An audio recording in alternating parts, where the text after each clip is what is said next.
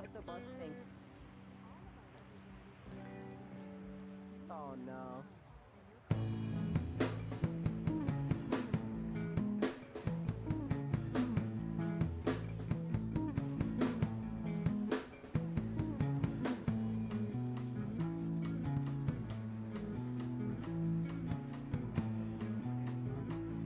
Thank you for your patience, Ray.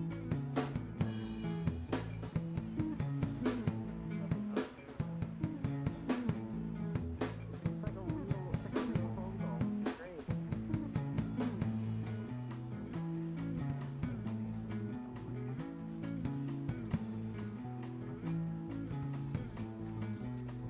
Oh, right.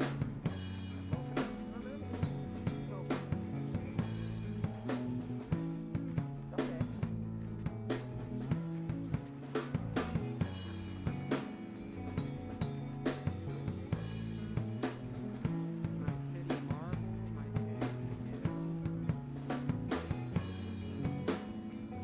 Take them?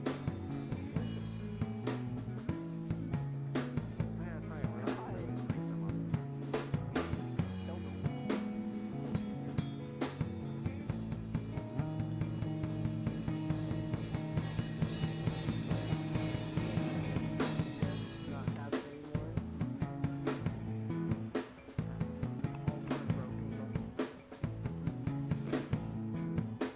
Oh, was it broken?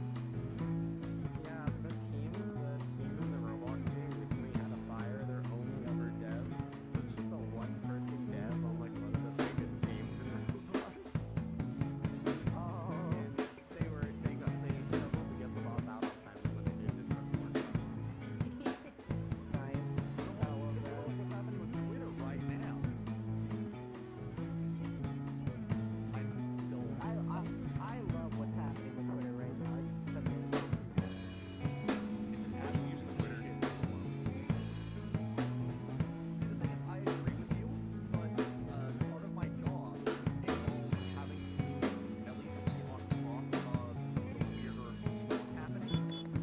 So we've got to keep on 24/7 TV talking about stuff, including what best is happening with Twitter. Very interesting. Drive later.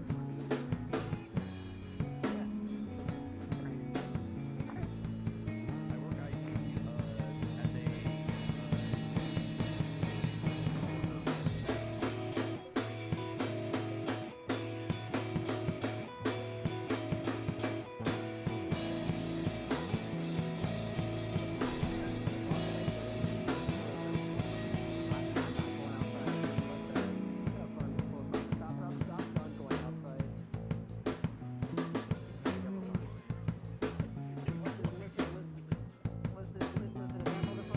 Down the street again, but while we're stopped, I'm gonna use it.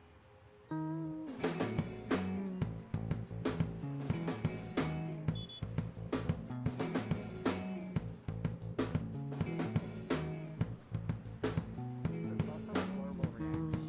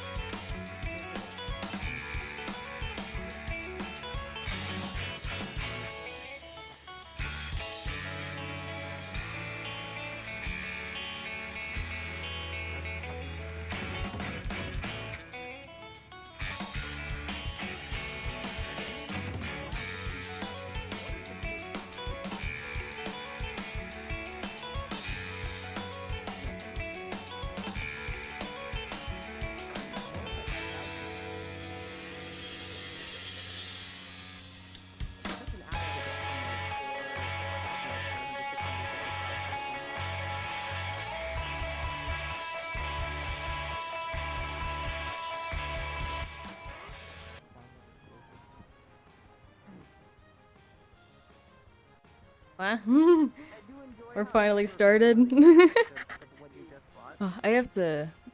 Where's my little thingy? I gotta wipe off my mask. Where is it? Okay, whatever, I guess. I'll use my glove. There are so many first series. What the fuck? Look at them all. Hello! Nerd! Excuse me. Also, welcome. Welcome to reading a book. Reading to a book on the time bus. Hi, yeah, hi, Iron Fucker. I know you're on the bus, too.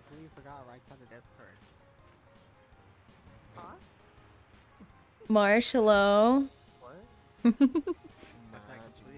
Hi, hello, Red Lightning. Hello, Bread. Keurig, Cheetah, Tequila. Gay cans. Well, yeah. Well, yeah. Welcome to the time bus, everybody. We're gonna be reading Warrior Cats into the Wild. Actually, I need a stool to sit on. 1 second. Can I help you, Rex? Yay, but Oh, just God. Oh, God. resubscribed for 18 months. Tongue. There's dangerous people on this bus. Actually, I gotta put on these socks, too. Hi, Smiley. Aw, Red, thank you so much for subscribing. Welcome, welcome. Rex, while I was waiting to start stream, the craziest shit happened, and I can only talk about it off stream, but I'll talk to you about it later. It's fucking insane. I've already been informed. I've already been Really? informed of something, so it's probably the Does thing that it they did. does it That's start probably the with thing an that S? they did. Yes. Oh my god, I'm not gonna talk about it, but that shit is hilarious. I think we're gonna get jumped again. Oh god, I would hate. No, we're not getting jumped. Hi, Smiley. Interesting to hear the story. No. Wait, what is this? The bird? Oh, gross. We already scanned everything, but if you want to learn about it, you're free to Can scan it. someone put this bird on like the chair behind me? Yeah, some people are just some things are just really weird. On the wait, where's the bird? Gets a little quirky. Sure, behind you. You're gonna sit behind me on the bus. You guys are gonna enjoy my my warrior cat read through. Oh god. Yeah. Thank you very much. So I guess we're gonna get started, but if you guys could please pipe down or okay, get that away from me.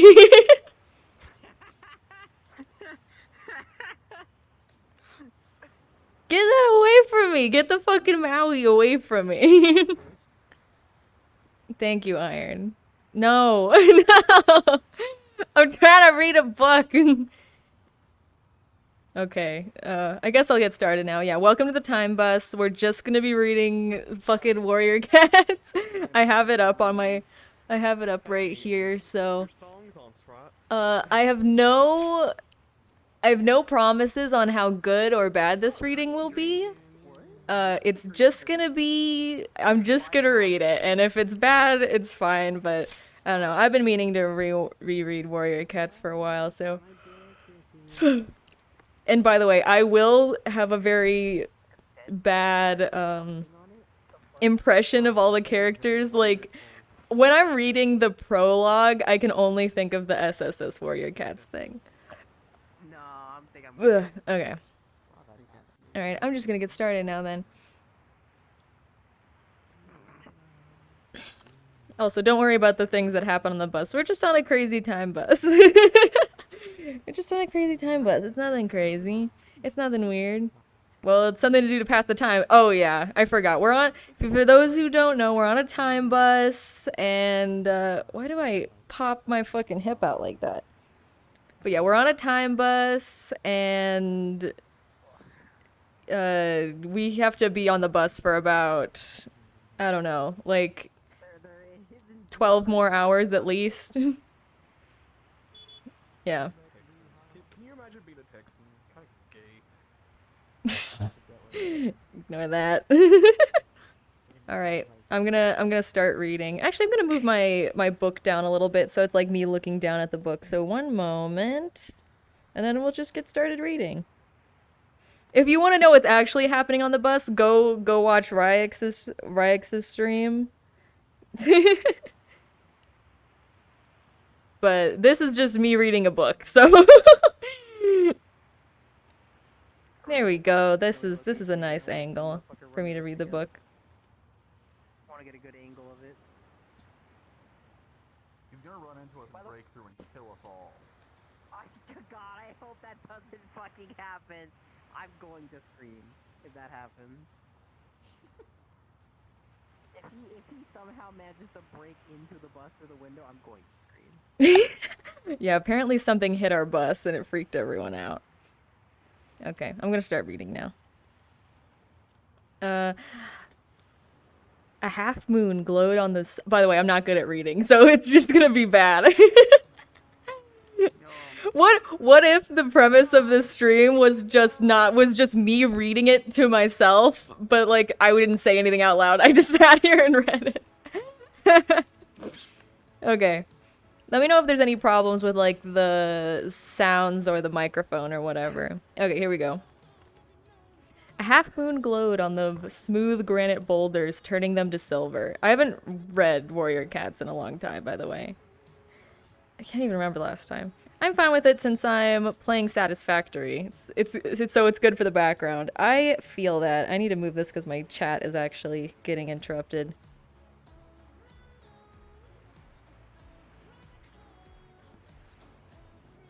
Good old mystery skulls. There we go. Wait. Perfect. We're almost at 5,000 miles. Well, no, it's shit. I gotta like make it perfect. Halfway there. Only half, but we're halfway there. We're almost halfway there. I'm probably gonna hit about 13 and a half hours, which means that it's not a 30-hour trip. It's only gonna possibly be like a 26-hour, 24-hour trip. Moving my chat. Emphasis on possibly. We have at least probably another like 12 Right. hours at least.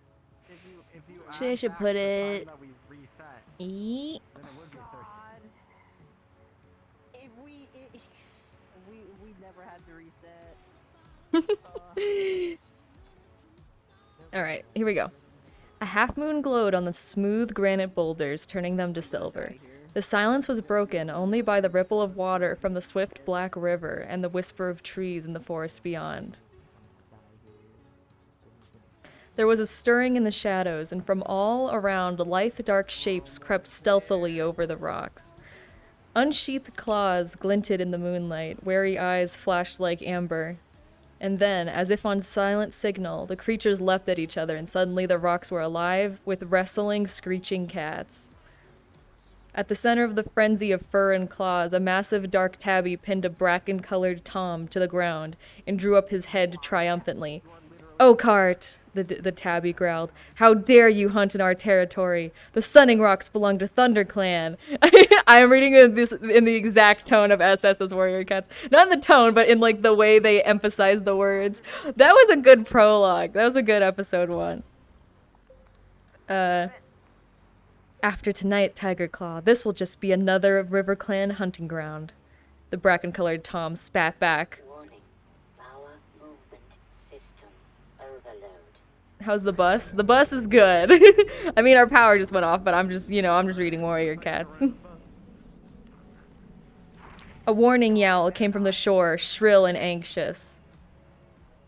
"Look out! More Warrior Clan cats are coming." Yeah, thanks for the bit, fucker. Tiger Claw turned to see sleek, wet bodies sliding out of the water below the rocks. The drenched RiverClan warriors bounded silently up the shore and hurled themselves into battle without even stopping to shake the water from their fur. The dark tabby glared down at Oakheart. You may swim like otters, but you and your warriors do not belong in this forest." Oh, jeez, thanks for the 100 bits. Okay, thanks for that. 5,000 miles.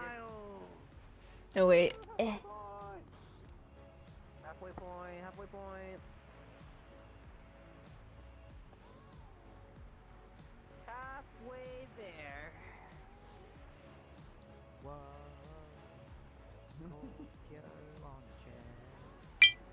Wow, thanks for the 500 bits. That's so nice. I feel bad just doing one bit all the time. Gotta give a bit more sometimes. Thanks, Rat. Alright. Bounded silently up the shore and hurled themselves into battle without even stopping to shake the water from their fur. The dark tabby glared down at Oakhart. Oh wait, no, I already fucking read that. He drew back his lips and showed his teeth as the cat struggled beneath him. The desperate scream of a ThunderClan she-cat rose above the clamor. A wily RiverClan Tom had pinned the brown warrior flat on her belly. Now he lunged toward her neck with jaws still dripping from the swim across the river. Tigerclaw heard the cry and let go of Oakhart. With a mighty leap, he knocked the enemy warrior away from the she-cat. Quick, Mouse Fur, run! Mouse Fur. But it was still mostly one bit. Okay. He ordered, before turning on the RiverClan Tom, who had threatened her. Mouse Fur scrambled to her paws, wincing with a deep gash on her shoulder, and raced away. It's gotta turn the page here. You know, in retrospect, this like caringness of other warriors from Tigerclaw is like actually pretty surprising when you think about it. I mean, less warriors would mean less people to like go against him in ThunderClan, but I guess he needs a strong clan. Not so. I guess the events of everything doesn't happen until Redtail is killed. So spoilers, I guess. I will be talking about spoilers throughout the entire book. Back, I will check it, Trace.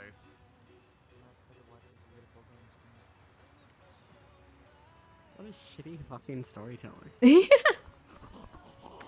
Oh wait, I Spoiling the smoothed a story bit as more. you read it. Okay. Tigerclaw heard the cry and let go of Oakhart. Oh wait, no, I already read that. Behind her, Tigerclaw spat with rage as the RiverClan Tom sliced open his nose. Blood blinded him for an instant, but he lunged forward regardless and sank his teeth into the hind leg of his enemy. The RiverClan cat squealed and struggled free. Tigerclaw! The yowl came from a warrior with a tail as red as fox fur. This is useless. There are too many RiverClan warriors. Fred. No, Redtail. No, Redtail. ThunderClan will never be beaten. Tigerclaw yowled back, leaping to Redtail's side. This is our territory. Blood was welling around his broad black muzzle, and he shook his head impatiently, scattering scarlet drops onto the rocks. ThunderClan will honor your courage, Tigerclaw, but we cannot afford to lose any more of our warriors, Redtail urged. Blue Star would never expect her warriors to fight against these impossible odds. We will have another chance to avenge this defeat. He met Tigerclaw's amber-eyed gaze steadily, then reared away and sprang onto a boulder at the edge of the trees. I know who you're talking about, but wow. You like what you see? What's that? Oh fuck, it's the cops. Okay, just ignore that, guys.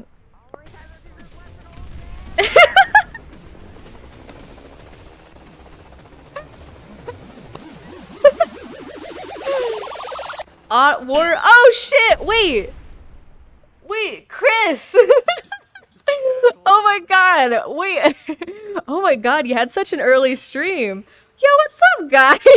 Got here such a good time. Either you got here right after stuff happened or right before stuff happened, but we just shot down a police helicopter in the back. Yo, what's up, Chris? What's going on? That's a lot of people for Warrior Cats. Yeah, we're reading Warrior Cats. You guys got here just in time. I'm reading the prologue right now. Art of War. What were you doing? Let's see what you were doing.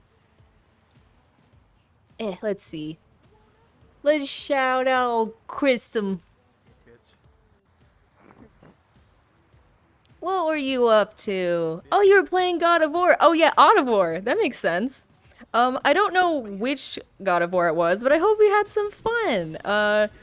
Dang, but it's so early. I woke up about 2 hours ago or something. For those who don't know where we are, we're in the bus to nowhere in VR chat.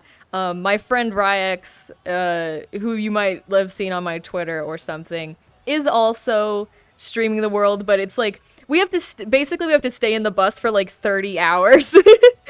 And I was like, you know what? I'm bored. We're not doing anything. I'm just gonna fucking pop up Warrior Cats and read it on the bus.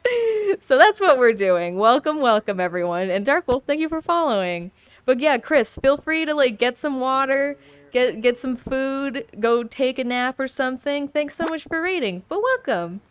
And yeah, if we don't have any other things that are gonna happen, we can continue with Warrior Cats. Yeah, the coolest, if you play VR chat, I highly recommend this map, Bus to Nowhere. It has like 32 different places you can go to. We're in the tunnel right now, so let's see where we're about to end up.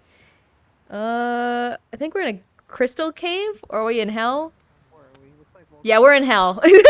It's literally called hell. You're just gonna have to trust me. No problem. Enjoy the rest of your stream. Yes, thank you so much.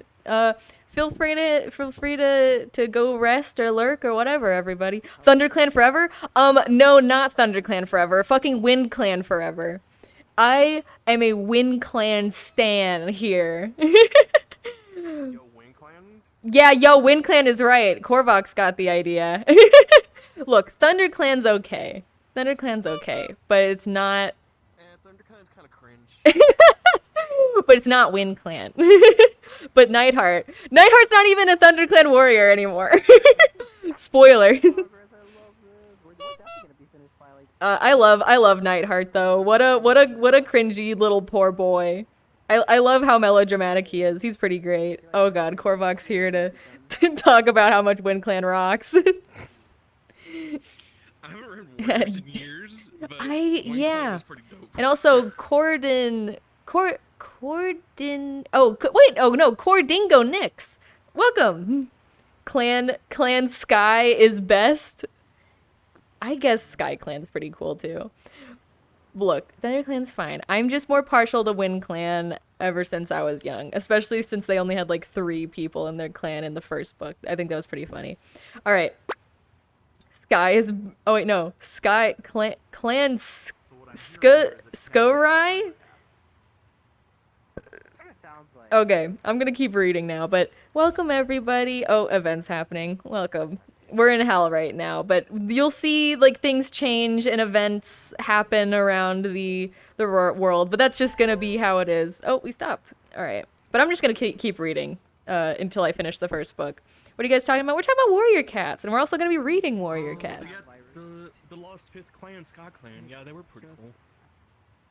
It's just out of habit. They like lived in the side of a cliff or some shit. I want to read what the statue says. It's cutting Warhammer rats. What about RiverClan? RiverClan's pretty cool. I think in the new book, it's gotten a lot more interesting and kind of intriguing.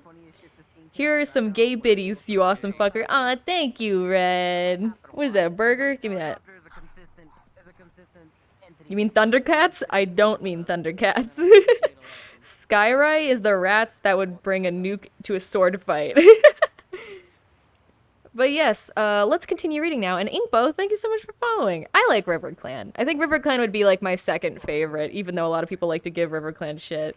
I like the whole like chubby, beautiful cats that always eat fish and are pretty skilled and also have really silky fur. I don't know any other cat warriors. All right, I'm gonna continue now. We're actually in the prologue, so you guys got here just in time. He met Tiger Claw's amber-eyed gaze steadily, then reared away and sprang. The MILF medicine cat. The MILF medicine cat. Which one is that? That's not Spotted Leaf. She's not a MILF. She's not even like a cougar. She's young. Isn't the medicine cat compared to the main character? Is like way older? I mean, Is that, I like, think part of the it's story? more of a young adult neighbor girl next door sort of crush. I don't think it's an actual adult thing. unless you consider Firepaw to be fucking baby. Specifies that she's older than. Yeah, I mean, yeah, but I don't think MILF is the right word here. She's literally a nun, you fucking freak. She's a Well, in the nun. cat She terms. gave her life to God. I mean, StarClan. Okay. Okay, fine. Prospective MILF. It's not a prospect. Okay, I'm gonna go back to reading now. Retreat, ThunderClan! Retreat! He yowled. Once his warriors squirmed and struggled away from their opponents, spitting and snarling. They backed towards Redtail. For a heartbeat, the RiverClan cats looked confused. Was this battle so easily won? Then Oakheart yowled a jubilant cry. As soon as they heard him, the RiverClan warriors raised their voices and joined their deputy in caterwauling their victory. Damn, I have not read it. I'll be honest, I haven't read a book since high school. I don't know who else is making it, but there's Dom. Redtail looked down at his warriors. With a flick of his tail, he gave the signal, and the ThunderClan cats Chimakio dived just down the resubscribed far for side of 18 Stunning months. Aspiring Rocks, MILF. then disappeared into the trees. Hey, Cheetah, thanks so much for subscribing. Aspiring MILF. I know, aren't we all? Caterwauling? I know, I don't remember that. I don't remember using the word caterwauling. It's a bit dramatic. Well, not dramatic. It's a bit, fancy wording. Then disappearing into the trees. Tigerclaw followed last. He hesitated at the edge of the forest and glanced back at the blood-stained battlefield. His face was grim, his eyes furious slits. Then he leaped after his clan into the silent forest. And then there's a little paragraph break here, so we're moving to a new scene.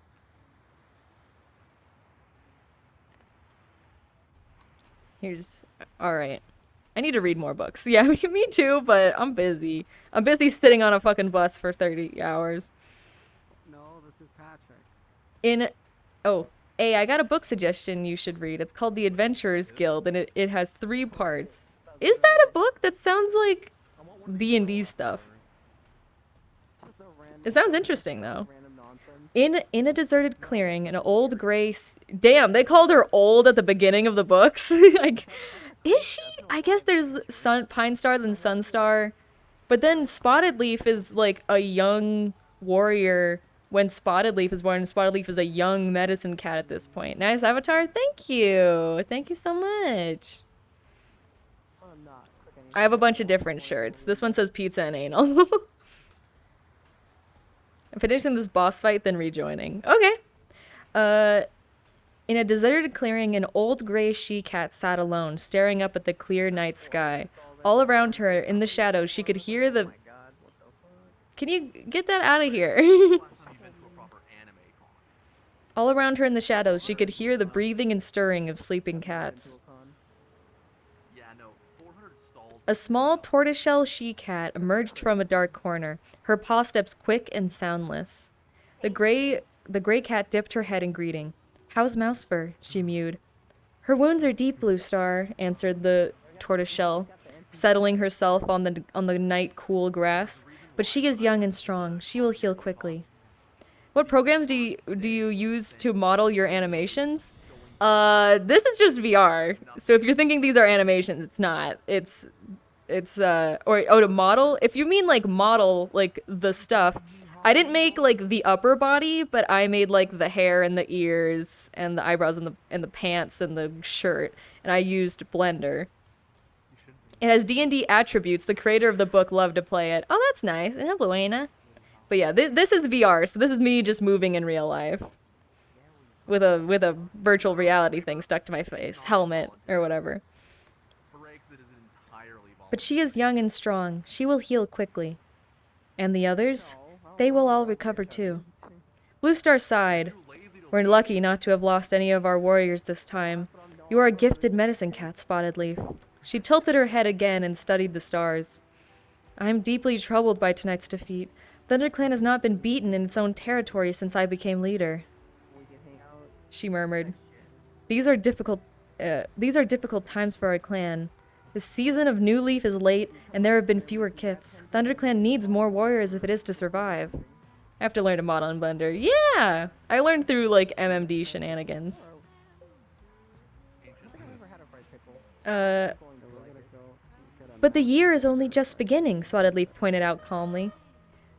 Oh, we're getting sealed out of the bus. There will be more kits when Greenleaf comes. The gray cat twitched her broad shoulders. Perhaps, but training our young is to become warriors takes time. If ThunderClan is to defend its territory, it must have new warriors as soon as possible. Are you asking StarClan for answers? Meowed Spotted Leaf gently, following Blue Star's gaze and staring up at the swath of stars glittering in the sky.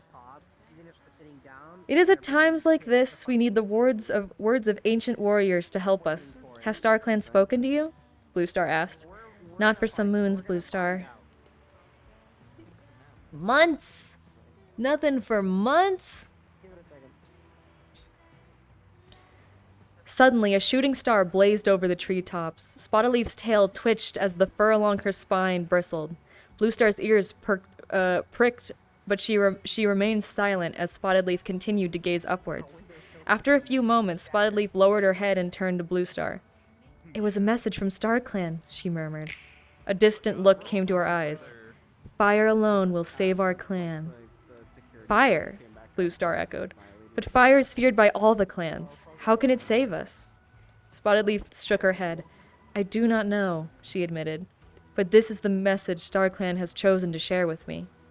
The ThunderClan leader fixed her clear blue eyes on the medicine cat. You've never been wrong before, Spotted Leaf, she meowed. If StarClan has spoken, then it must be so. Fire will save our clan. Dun, dun, dun, dun, dun, dun. And that's the prologue to Warrior Cats Into the Wild. I should have read Blue Star's Prophecy instead. I love that book.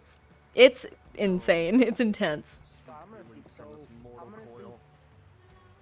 so well after this. I'm excited. But everything changed when the Fire Clan attacked. That's pretty good. Alright, now on to chapter 1. It was very dark. Rusty could sense something was near. The young tomcat's eyes opened wide as he scanned the dense undergrowth. This place was unfamiliar, but the strange sense drew him onward, deeper into the shadows. His stomach growled, reminding him of his hunger. He opened his jaws slightly to let the warm smells of the forest reach the scent glands on the roof of his mouth. Musty odors of leaf mold, excuse me, mingled with the tempting aroma of small furry creatures. Suddenly, a flash of gray raced past him. Rusty stopped still, listening. It was hiding in the leaves less than 2 tail lengths away.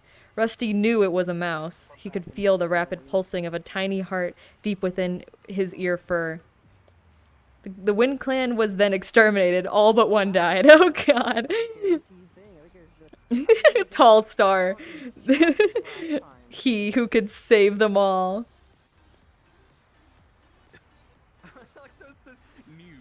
He swallowed, stifling his rumbling stomach. Soon his hunger would be satisfied. Slowly, he lowered his body into position, crouching for the attack. He was downwind of the mouse. He knew it would not be aware of him. With one final check of his prey's position, Rusty pushed back hard on his haunches and sprang, kicking up leaves on the forest floor as he rose. The mouse dived for cover, heading towards a hole in the ground, but Rusty was already on top of it. He scooped it up into the air, hooking the helpless creature with his thorn-sharp claws. Flinging it up... sorry to burp. Flinging it up flinging it up in a high arc onto the leaf-covered ground. The mouse looked dazed, but alive. It tried to run, but Rusty snatched it up again. He tossed the mouse once more, this time a little further away. The mouse managed to scramble a few paces before Rusty caught up to it. Suddenly, a noise roared nearby. Rusty looked around, and as he did so, the mouse was able to pull away from his claws. When Rusty turned back, he saw it dart into the darkness among the tangled roots of tree. I missed almost the whole prologue, had to brush my teeth and washed my mug out. I don't know any of the characters or what this is about aside from being other clans. It's about basically a bunch of cats in the forest. The only thing you missed in the prologue was a prophecy saying fire alone will save our clan, and Movement system overload. then the whatchamacallit, the there was like a battle between River Clan and Thunder Clan about territory. And that's about it. I mean, there's specifics, but you could just look in the VOD if you're super curious. Suddenly angry, Rusty gave up the hunt. He spun around, his green eyes glaring, intent on searching out the noise that had cost him his kill. The sound rattled on, becoming more familiar. Rusty blinked open his eyes. The forest had disappeared. He was inside a hot, airless kitchen, curled in his bed. Let me do this. Sorry, I don't know what that thing was, but apparently it just didn't happen. Okay.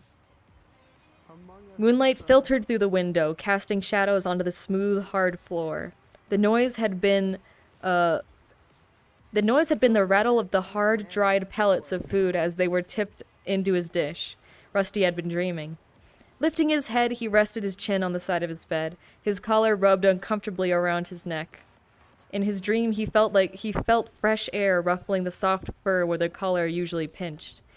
Rusty rolled onto his back, savoring the dream for a few more moments. He could still smell mouse. It was the third time since full moon that he'd had the dream, and every time the mouse had escaped his grasp. He licked his lips. From his bed, he could almost smell the bland odor of his food. His owners always refilled his dish before they went to bed. The dusty smell chased away the warm sense of his dream, but the hunger rumbled on his stomach. So Rusty stretched the sleep out of his limbs and padded across the kitchen floor to his dinner. The food felt dry and tasteless on his tongue. Rusty reluctantly swallowed one more mouthful. Then he turned away from the food dish and pushed his way out of the cat flap, hoping that the smell of the garden would bring back the feelings of his dream. Outside, the moon was bright. It was raining lightly. Rusty stalked down the tidy garden, following the starlit gravel path, feeling the stones cold and sharp beneath his paws. He made his dirt behind a large bush with a glossy green leaves and heavy purple flowers. Their sickly sweet scent clouded the damp air around him, and he curled his lip to drive the smell out of his nostrils. Yeah, I'm really glad they talked about Rusty taking a shit in the first chapter. Bold but fair, whatever. Afterward, Rusty... Bloom and Pardos, thank you so much for following. Welcome, welcome. Afterward, Rusty settled down on top of one of the posts in the fence that marked the limits of his garden. It was his favorite spot of his, as he could see right into the neighboring gardens, as well as into the dense green forest on the other side of the garden fence. Details very much needed, right? The rain had stopped. Behind him, the closed cropped lawn was bathed in moonlight, but beyond his fence, the woods were full of shadows. Rusty stretched his head forward to take a sniff of the damp air. His skin was warm and dry underneath his thick coat, but he could feel the weight of the raindrops that sparkled on his ginger fur. He heard his owners giving him one last call from behind the door. If he went to them now, they would greet him with gentle words and caresses and a welcome onto their bed, where he would curl, purring, warm in the crook of a bent knee. But this time Rusty ignored his owners' voices and turned his gaze back to the forest. The crisp smell of the woods have grown fresher after the rain. Bully Dog, well, thanks for following. Suddenly, the fur on his spine prickled. Was something moving out there? Was something watching him? Rusty stared ahead, but it was impossible to see or smell anything in the dark, tree-scented air. He lifted his chin boldly, stood up and stretched, one paw gripping each corner of the fence post where he straightened his legs and arched his back. He closed his eyes and breathed in the smell of woods once more. It seemed to promise him something, tempting him onward into the whispering shadows. Tensing his muscles, he crouched for a moment. Then he leaped lightly down into the rough grass on the other side of the garden fence. As he landed, the bell on his collar rang out through the still night air.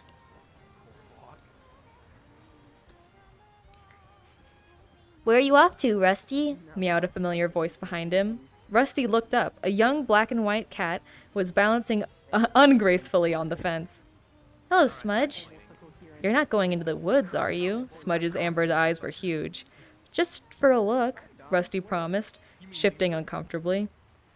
You wouldn't get me in there. It's dangerous. Smudge wrinkled his black nose with distaste. Henry said he went into the woods once. The cat lifted his head and gestured his nose over to the row of fences towards the garden where Henry lived. That fat old tabby never went into the woods. Rusty scoffed. He's hardly been beyond his own garden since his trip to the vet. All he wants to do is eat and sleep. No, really. He caught a robin in there, Smudge insisted. Well, if he did, then it was before the vet. Now he complains about birds because they disturb his dozing. Well, anyway, Smudge went on, ignoring the scorn in Rusty's mew. Henry told me that there's all sorts of dangerous animals out there. Huge wildcats who eat live rabbits for breakfast and sharpen their claws on old bones. I'm only going for a look around. I won't stay long, Rusty mewed. Well, don't say I didn't warn you, purred Smudge. You gotta turn the page. That was a bunch of dialogue, so it was really easy to skip past everything. Purred Smudge. The black and white cat turned and plunged off the fence, back down into his own garden. Rusty sat down into the coarse grass beyond the garden fence. He gave his shoulder a nervous lick and wondered how much of Smudge's gossip was true. Suddenly, the movement of a tiny creature caught his eye. He watched it scuttle under the brambles. Some brambles, excuse me. Instinct made him droop into a low crouch. With one slow paw after another, he drew his body forward through the undergrowth. Ears pricked, nostrils flared. Why not? Eyes unblinking. He moved toward the animal. He could see it clearly now, sitting up among the barbed branches, nibbling on a large seed held between its paws. It was a mouse.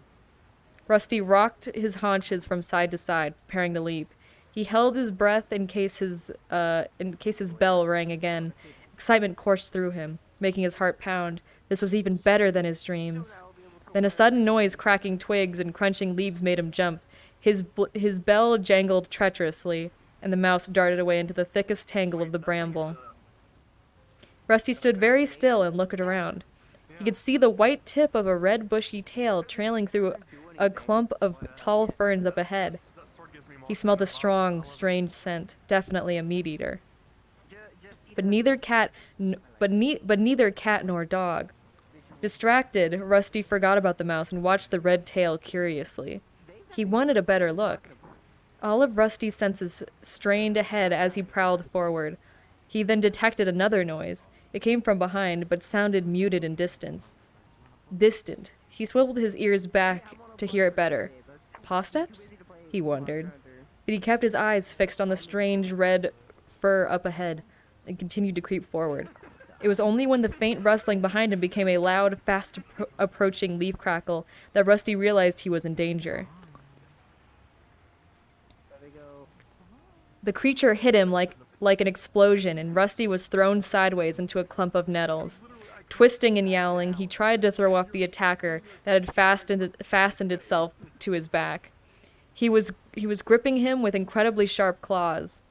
Rusty could feel spiked teeth prickling at his neck. He writhed and squirmed from whisker to tail, but he couldn't free himself.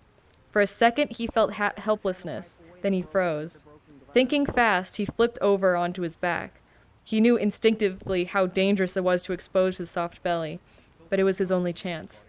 He was lucky. The ploy seemed to work. He heard a beneath him as the breath was knocked out of his attacker. Thrashing fiercely,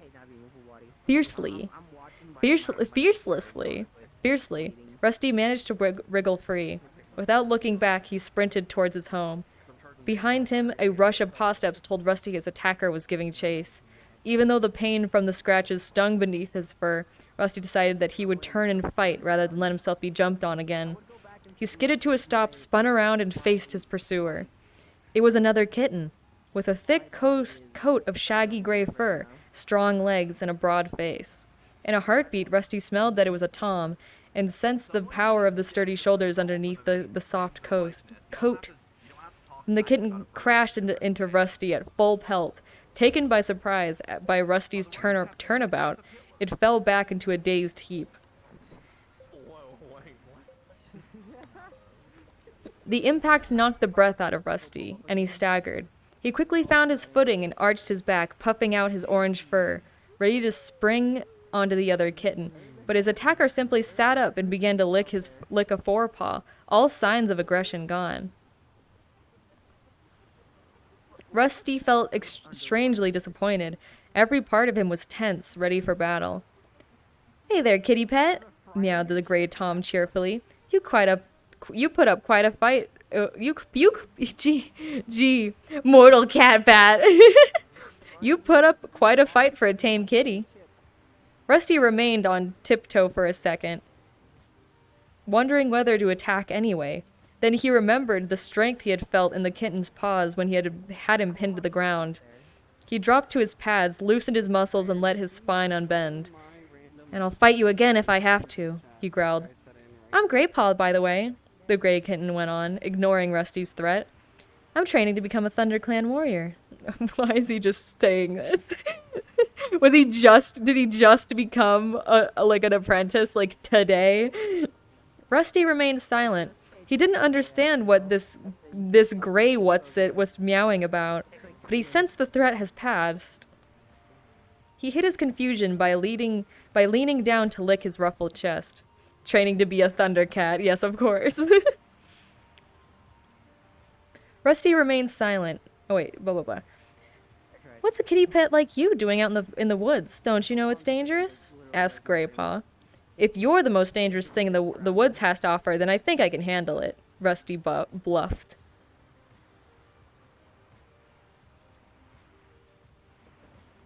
Greypaw looked up at him for a moment, narrowing his big yellow eyes.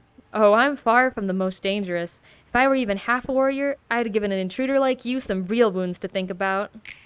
He was on the verge of killing him, but now they're friends. Yeah, Greypaw's just extremely friendly, I guess. The bus. Is it busting? The bus is definitely busting right now. Rusty felt a thrill of fear at these ominous words. What did this cat mean by intruder? And we have Anyway, meowed Greypaw, using his sharp claws to tug a clump of grass from between his claws. Wait, sharp teeth to tug a clump of grass between his claws. "I didn't think it was worth hurting you. You're obviously not from one of the other clans." "Other clans?" Rusty echoed, confused. The stream is having a stroke? Oh, it is. I can't do much about that.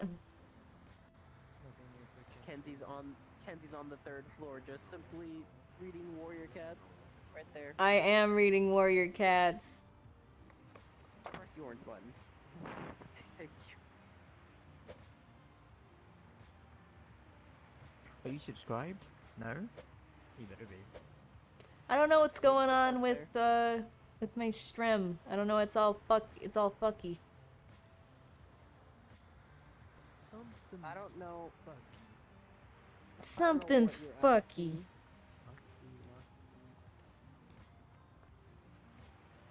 Yeah, it does seem to be having a bit of an issue. I don't know why. I actually have no idea. Wah. I don't know. I don't know Minecraft. Yeah, I don't know what's up with that. Fries, because fries are chips. Bam.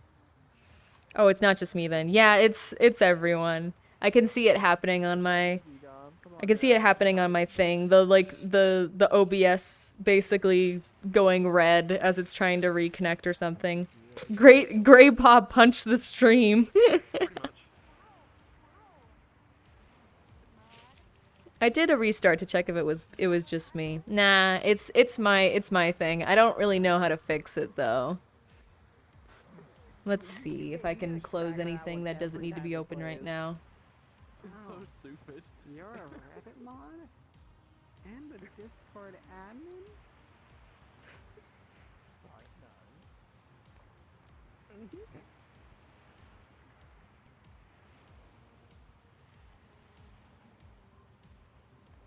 I do hear my computer going like fucking crazy right now, so it might be something to do with that. Again, imagine Hmm. Twitch heard its name and now it's quivering in fear. Yeah, Christ. What are you doing with your life? Yeah, it's kind of all fucky. I don't know how to fix it. I'm kind of just gonna hope that it goes back to normal, I guess, after a hot second.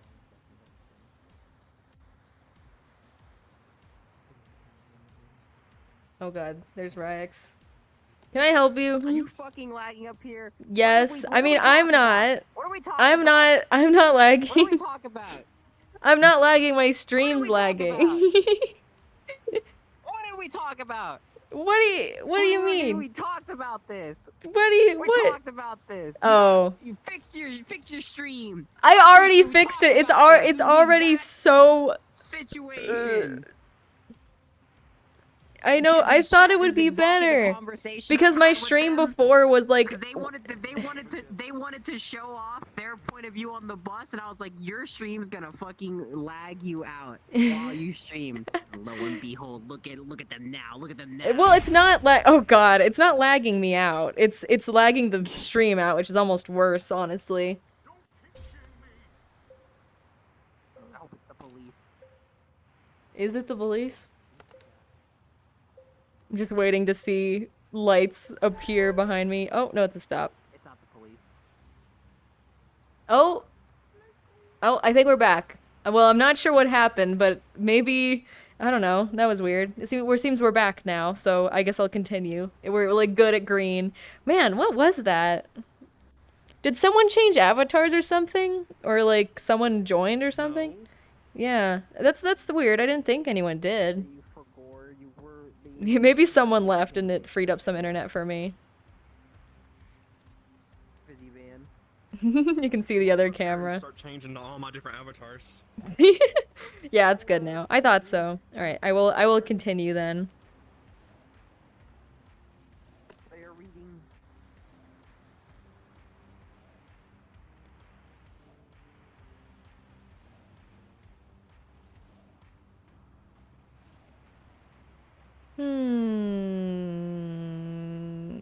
Where is it? Greypaw let an impatient hiss. You must have heard of the 4 warrior clans that hunt around here. I belong to Thunder Clan. The other clans are always trying to steal our prey from our territory, especially Shadow Clan. They're so fierce that they would have they're so fierce that they would have ripped you to shreds, no questions asked. Greypaw paused to spit angrily and continued. They come to take prey that is rightfully ours. It's the job of ThunderClan warriors to keep them out of our territory. When I've finished my training, I'll be so dangerous, I'll have the other clans shaking in their flea-bitten skins. They won't dare come as near us then. Rusty narrowed his eyes. This must be one of the wildcats Smudge had warned him about. Living rough in the woods, hunting and fighting each other for every last scrap of food. Yet Rusty didn't feel scared. In fact, it was hard not to admire the confident kitten. So you're not a warrior yet? He asked. Why? Did you think I was? Greypaw purred proudly. Then he shook his wide, furry head. I won't be a real warrior for ages. I have to go through the training first. Kids have to be around 6 moons old before they even begin training. Tonight is my first night out as an apprentice. Oh, first night out as an apprentice. So he literally just became a apprentice. I wonder how warrior politics work. It's messy. Why don't you find yourself an owner with a nice cozy house instead? Your life would be much easier, Rusty meowed. There are plenty of housefolk who'll take in a kitten like you.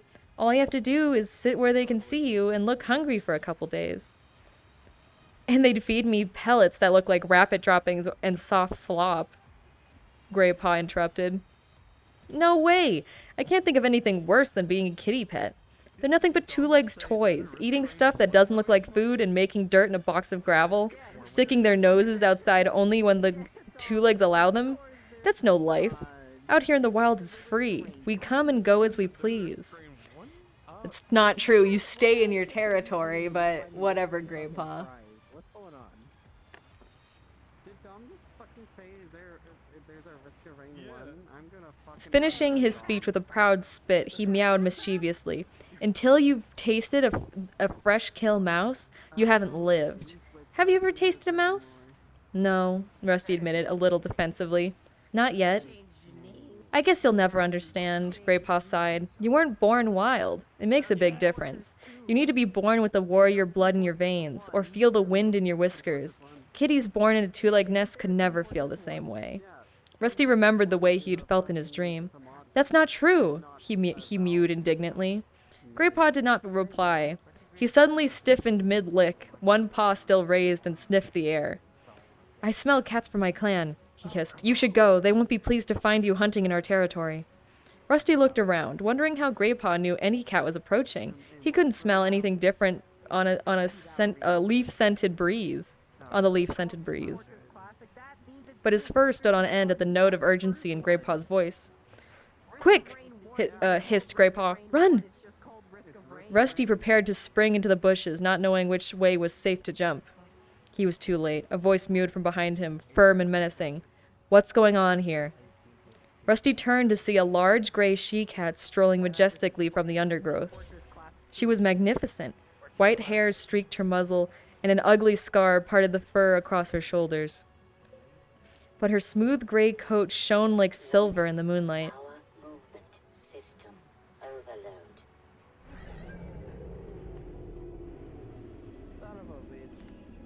You just hear in the distance, son of a beach. Blue Star!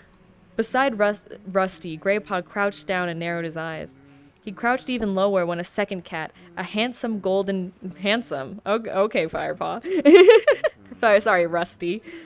A handsome golden tabby followed the gray cat into the clearing. You shouldn't be so near the two-leg place, Greypaw, growled the golden tabby angrily. Also, tabby. Lionheart's a tabby? This story is peculiar. Yeah, don't worry about that. That's just the bus. Growled the golden tabby angrily, narrowing his green eyes. I know, Lionheart. I'm sorry. Greypaw looked down at his paws. Rusty copied Greypaw and crouched low to the forest floor, his ears twitching nervously. These cats had an air of strength he had never seen in any of his garden friends. Maybe what Smudge had warned him about was true. Who is this? asked the she-cat. Rusty flinched as she turned her gaze onto him. Her piercing blue eyes made him feel even more vulnerable. Oh, it's raining. He's no threat, mewed Greypaw quickly. He's not another clan warrior. He's just a two-leg pet from beyond our territories. Just a two-leg pet. The words inflamed Rusty, but he held his tongue. The warning look in Blue Star's stare told him he had observed the anger in his eyes, and he looked away. This is Blue Star. She's leader of my clan. Greypaw hissed to Rusty under his breath. And Lionheart. He's my mentor, which means he's training me to become a warrior. Thank you for the introduction, Greypaw, meowed Lionheart coolly. Coolly? Don't hear that adjective used much. Oh my god, I forgot how annoying the wandering vagrants are in this. Blue Star was still staring at Rusty. You fight well for a two-leg pet, she meowed. Rusty and Greypaw exchanged confused glances. How could she know? We've been watching you both, Blue Star went on, as if she had read their thoughts. We wondered how you would deal with an intruder, Greypaw. You attacked him bravely. Greypaw looked pleased at Blue Star's praise. Sit up now, both of you. Blue Star looked at Rusty. You too, kitty pet. He sat up immediately and held Blue Star's gaze evenly as she addressed him. You reacted well to the attack, kitty pet. Greypaw is stronger than you, but you used your wits to defend yourself. And you turned to face him when he chased you. I've not seen a kitty pet do that before. Rusty managed to nod his thanks, taken aback by such unexpected praise. Her next words surprised him even more. So this is how Rusty went missing, yeah. I have been wondering how you would perform out here, beyond the two-leg place. We patrol this border frequently, so I have often seen you sitting on your boundary, staring out into the forest, and now, at last, you have dared to place your paws here. Blue Star stared at Rusty thoughtfully. You do seem to have a natural hunting ability. Sharp eyes. You would have caught that mouse if you had not hesitated so long. Really? Rusty stammered. Go turn the page.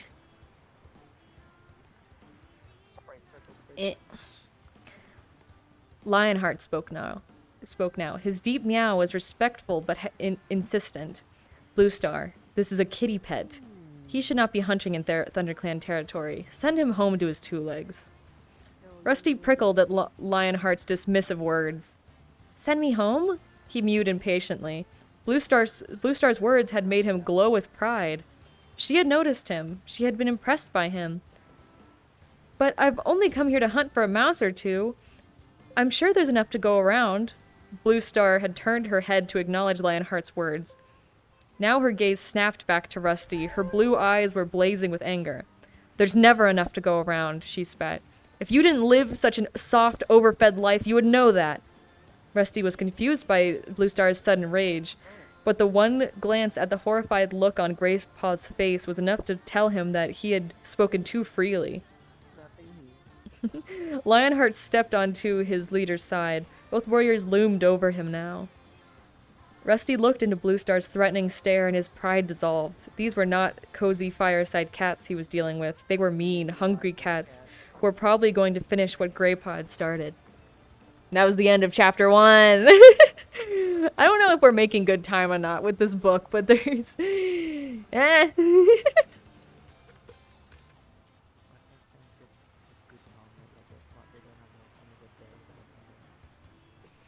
Crazy stuff. Yeah, I would rather be a pet. It is interesting in a sort of, like, retrospective sense that Rusty was, like, still wanted to join the clans after... Oops, excuse me. That still wanted to, like, join the clans after hearing about how hard it is to live when there's never enough food to go around for everyone.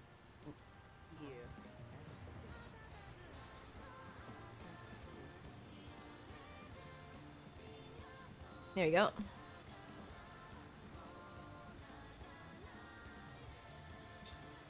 Alright, on to chapter 2.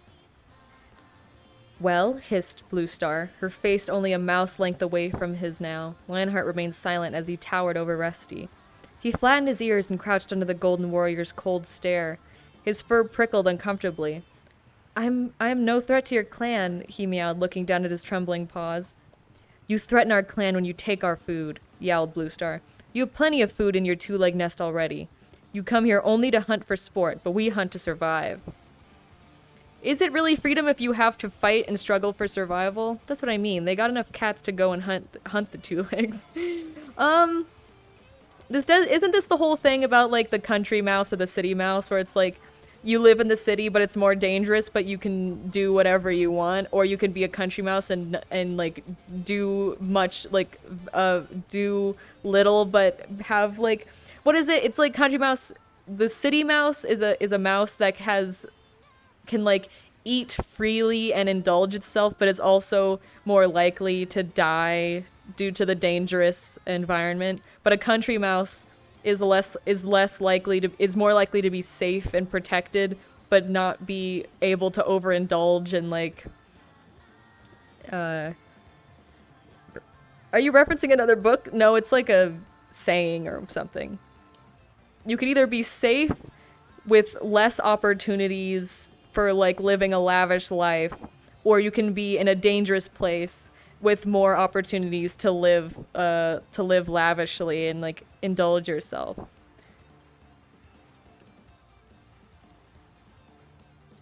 Yeah. The truth of the warrior queen. Excuse me? Why the fuck do they call her warrior queen?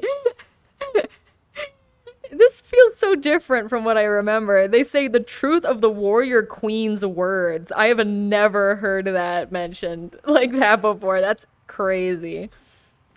I mean, I guess it makes sense because they're referencing Blue Star being like a sort of female ruler of this warrior thing, but warrior queen is hilarious. Just look up city mouse, country mouse, and you'll see what I mean. The truth of the warrior queen's words pierced Rusty like a black thorn, and he suddenly understood her anger. Oh, the GPS is up here. God, I forgot how bad imps are. He stood trembling, sat up and straightened his ears. He raised his eyes to meet hers. I had not thought about it that way before. I'm sorry. He meowed solemnly. I will not hunt here again. Bluestar let her hackles fall and signaled to Lionheart to step back. GPS.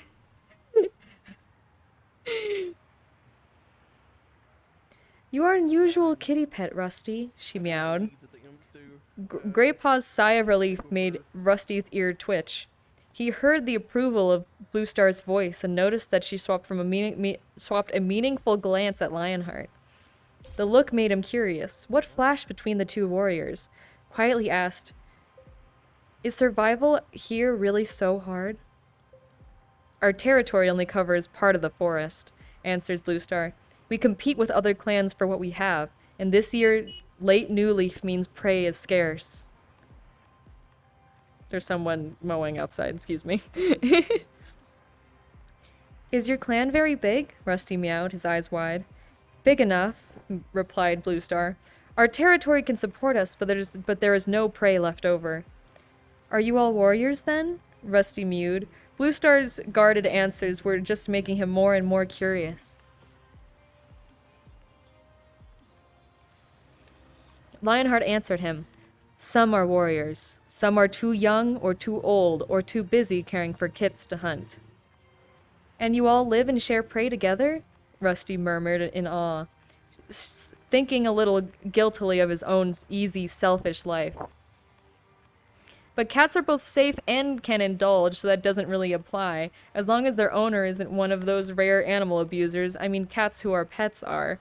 Yeah, especially in this, well, I guess not, because I feel like the only thing limiting their, like, lifestyle is, like, the warriors themselves who are protective of territories. Like, in this, look, here's the thing. Don't let your cat outside. Don't let your pet cats outside. But this has taken place in, like, England or something. Like, it technically takes place and the cats can kind of just, they have a cat flap and they go outside and they go in the backyard. And this is, like, the cats interacting with each other in the backyard, like Smudge and Rusty. But technically, yeah, they can be... totally they can be, like, free if they're... In this instance, Rusty is is definitely more free than the warriors. Yeah, don't let your black cats out on Halloween. Just don't let your cats out. Don't let your cats out at all. They can get hit by a car or killed by an animal, or they can kill a bunch of other animals. And cats don't kill because they're hungry. They kill because they can. So don't let your cats outside of your house, please. Keep indoor cats. Where was I? Bluestar looked at Lionheart. The golden tabby stared back at her steadily. At last she returned her gaze to Rusty and meowed. Perhaps you should find out these things for yourself. Would you like to join ThunderClan? Rusty was so surprised he couldn't even speak. Yo, I heard you talking about the UK. You talking shit? No. At least I don't think so. Some people have outdoor cats in the US. I know, I'm not saying they don't. And I'm not saying that that it's just a UK thing. I'm talking about anyone. You probably shouldn't let your cats out. Cars are dangerous and animals underestimate their speed when crossing streets. Yeah, some people do have outdoor cats in the US and it's still not good. It's still not a good idea to have your cat outside. Keep your cats indoor cats. That goes for everyone. It's not safe for the environment. It's not safe for your cats. Just keep them inside. Rusty was so surprised he couldn't speak. Bluestar went on. If you did, you would train with Greypaw to become a clan warrior. But kitty pets can't be warriors, Greypaw blurted out. They don't have warrior blood. A sad look clouded Bluestar's eyes. Warrior blood, she echoed with a sigh. Too much of that has been spilled lately.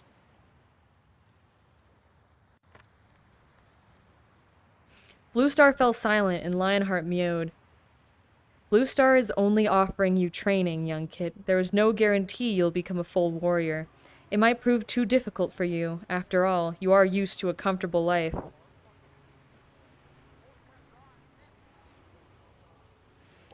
Rusty was stung by Lionheart's words. He swung his head around the face of the golden tabby. Why offer me a chance then?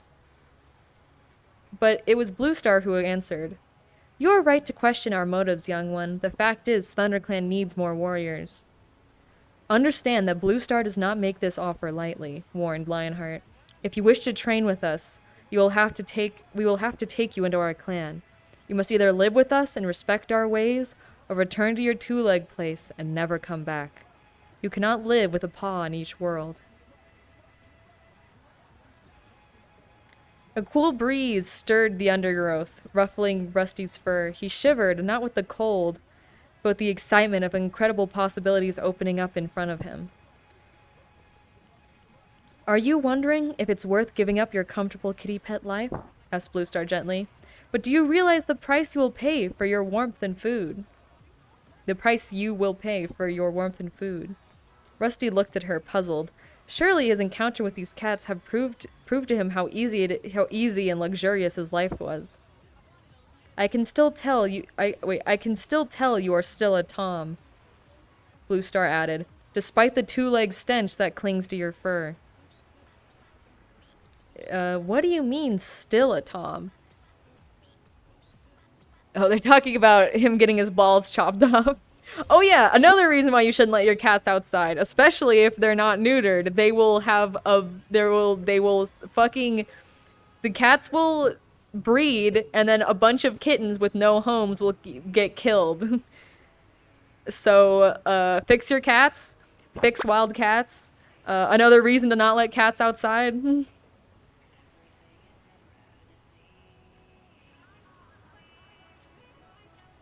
You haven't been taken by the two legs to see the cutter, meowed Bluestar gravely. You would be very different then. Not quite so keen to fight a clan cat, I suspect. Rusty was confused. He suddenly thought of Henry, who had become fat and lazy since his visit to the vet. Was that what Bluestar meant by the cutter? Yeah, if you think about it, warrior cats is kind of like outdoor cat propaganda. I mean, I like it because it's a part of my, childhood, but it kind of is. The clans may not offer you such easy food or warmth, continued Bluestar.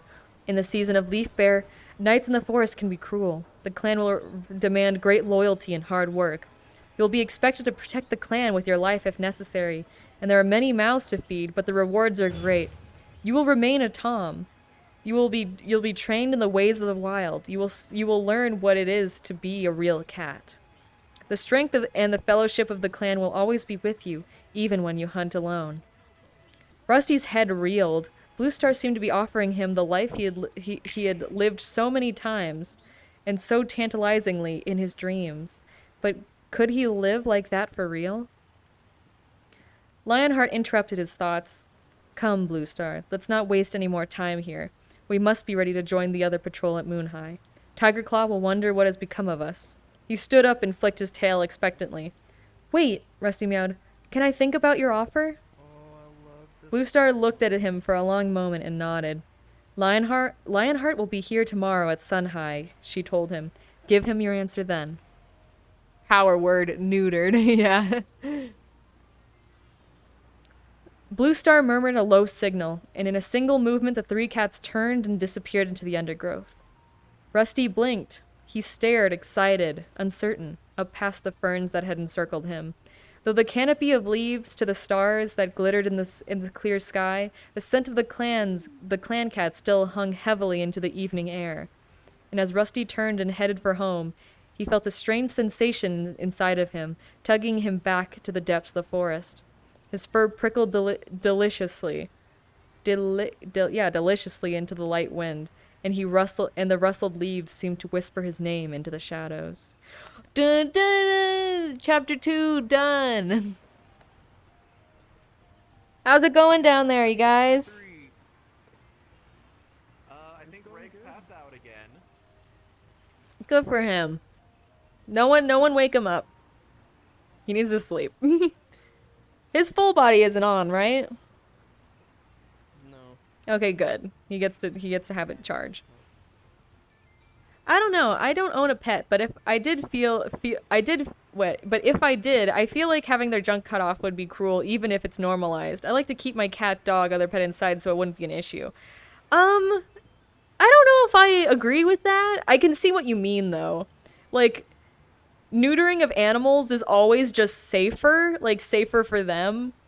It's safer for them so they don't get, like, diseases. It makes them more, like, they do it a lot with horses because, when you neuter a horse, it, like, makes them easier to deal with, which I know is also kind of fucked up. Like, if you have a pet, you should get them neutered because it just will make things easier for everyone and it'll make life better for your pet, I think. I do see the need, the hesitancy to cut their... Plus, it's not cutting their junk off, it's cutting their balls off. It's neutering so they just can't have children. They're still gonna have their fucking penis and whatever. It doesn't hurt them. No, my cat wants in. Oh my god, I can have my own cat. When I read Warrior Cats, 1 second. I can have my own cat. I've always had my own cat.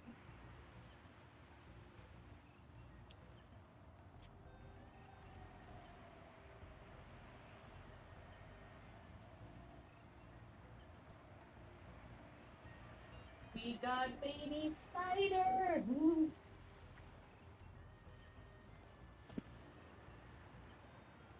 What is it? Like, I know, because I watched a lot of, like, veterinary shows a while back, and they say with, like, horses,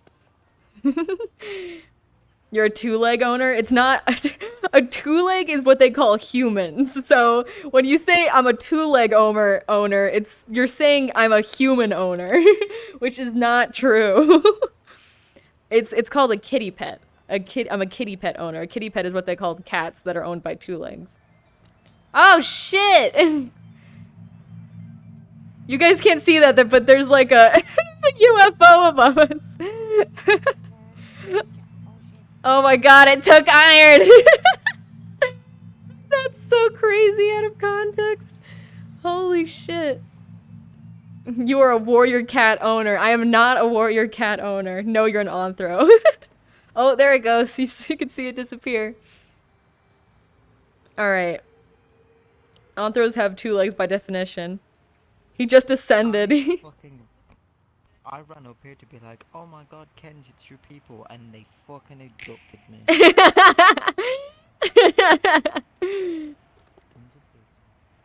Oh, and Spamton with a gun. Thank you for following. That was kind of late, but thank you so much for following. Alright, let's continue. Chapter 3. We are now joined by my own cat, Cider. She is a beautiful baby. That morning, as Rusty slept off his night's wanderings, the mouse dream came again, even more vivid than before. Free of his collar... Wait.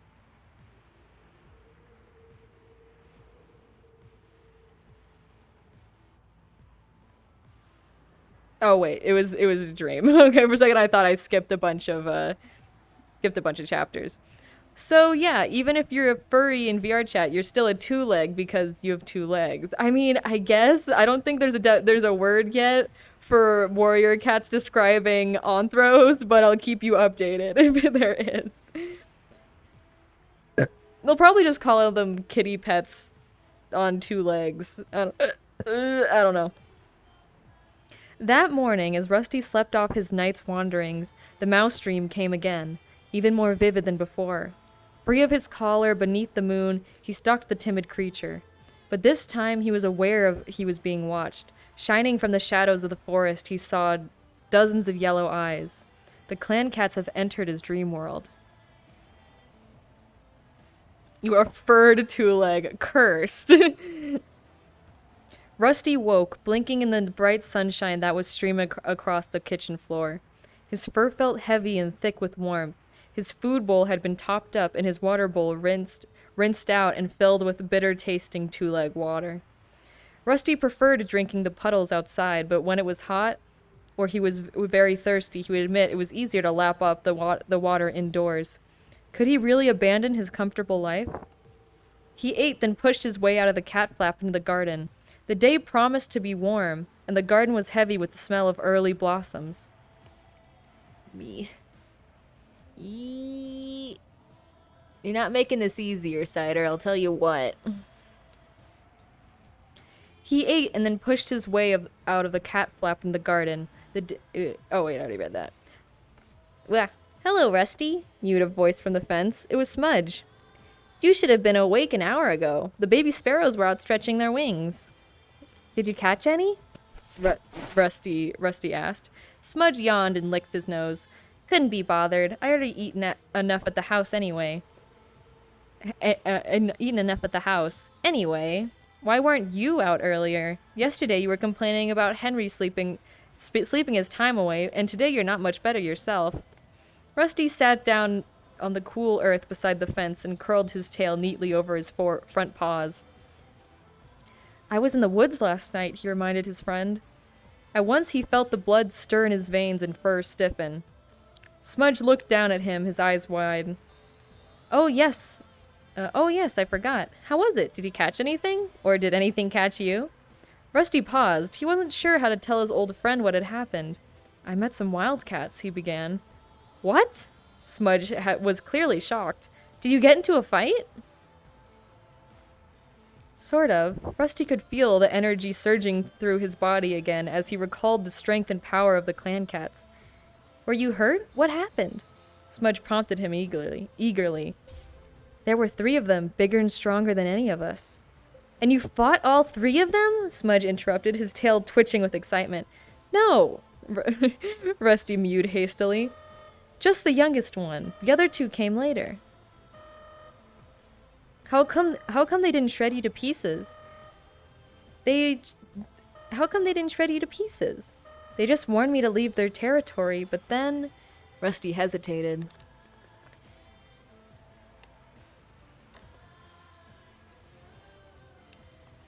What? Mewed Smudge impatiently. They asked me to join their clan. Smudge's whiskers quivered disbelievingly. They did, Rusty insisted. Why would they do that? I don't know, Rusty admitted. I think they needed extra paws in their clan. Sounds a bit odd to me, Smudge mewed doubtfully. I wouldn't trust them if I were you.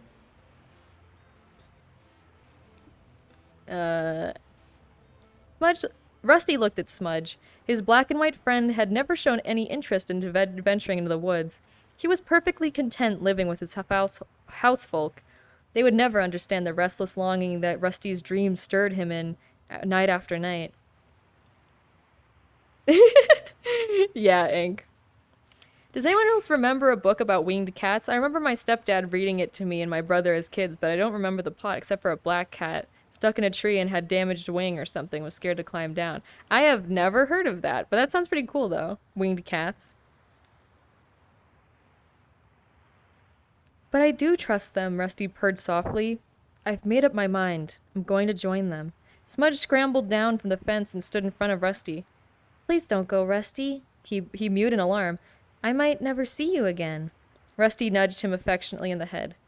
Don't worry. My housefolk will get another cat. You'll get on with him fine. You get along with everyone. But it won't be the same, Smudge wailed. Rusty twitched his tail impatiently.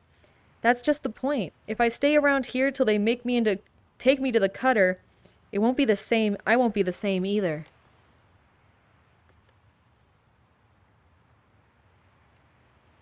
Smudge looked puzzled. The cutter, he echoed. The vet, Rusty explained. To be altered, like Henry was. Smudge shrugged and stared down at his paws. But Henry's all right, he mumbled. I mean, I know he's a bit lazier now, but he's not unhappy. We could still have fun. Rusty felt his heart fill with sadness at the thought of leaving his friend. I'm sorry, Smudge. I'll miss you, but I have to go. Smudge didn't reply, but stepped forward and gently touched Rusty's nose with his own. Fair enough. I can see I can't stop you, but at least let's spend one more morning together. Rusty found himself enjoying the morning even more than usual, visiting his old haunts with Smudge, sharing words with the cats he had grown up with. Every one of his senses felt supercharged, as if he was poised before a huge jump. As Sun High approached, Rusty grew more and more impatient to see if Lionheart would really be waiting for him. The buzz of idle meows from his old friends seemed to fade into the background as all of his senses strained towards the woods.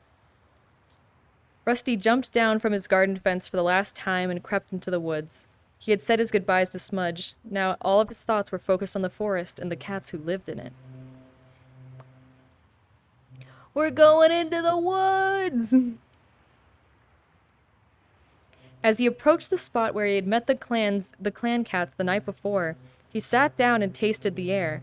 Tall trees shielded the ground from the midday sunrise, Christ, making it comfortably cool. Here and there, a patch of sunlight shone through a gap in the leaves and lit up the forest floor. Rusty could smell the same cat scent as the last night, but he had no idea whether it was old or new. He lifted his head and sniffed uncertainly. You have a lot to learn, meowed a deep voice. Even the tiniest clan kit knows when another cat is nearby. Rusty saw a pair of green eyes glinting from beneath a bramble bush. Now he recognized the scent. It was Lionheart. Can you tell if I'm alone? Asked the golden tabby, stepping into the light. Hastily, Rusty sniffed again. The scents of Bluestar and Greypaw were still there, but not as strong as the previous night. Hesitantly, he meowed. Bluestar and Greypaw aren't with you this time. That's right, meowed Greyheart. Fucking Lionheart? Jesus. But someone else is. Rusty stiffened as a second clan cat strode into the clearing. This is Whitestorm, purred Lionheart, one of ThunderClan's senior warriors. Yo, let's fucking go, Whitestorm! He's like the best! Me and my homies love Whitestorm. Rusty looked at the Tom and felt a spine tingle with cold fear. Was this a trap? Long-bodied and muscular? Oh God, I like how they talk about muscular cats this entire series. Whitestorm stood in front of Rusty and gazed down at him. His white coat was thick and unmarked, and his eyes were yellow of sun-baked sand. Rusty flattened his ears warily and tensed his muscles in preparation for a fight. Relax before your fear scent brings unwanted attention, growled Lionheart. We're only here to take you to our camp. Rusty sat very still, hardly daring to breathe, as Whitestorm stretched his nose forward and gave him a curious sniff. Hello, young one, murmured the white cat. I heard a lot about you. Rusty dipped his head in greeting. The fuck? Who's eating pizza down there?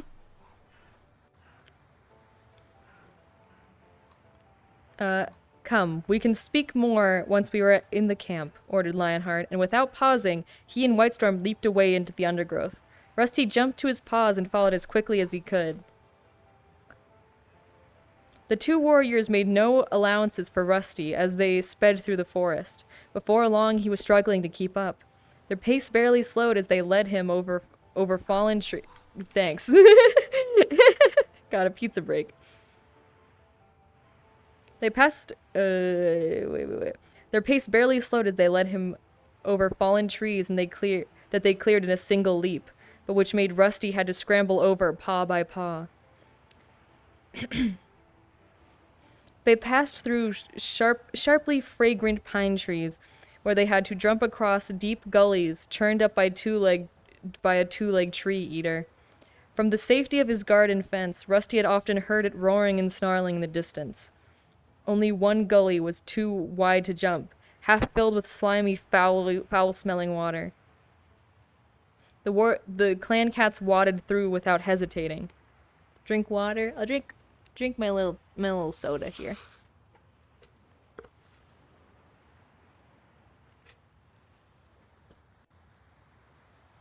Not water, but I can't I can't really reach over to get any of my other water. Go back to cleaning.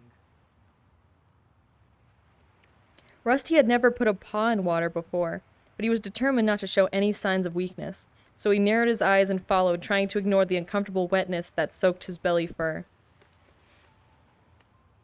Cider, you like the Warrior Cats book? You like me reading to you? False water.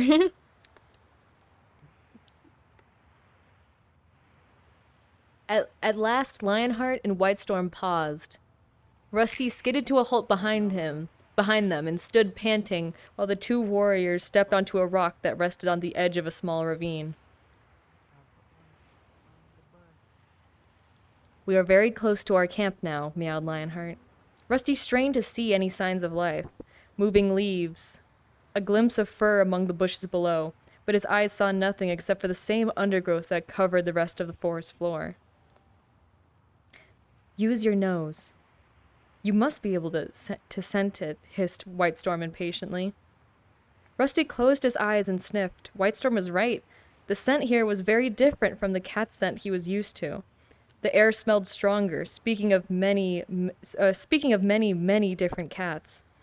He nodded thoughtfully and announced, I can smell cats.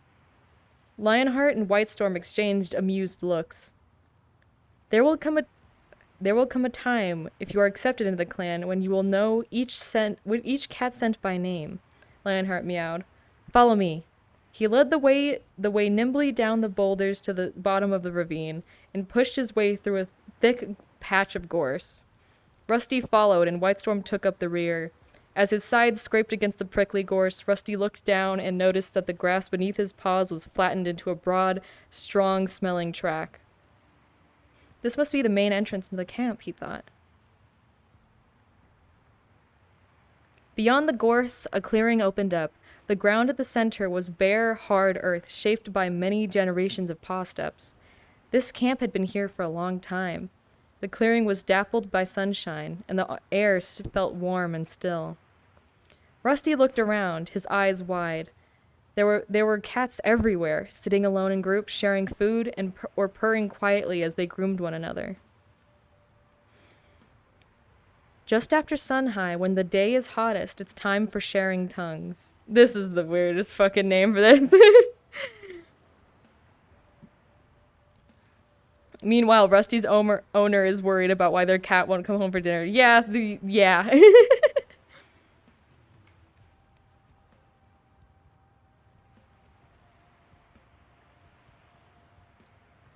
Sharing tongues? Rusty echoed. Clan cats always spend time grooming each other and sharing the news of the day, Whitestorm told him. We call it sharing tongues. It is a custom that binds the members of the clans together. The cats have obviously smelled Rusty's foreign scent, for heads began to turn and stare curiously at his direction. Suddenly, shy of meeting any cat's gaze directly, Rusty looked around the clearing. It was edged with thick grass dotted with tree stumps and a fallen tree.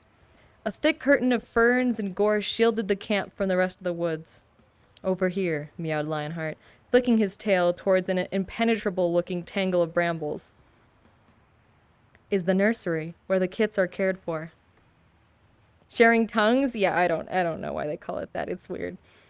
Rusty swiveled his ear towards the bushes. He couldn't see the knot of prickly branches, but he could hear the mewling of several kittens from somewhere inside. As he watched, a ginger she-cat squirmed out of the small gap in the front. That must be one of the queens, Rusty thought. A tabby queen with distinctive black markings appeared around the bramble bush. The two she-cats exchanged a friendly lick between the ears before the tabby slipped inside the nursery, murmuring to the squealing kits.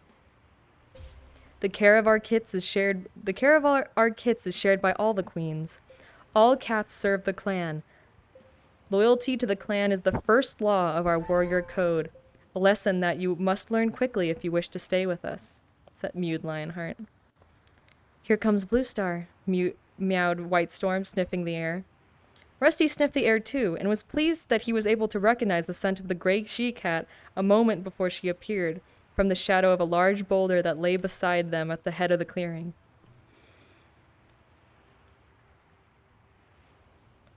He came.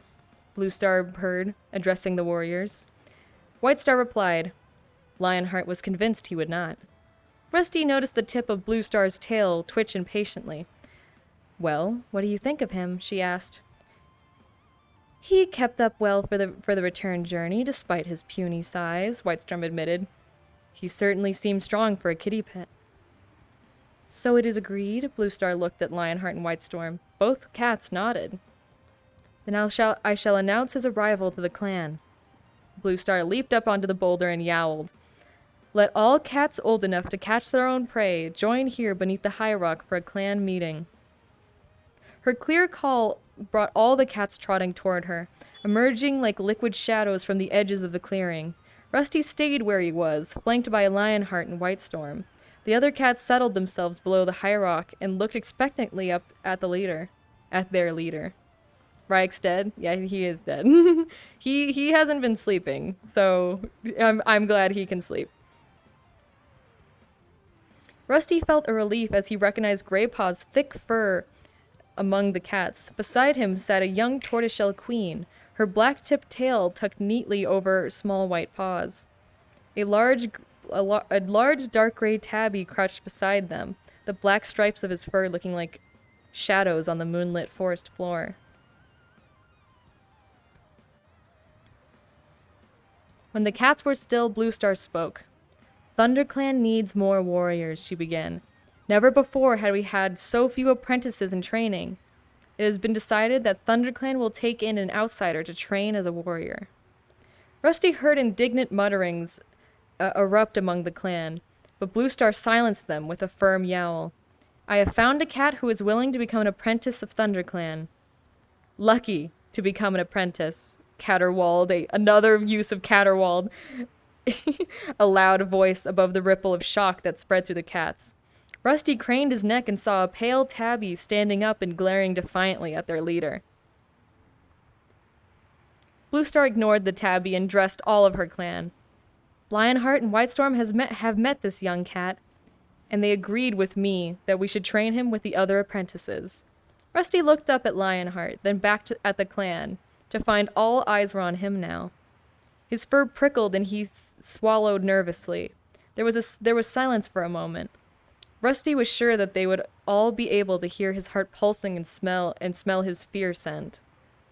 I hate the word fear scent. That's fucking weird. It just sounds weird.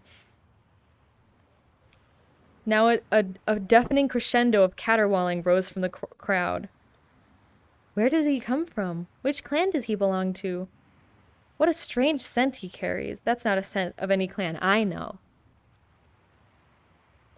And then one yowl in particular sounded up above the rest. Look at his collar. He's a kitty pet. It was the pale tabby again. Once a kitty pet, always a kitty pet. This clan needs wild-born warriors to defend it, not another soft mouth to feed. Lionheart bent down and hissed into Rusty's ear. That long tabby is Longtail. He smells your fear. They all do. You must prove to him and the other cats that your fear won't hold you back. But Rusty couldn't move. Oh god, it's Nutshack. I hear it. How could he ever prove to these fierce cats that he wasn't just a kitty pet? The tabby continued to jeer at him. Your collar is the mark of the two legs, and that noisy jingling will make you a poor hunter at best.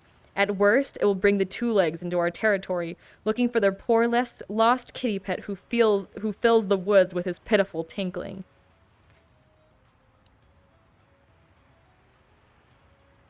What it feels like to do the talking in a presentation. All the cats yowled in agreement. Longtail went on, well aware that he had the support of his audience. The noise of your treacherous spell will alert our enemies, even if your two-leg stench doesn't. Is that Ryx? Is he awake? Okay, good. Fucker should be asleep. He is now. People keep waking him up with bit donations. Go to bed! Stop giving him bit donations. He needs to go to bed.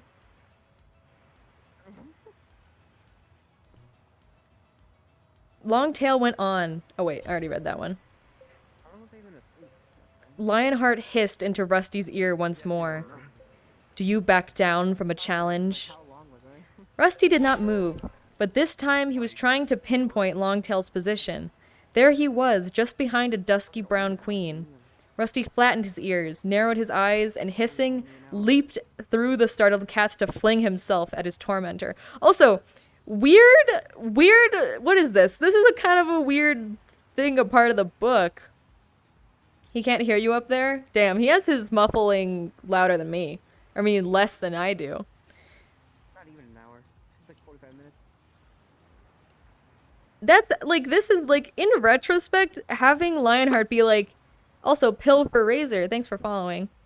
But, like, that's kind of a weird thing to, like, teach a kid that if someone is, like, tormenting you, you should fight them. Longtail wasn't even threatening him. Fling yourself, fling through space. But yeah, definitely a weird thing that Lionheart's trying to teach him. That when someone damages your pride, you should fight them? You should prove to them that you're not weak by fighting them? That's kind of weird.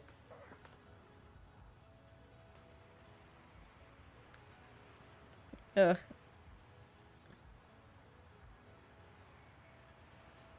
I don't know where to put my hands. I guess I could just have my hands on. That would be easier, I guess. This is the rules of the wild. Yeah. Definitely makes sense for Firepaw to be like, aren't we supposed to solve this with violence? Makes a lot of sense. He was literally told to resort to violence if someone even as much as, like, just says mean words at him. Longtail was completely unprepared for Rusty's attack.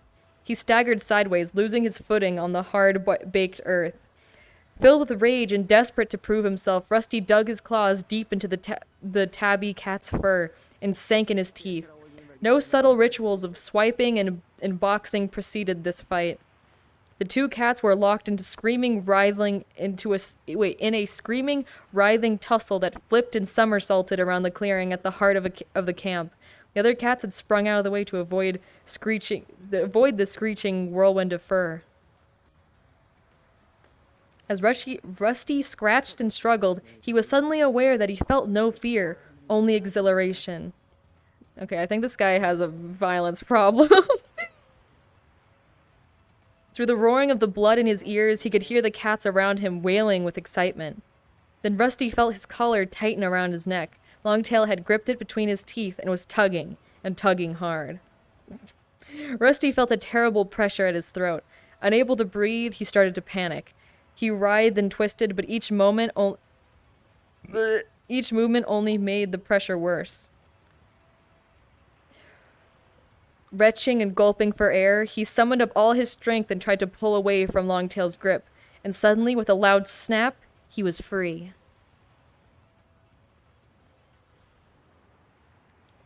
Yeah. Longtail stumbled away from him.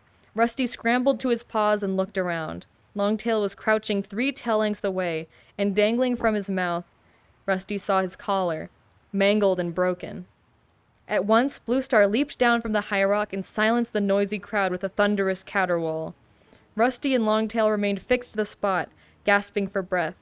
Clumps of fur hung from their ruffled coats.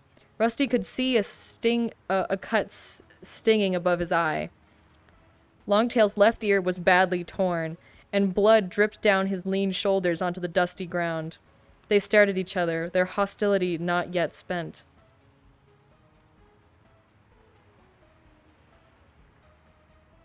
Bluestar stepped forward and took the collar from Longtail. She placed it on the ground in front of her and meowed. The newcomer has lost his 2-leg collar in a battle for his honor. StarClan has spoken its approval. This cat has been released from the hold of his 2-leg owners and is free to join ThunderClan as an apprentice. Rusty looked at Bluestar and solemnly nodded his acceptance. He stood up and stepped forward into a shaft of sunshine, welcoming the warmth on his sore muscles. The pool of light blazed bright on his orange pelt, making his fur glow. Rusty lifted his head proudly and looked at the cats that surrounded him. This time, no cat argued or jeered. He had shown himself to be a worthy opponent in battle. Bluestar approached Rusty and placed the shredded collar on the ground in front of him. She touched his ear gently with her nose. "You look like a brand of fire in the sunlight," she murmured. Her eyes flashed briefly, as if her words had more meaning for her than Rusty knew. "You have fought well." She then turned to the clan and announced, "From this day forward, until he has earned his warrior name, this apprentice will be called Firepaw, in honor of his flame-colored coat." Da-da-da. She stepped back with the other cats. And with the other cats waited silently for his next move. Without hesitating, Rusty turned and kicked dust and grass over his collar, as though burying his dirt. Longtail growled and limped out of the clearing towards a fern-shaded corner. The cats split into groups, murmuring to each other excitedly. "Hey, Firepaw!" Rusty heard Greypaw's friendly voice behind him. Firepaw! A thrill of pride surged through him at the sound of his new name. He turned to greet the gray cat with a welcoming sniff. "Great fight, Firepaw," meowed Greypaw, "especially for a kitty pet.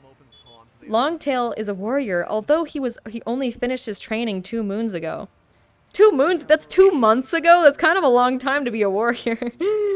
I don't know if I guess that is pretty young in retrospect, but he was definitely a warrior for a hot second.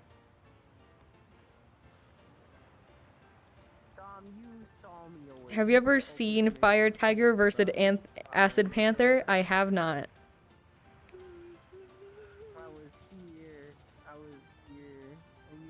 That scar you left on his ear won't let him forget you in a hurry. You've spoiled his good looks, that's for sure.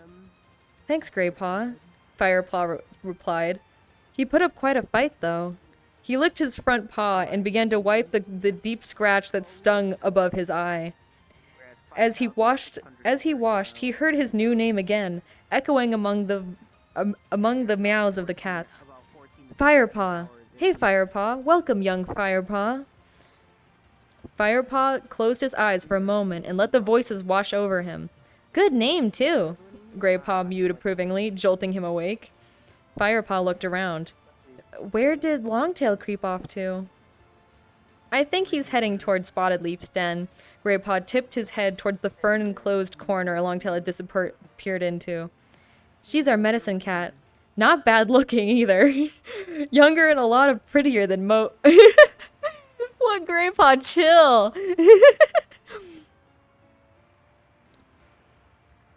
Yo, that nun's kinda hot. By the way, thank you for the bit, everybody that keeps waking me up. A low yowl next to the 2 cats stopped Greypaw mid-speech. They both turned. Firepaw recognized the powerful young tabby cat who had sat behind Greypaw earlier. Greystripe, mewed Greypaw, dipping his head respectfully. The sleek Tom looked at Firepaw for a moment. Lucky your collar snapped when it did. Longtail is a young warrior, but I can't imagine him being beaten by a kitty pet. He spat the word kitty pet scornfully, then turned and stalked off. Now, Darkstripe, Greypaw hissed to Firepaw underneath his breath, is neither young nor pretty. Firepaw was about to agree with his new friend when he was interrupted by a warning yowl from an old gray cat sitting at the edge of the clearing. Small Ear smells trouble, Greypaw meowed, immediately alert. Firepaw had barely had time to look around before a young cat crashed through the bushes and into the camp. He was skinny, and apart from the white tip on his long, thin tail, jet black from head to toe. Greypaw gasped. That's Ravenpaw! Why is he alone? Where's Tigerclaw? Oh shit! It's this scene! Iconic.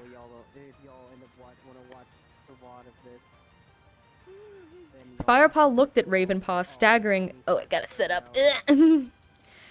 Firepaw looked at Ravenpaw staggering across the floor of the clearing. He was panting heavily, his coat was ruffled and dusty, and his eyes were wide with fear. Who are Ravenpaw and Tigerclaw? Firepaw whispered to Greypaw, as several other cats Who are here live. raced past him to greet the new arrival. Ravenpaw's an apprentice, Tigerclaw's his mentor, Greypaw explained quickly. Ravenpaw went out with Tigerclaw and Redtail at sunrise on a mission against RiverClan. Pass out again. The lucky furball. Redtail? Firepaw echoed, thoroughly confused by all these names. About like 1,100 bits. Bluestar's deputy, hissed Greypaw. But why on earth has Ravenpaw come back alone? He added to himself. He lifted his head to listen to Bluestar step forward. About the cave. Ravenpaw? The she-cat spoke calmly, but a look of worry clouded her blue eyes. The other cats drew back, curling their lips with anxiety. What has happened? Bluestar jumped onto the high rock and looked down at the trembling cat. Speak, Ravenpaw! Ravenpaw was still struggling for breath, and his sides heaved fitfully while the dust around him turned red with blood. But still he managed to scramble up onto the high rock and stand behind Bluestar. He turned to the crowd of eager faces that surrounded him and summoned enough breath to declare, Redtail is dead! Dun, dun, chapter 3 complete. Redtail's fucking dead! Are there and whatever the fuck Tim's is reading right now. Hey, Kens, how many chapters are left? Let me look. A lot. Wow, what a fucking gap from when I left and just came back. Redtail's dead. We're about maybe 1/5 done with the book now. I mean, it's not. Alright.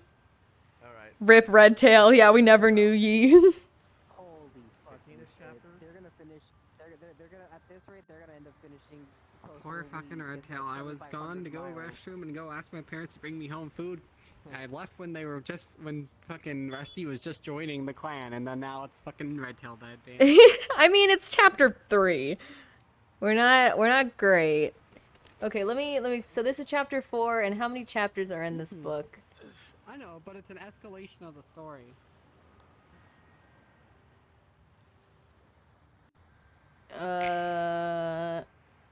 There is 25 chapters.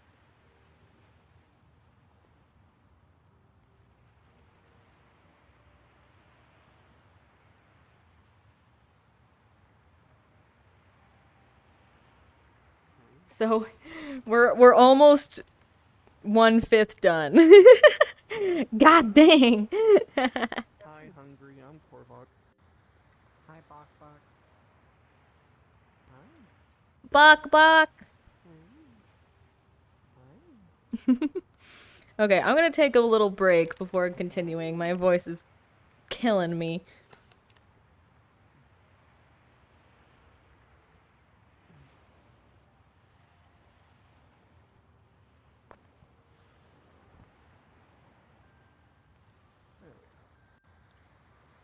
Yo, 5666. Nice.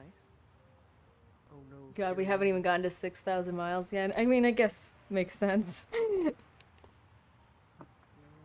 I would have drove 5,000 miles and I would drive 5,000 more. So 11. Alright, I'm gonna take a hot moment. Actually, I'm gonna go replace my drink and then I'll be back. And I would ride 5,000 miles. I would ride 5,000 more just to be the.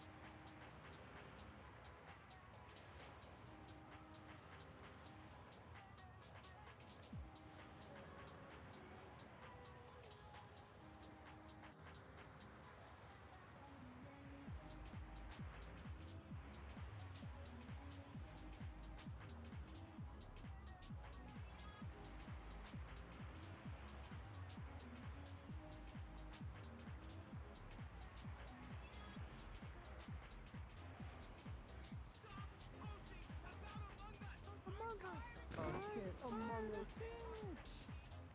TikToks and memes on Discord and it's fucking memes.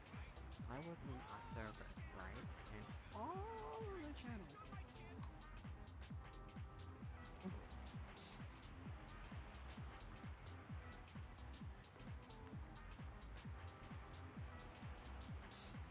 The fucking gay cat reads the gay cat book stream. That's kind of gay.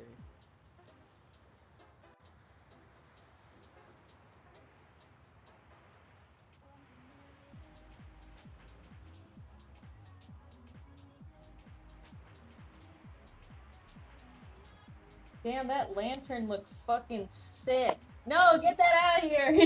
I don't want that. That's the fucking gross ass mound he had. I was trying to do it while you weren't looking, but then right as I went and grabbed I it. was looking. I saw on my OBS. Ken saw everything. Ken Yeah, it's probably saw about the it with lantern their over, third because the eye. light actually looks really good. Yeah, it's spit shit. Everybody welcome spit shit. Oh my god, hi, I'm Spit Shit. Hi. Ooh, I'm gonna put on a candle. That's good smells.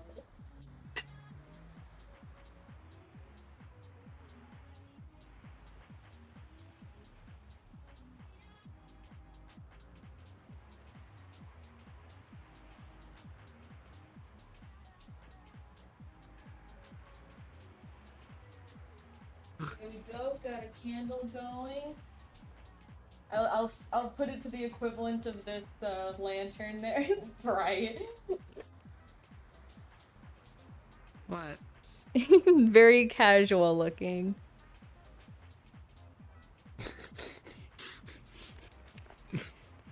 I'm part of the map. Oh. Can you kind of put this in the corner of my chair so I don't accidentally pick it up? A little more out. So the cage can be seen. Like- Yeah, like that's good. I just grabbed it, so no, it's not. Oh. Yeah, that's good. Actually, can you put it to the edge of the chair? Like sort of at the edge, like in the middle? Like in the middle between like the edge. Little bit more. Yeah, that's good. Thank you. It looks cool. Okay. All right, let's continue. For now. Actually, let me double check stuff. Hey, wait, what's up with this bird? Where'd this bird come from? What? Can you put that bird on top of the chair? The bird's been here for fucking ages. I just Oh. rotated it. Can you put it next to the fungi? Finding to show me, but involves me having to look at stuff. Holy shit, I just saw that there are 34 people watching me read Warrior Cats. Thanks, guys. I'm glad you like my Warrior Cats reading. I will now continue. Alright. Actually, I'm gonna drink some water. Drink your water, people.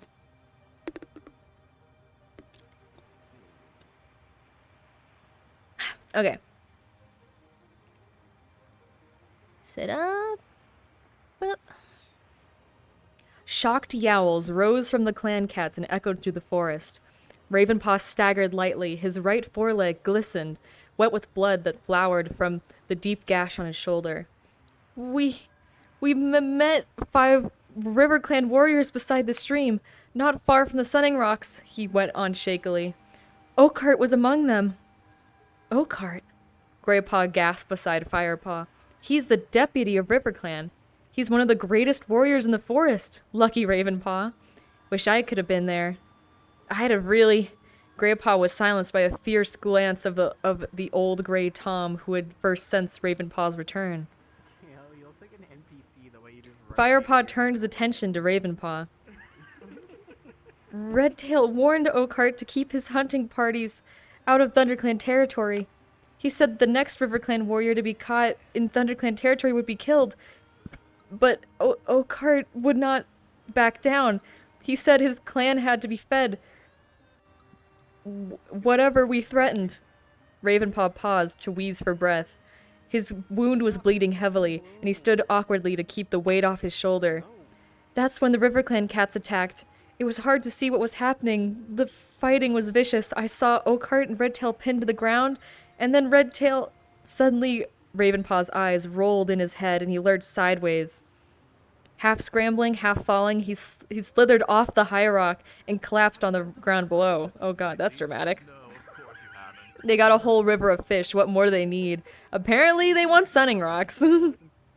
A ginger queen bounded toward him and crouched at his side. She licked his cheek briefly and called out, "Spotted Leaf!" Out of the fern-shaded corner trotted the pretty tortoiseshell Firepaw had noticed sitting beside Greypaw earlier. For new recruits. She hurried over to Ravenpaw and mewed for the queen to stand back. Then she used her small pink nose to roll the apprentice over so she could take a good look at the wound. She glanced up and meowed. "It's all right, Golden Flower. His wounds aren't fatal, but I'll need to fetch some cobwebs to stop the bleeding." As Spotted Leaf sprinted back to her den, the hushed silence in the clearing was broken by a mournful yowl. All eyes turned to the direction it had come from. Like you said earlier. I'm Very not tired. dramatic. I love it. No, you just yawned. That means you're tired. Fuck you. I can yawn. Doesn't mean I'm tired. No. A massive dark brown tabby staggered through the gorse tunnel. Between his sharp teeth the warrior held not prey, but the lifeless body of another cat. He dragged the tattered creature into the center of the clearing. Firepaw craned his neck and glimpsed a flash of a bright ginger tail hanging limply in the dust. What's that? UFO. Oh, it's the UFO. Okay. You can see. That looks great.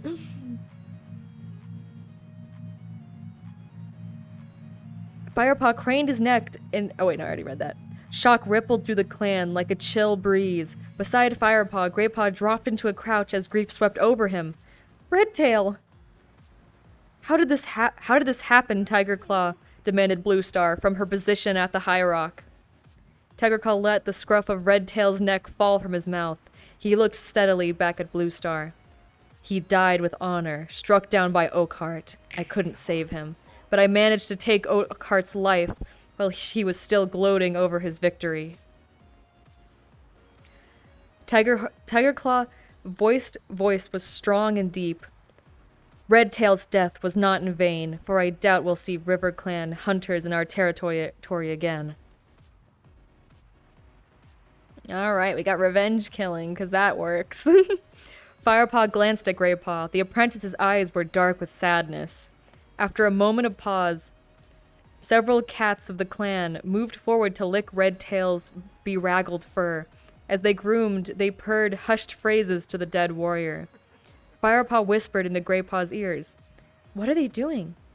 Greypaw didn't take his eyes off the dead cat as he replied, "His spirit may have left to join StarClan, but the clan will share tongues with Redtail one last time." StarClan? Firepaw echoed. Put X Firepaw echoed is literally going to be through this entire book, so get ready for that.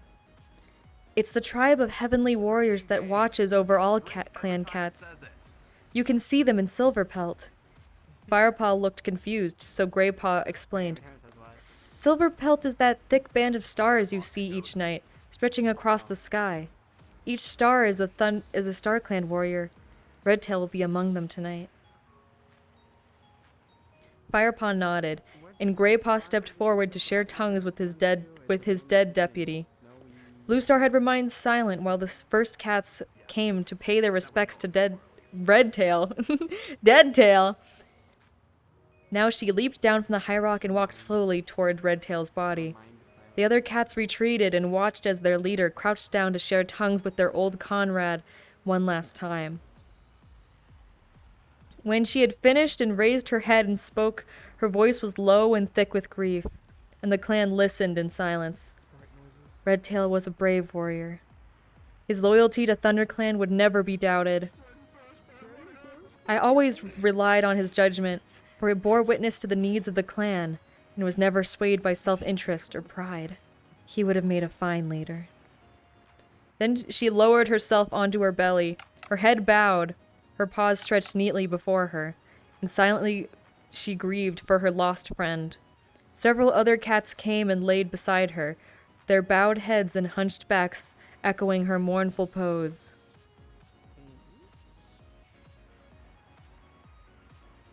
Firepaw watched. He had not known Redtail, but he couldn't help feeling moved as he witnessed the clan mourn. Graypaw came and stood beside him. Dustpaw will be sad, he remarked. Dustpaw? Redtail's apprentice, that brown-striped tabby over there. I wonder who his new mentor will be. Firepaw glanced over at the small Tom, who squatted near Redtail's body, staring unseeingly at the ground. Firepaw looked past him at the clan leader. How long will Bluestar sit with him? Also, I don't know if this is in the book, but it says Bluestar. It says Bluestar instead of Bluestar. Like Blusetar.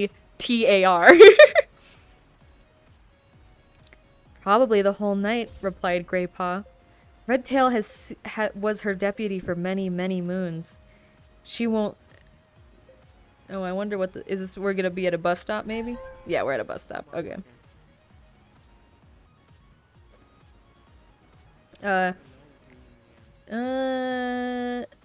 She won't want him to go too quickly. He was one of her best warriors. Not as big and powerful as Tigerclaw or Lionheart, but quick and clever. Firepaw looked at Tigerclaw, admiring the strength that welled in his powerful muscles and broad head.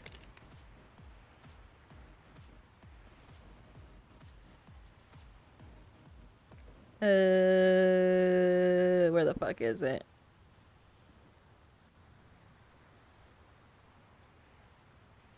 His massive body showed signs of warrior life. One of his ears was split into a deep V shape, and a thick scar sliced the bridge of his nose. Suddenly, Tigerclaw stood up and stalked over Ravenpaw. Spotted Leaf was crouching beside Tigerclaw's wounded apprentice, using her teeth and front paws to press wads of cobweb onto his shoulder wound. Firepaw leaned toward Graypaw and asked, "What's Spotted Leaf doing?" "Stopping the bleeding. It looked like a nasty cut, and Ravenpaw seemed really shaken up. He's always been a bit jumpy, but I've never seen him this bad before. Let's go see if he's woken up yet." They made their way through the grieving cats toward the spot where Ravenpaw lay and settled themselves a respectful distance away to wait until Tigerclaw had finished speaking. "So, Spotted Leaf," Tigerclaw addressed the tortoiseshell with a confident meow. "How is he? Do you think you can save him? I spent a lot of time training him up, and I don't want my efforts to be wasted at the first battle." Spotted Leaf didn't look up from her patient, replied, "Yes, a pity if, after all your valuable training, he dies in his first fight, eh?" Firepaw could hear a teasing purr in her soft mew. "Will he live?" Tigerclaw demanded. "Of course, he just needs rest." Tigerclaw snorted and looked up at the motionless black shape. He jabbed Ravenpaw with one of his front claws. "Come on, then. Get up." Ravenpaw didn't move. "Look at the length of that claw," Firepaw hissed. "Too right," replied Graypaw with feeling. "I know I wouldn't want to get into a fight with him."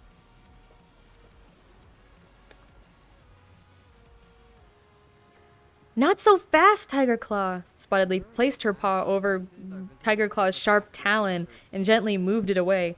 "This apprentice needs to be kept as still as possible until the cut is healed. We don't want him opening his wound by jumping and trying to please you. Leave him alone." Imagine StarClan decides to raid the other clans. Basically the equivalent of angels, like taking over, like, a state. Firepaw found himself holding his breath as he...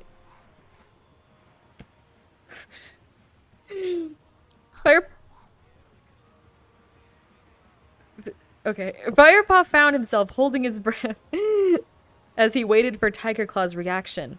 He guessed that few cats dared to give orders to a warrior like that. The big tabby stiffened, and seemed about to speak when Spotted Leaf mewed teasingly. Even you know better than to argue with a medicine cat, Tiger Claw. Tiger Claw's eyes flashed at the little tortoiseshell's words. I wouldn't dare argue with you, dear Spotted Leaf, he purred. He turned to leave and caught sight of Grey Paw and Firepaw. Who's this? He asked Firepaw, towering above them. He's the new apprentice. He smells like a kitty pet, snorted the warrior. I was a house cat, Firepaw mewed boldly, but I am going to train to be a warrior. Tiger Claw looked at him with sudden interest.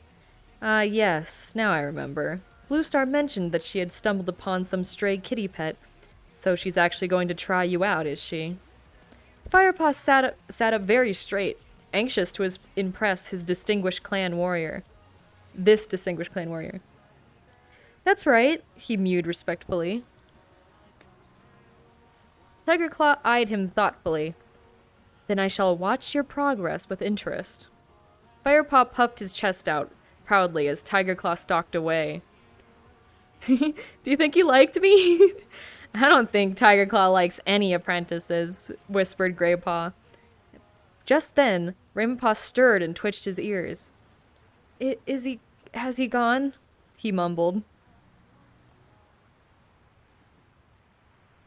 Star Wars reference? Wait, what was the reference? It's been a while since I've watched Star Wars.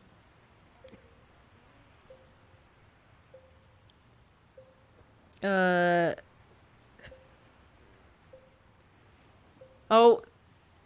You guys can't see this, but there's a staircase to heaven in front of me. You're just gonna have to trust me.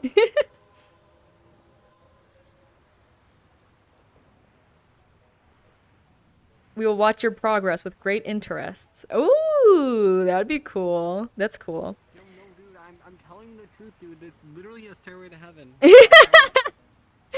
She says, walking up the stairs.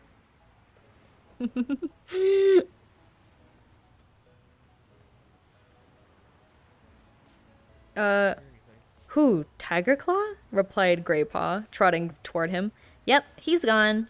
Hi there, Firepaw began, about to introduce himself. Go away, both of you, Spotted Leaf protested. How am I meant to help this cat with all these interruptions? She impatiently flicked her tail at Grey Paw and Firepaw and pushed her way between them and her patient. Firepaw realized she was serious, despite the lively manner in her warm amber eyes. Come on, Firepaw, mewed Grey Paw. I'll show you around. See you later, Ravenpaw. God, the paws are about as painful to say as can be, all the paw names right next to each other. The word paw isn't entirely fun to say, the word. The two cats left Spotted Leaf and Ravenpaw and walked toward the clearing. Grey Paw looked thoughtful. He was clearly taking his duties as a guide very seriously. Waiting to meet Paw Paw. Well, I think we're about to meet the Paw Paws, actually. Too many names ending with aw, period. Yeah, I don't like it either. Korg, also, you're in the bus. I can hear you.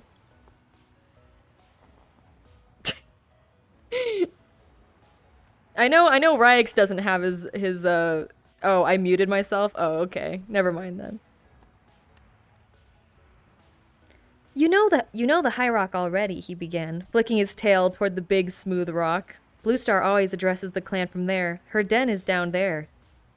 There and there. Too close. So not as to potentially wake them up. Aw, so nice.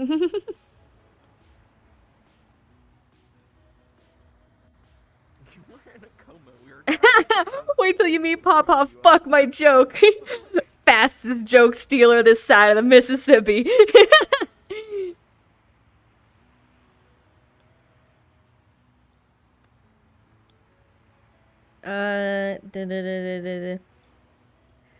He lifted his nose towards a hollow in the side of the high rock. Her den was carved out many moons ago by an ancient stream. Hanging lichen draped the entrance, sheltering the leader's nest from wind and rain. The warriors sleep over there, Greystripe went on. Firepaw followed him to a large bush a few paces away from High Rock. There was a clear view from here right down to the gorse entrance into the camp. The branches of the bush hung low, but Firepaw could see a sheltered space inside where the warriors made their nests. How's the reading going? It's going good. We're just about 1/5 done with the book, which is honestly not bad. It's not bad at all.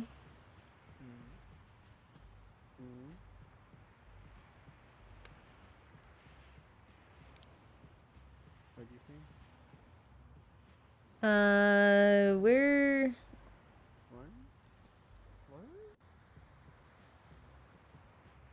What? Long book. I mean, not really. It's a young adult. It's like young adult, but like not even young adult. It's like even younger. I read this originally when I was in 1st grade, so it's not really a challenge. It's not huge. It's just like kind of book sized. Also, I'm not reading it in my mind. I'm reading it like out loud.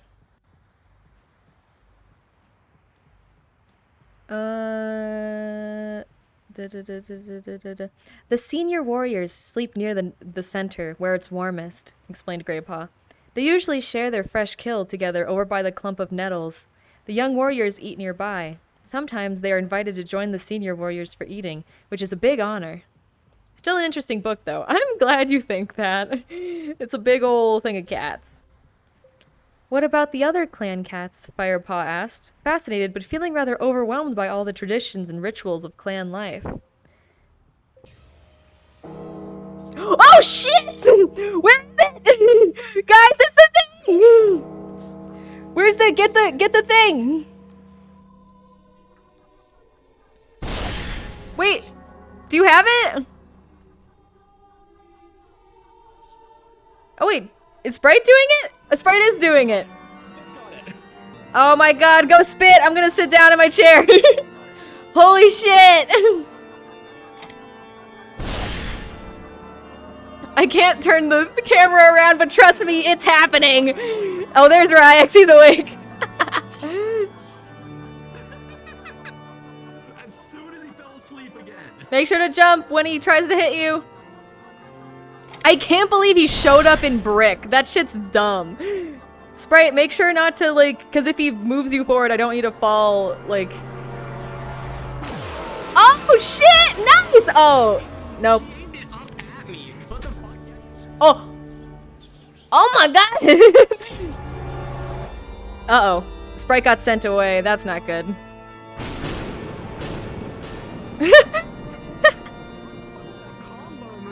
That was pretty funny. Let us see. If you go watch Ryx's stream, it actually shows what's happening. Look, this isn't a bus to nowhere stream. This is a fucking reading stream of warrior cats. Oh my god. It's hard to fucking jump over. And don't do the fucking combo. Keep going. There we go. Oh, you stopped it. I'm just watching. Ooh. Yeah, to some. Wow. Yeah. What's their Twitch name? It's LLENRAIX. It's over, but you can go back in the VOD. Literally 2 off. Got another 5. Yeah, that one more it event. actually aims the lasers at Yeah, this is the person who, like, I'm on this bus ride with Ryx, Ryx and friends, and he's actually playing the map and like looking at everything and has like a bunch of camera things. So to see what that looks like, it basically looks like a giant moth. I just decided to start streaming and reading warrior cats, but yeah, that looks insane from my perspective because you just see a bunch of crazy shit happening and you're like, what the fuck is happening? Just a few seconds too late to it. Yeah, just look in the VOD. It's probably done it by now. Rags once again not allowed to sleep because White Knight showed up in brick? In fucking brick? That's crazy. Get this motherfucker to fight again. in the worst fucking biome. Yeah. Next, how many did you manage to hit it? Only like twice, or did you hit it 3 times? 5. You hit it 5 times? Yeah, also, sorry if I'm responding at a delay, because I have you muted in-game. I'm listening to your stream. Yeah, I hit it 5 times. We're at 10 out of 12. That's really funny. I'm glad you're listening so intently to my stream. But yeah, nice job, Sprite. That's only one more fight, and then we'll kill White Knight. That's awesome. Yeah, one more, and we just have to get it 2 times, hopefully. Holy shit. Yeah, that's awesome. All right, back to rating. Let me sit back in my chair. I shall. This is good though. This is good though. If we complete him, then like all the boss events are done. Here we go. Good. This is good. Our last. We're calling a Whitebeard. It's called a White Knight. It looks like a moth. It's from a game or something. Okay. Where was it? While you're awake. Well, the queens share some warriors' quarters when they work as warriors. But when they're expecting kits or nursing them, they stay in the nest nearest to the nursery. The elders have their own place on the other side of the clearing. Come on, I'll show you. The song's good. So, Sprite, why did you say lobotomy core? Firepaw trotted after Greypaw. Across the clearing and the past of the shadowy corner where Spotted Leaf had her den, they stopped beside a fallen tree that sheltered a patch of lush grass. Crouched among the soft greenery were, oh well, also welcome to hell, if you don't know what the background is. I don't remember even passing out to that. I just remember I ended up just getting up. Crouched among the soft greenery were 4 elderly cats tucking into a plump young rabbit. Tucking. I never heard that being used for like eating. Dustpaw and Sandpaw would have brought that for them, whispered Greypaw. One of the apprentices' duties is catching fresh kill for the elders. Hello, youngster, one of the elders greeted Greypaw.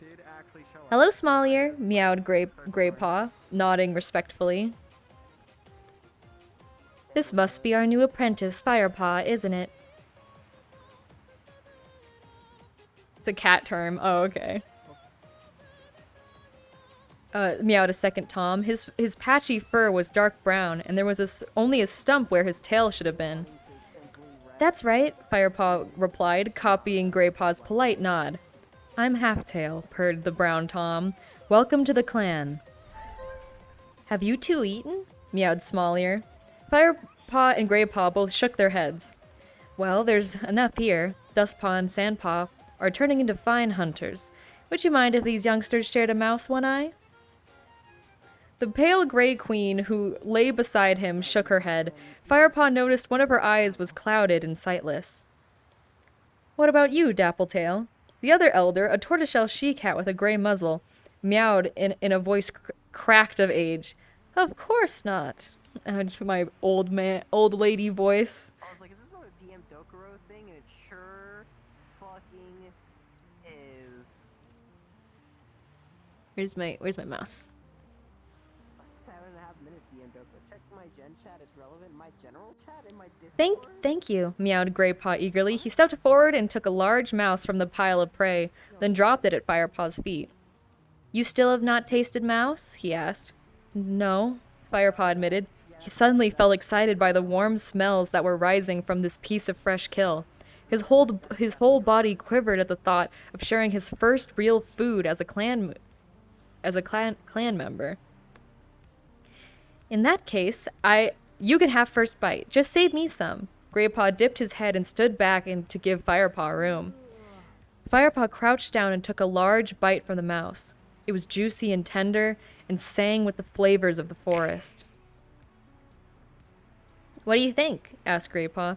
Fantastic, mumbled Greypaw, his mouth still full. Move over then, mewed Greypaw, stepping forward and bending his head to take a bite. Greypaw the kind. Yes, he's very good.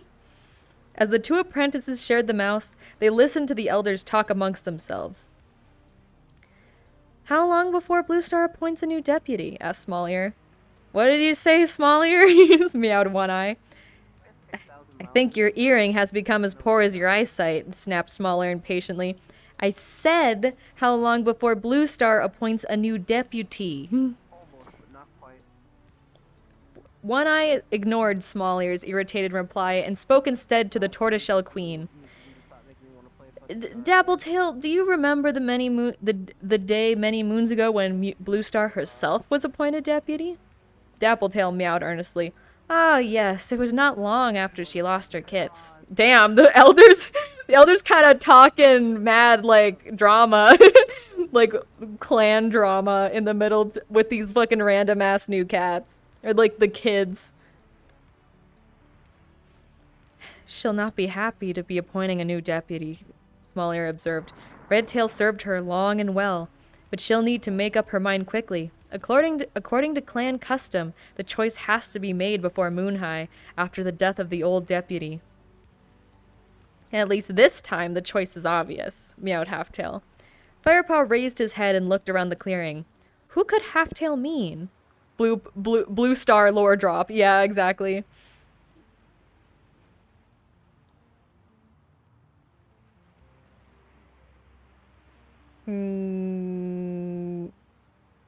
To Firepaw, all the warriors looked worthy of becoming deputy. Perhaps she meant Tigerclaw. After all, he had avenged Redtail's death. Tigerclaw was sitting not far off, his ears angled towards the elder's conversation. As Firepaw stretched with his tongue to lick the last traces of mouse from his whiskers, Blue Star's voice called from the high rock. Redtail's body lay still in the clearing below, pale gray in the fading light. A new deputy has been appointed, she meowed. But first, let us give thanks to StarClan for the life of Redtail. Tonight, he sits with his fellow warriors among the stars. Eavesdropping, yeah, exactly. He's eavesdropping from the elders. That's kind of tasty, kind of fun. Silence fell as all cats looked up into the sky, which was beginning to darken as evening crept over the forest. And now I shall name ThunderClan's new deputy, Blue Star continued. I say these words before the body of Redtail, so that his spirit may hear and approve of my choice. Firepaw looked at Tigerclaw. He couldn't help noticing the hunger in the big warrior's amber eyes as he stared up at the high rock. Lionheart, meowed Blue Star. Will you be the new deputy of ThunderClan? Firepaw he is an apprentice. He is a baby. He's not becoming deputy. Firepaw was curious to see Tigerclaw's reaction, but the Dark Warrior's face revealed nothing as he moved to congratulate Lionheart with a nudge so hearty that it almost pushed the golden tabby off balance. Why didn't she make Tigerclaw deputy? Firepaw whispered to Greypaw. Probably because Lionheart has been a warrior longer, so he has a lot more experience, Greypaw murmured back, still looking up at Blue Star. Blue Star spoke again. Redtail was also a mentor to young Dustpaw. Since there must be no delay in training our apprentices, I shall appoint Dustpaw's new mentor immediately. Oh, we're at a elevator. Immediately. Darkstripe, you are ready for your first apprentice, so you will continue Dustpaw's training. You had a fine mentor in Tigerclaw, and I expect you to pass on some of the excellent skills you were taught. I feel like Tigerclaw is kind of sus. They do seem to be giving him a lot of attention and kind of being like... But he seems to have seems to be a good sport about Lionheart being the new deputy, since he was like, hey, crats. Well, in like a physical way, not in like a talking way. He does seem kind of impatient, though. You know, with his apprentice and everything. By the way, Rex, random thing about Stars of Dawn. They've continued Uh, to the more recent patches. So, our weapons are underpowered and Calamity. So, You will continue Dustpaw's training. Oh wait, no, I already said that. You had a fine mentor in Tigerclaw, and I expect you to pass on some excellent skills you were taught. The tabby warrior welled with pride as he showed his acceptance with a solemn nod. He strode over to Dustpaw, bent his head, and rather awkwardly touched noses with the new apprentice. His new apprentice. Dustpaw flicked his tail respectfully, but his eyes were still dull with grief for his lost mentor. Blue Star raised her voice. I shall keep a vigil with Redtail's body tonight, before we bury him at sunrise. She jumped down from the high rock and walked over to lie beside Redtail's body once more. Many of the other cats joined her, Dustpaw and Small-Ear among them. Days after Minecraft. Go back to bed, Ryax! To the fighting server. Shut up, Kennedy. Fuck you. Fuck you, Ryax! Go to bed! Come up there. Don't you make me come up there. I will turn this bus around. We'll go back the 6,000 miles I we've already done. will reset. I will reset the world.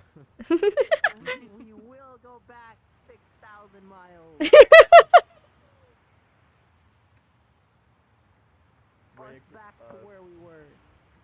Riggs walked into the engine room in the next Yeah, we're halfway to Madagascar, everyone.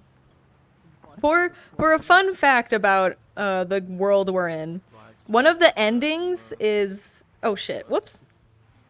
One of the endings is running traveling 10,000 miles. Oh. No, my lantern. Ah! Fucker. Go back to bed. Go back to bed. Oh, thank you. About where it was. Yeah, that's good.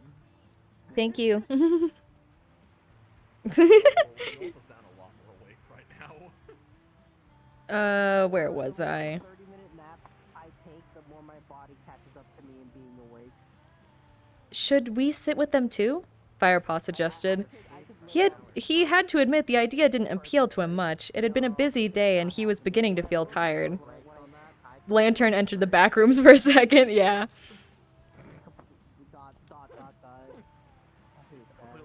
All he wanted to do was find somewhere warm and dry to curl up and sleep. Greypaw shook his head. No, only those who are closest to Redtail will share his final night. I'll show you where we sleep. The apprentice's den is over here. Firepaw followed Greypaw to a thick bush of ferns that lay behind a mossy tree stump.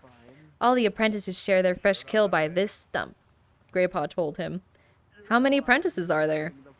Not many as usual. Just me, you, Ravenpaw, Dustpaw, and Sandpaw. As Greypaw and Firepaw settled themselves beside the tree stump, a young she-cat crawled out from beneath the ferns. Her coat was ginger, like Firepaw's, but much paler, with barely visible stripes of darker fur. So here comes the new apprentice, she meowed, narrowing her eyes. Hello, Firepaw mewed. The young cat sniffed rudely. He smells like a kitty pet. Don't tell me I'm going to have to share my nest with that revolting stench. Firepaw felt rather taken aback. Since his fight with Longtail, all the cats had been quite friendly. Maybe they had been distracted by Ravenpaw's news, he thought.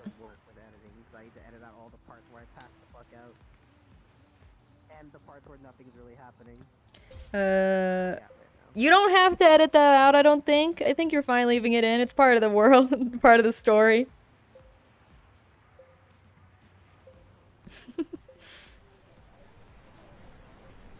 Oh. Yeah, you should stay. It's a part of the adventure. Is you falling asleep and snoring.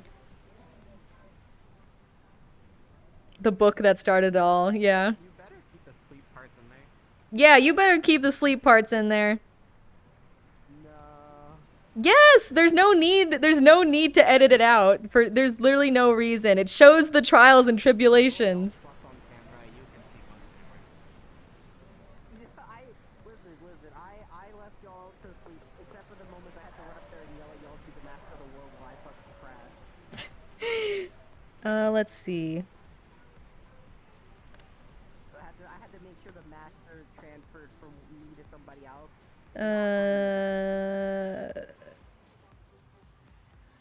Maybe they had just been distracted by Ravenpaw's news, he thought. You'll have to excuse Sandapaw, apologized Greypaw. I think she must have a fur ball stuck somewhere. She's not usually this bad-tempered. Spat Sandapaw crossly.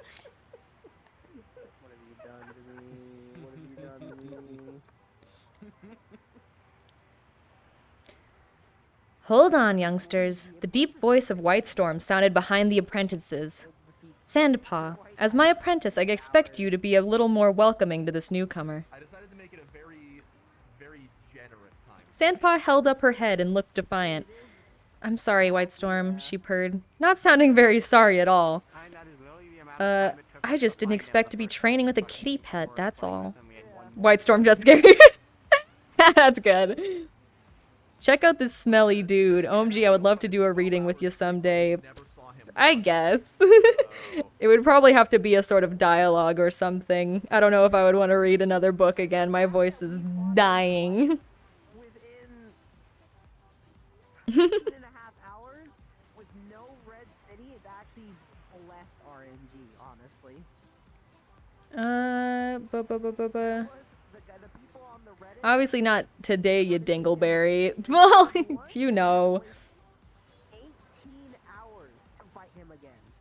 Only did that not be their last fight. I'm sure you'll get used to it, Sandpaw, meowed Whitestorm calmly. Now, it's getting late, and training starts early tomorrow. You three should get some sleep. He gave Sandpaw a stern look, and she nodded obediently. As he walked off, she spun around and vanished into the clump of ferns, sniffing once more as she brushed past Firepaw. The song's awesome. With a flick of his tail, Greypaw invited Firepaw to follow him, and led the way after Sandpaw. Inside the sleeping area, the ground was lined with soft moss, and the pale moonlight turned everything as a delicate shade of green. The air was fragrant with a fern scent, and warmer than outside. Where do I sleep? Firepaw asked. Anywhere, as long as it's not near me, snarled Sandpaw, who was prodding with some moss with her paw. Paw, paw, paw! I'm sick of it! It's never gonna end. Greypaw and Firepaw exchanged glances, but said nothing. Firepaw raked together a pile of moss with his claws. When he had gathered his bed into a cozy nest, he circled until it was comfortable and settled down. His whole body felt drowsy with contentment. This was his home now. He was a member of ThunderClan. And that's chapter 5. We are now officially 1/5 done with Warrior Cats Book 1. Pretty fun, huh? Okay, I'm gonna take another quick break as I, damn, it's already 5 p.m. I spent like how long have I been streaming? It's been 2.5 hours. I guess it's not that bad.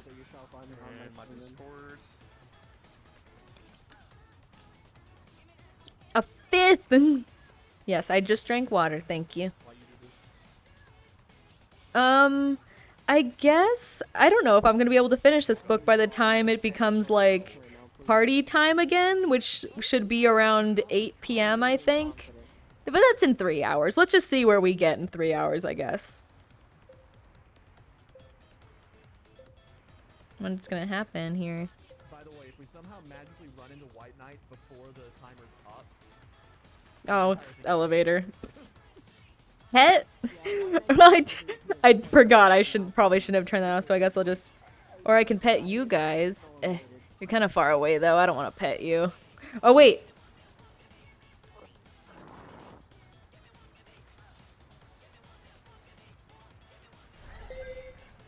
How's that? That's like a good pet, right? I can pet you guys now? Don't touch me.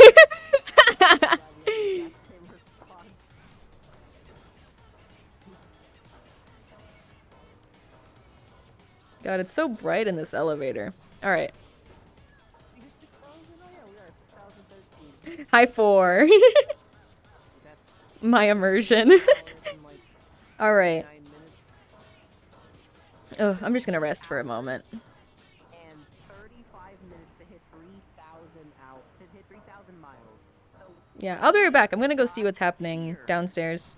in 7 hours, which means that we are an hour and 30 minutes faster than the first 3,000 miles. Hey, I'm here for a split second. How's it going? We've calculated we've saved at minimum an hour and 30 minutes because we've synchronized properly. So far. Nice. That's good then. That So we made overall, such a. we've saved an hour and 30 minutes. Wow. How's it going, I mean, Korvac? in the grand scheme of things, it doesn't mean too much, but it is an hour Good. and 30 minutes. That's. I'm good. I'm glad to hear If we that. then, keep in mind the next 3,000 miles. That cuts out a full 3 hours, which is somewhat Well, significant. The kicker to that also is Let that me we restore your synchronized when we were talking at about capabilities. I mean, I'm only here for a 4,500, little bit. 4,800. That's when we synchronized for the. Yeah. Well, I guess it would have been. So, If you were just listening to my we could stream, it save would have up been a bit up to annoying. 2 to 3 extra hours on top of that because we are. Chat, gold don't wreck rushing for the havoc. full Don't wreck 3,000 miles. havoc. Oh wait, right. POV the Are roach you in my enjoying room. your book reading? Fuck. There's a gremlin in here. Okay, I'm going back upstairs. There's a gremlin. They're just mean to me. This is the anti-gremlin tool. You pierce the fire extinguisher with it to hang it from it. Alright, I'm back. My friends are mean to me. No. We love you, Ken. Yeah, whatever. Fuck you, Ken. Fuck you, Rex. Fucking rack. Don't make me go up there. Oh, cool. I actually heard it. What a piece of work, am I right, guys? Any of those are fine. Except Tail City, because that will make us fight the fucking helicopter. We did last time. We just got. Uh-oh, look, he's looking at me. That means he's gonna come up and do a bit. The cops are almost better. I'll be back. I can hear him. He's coming.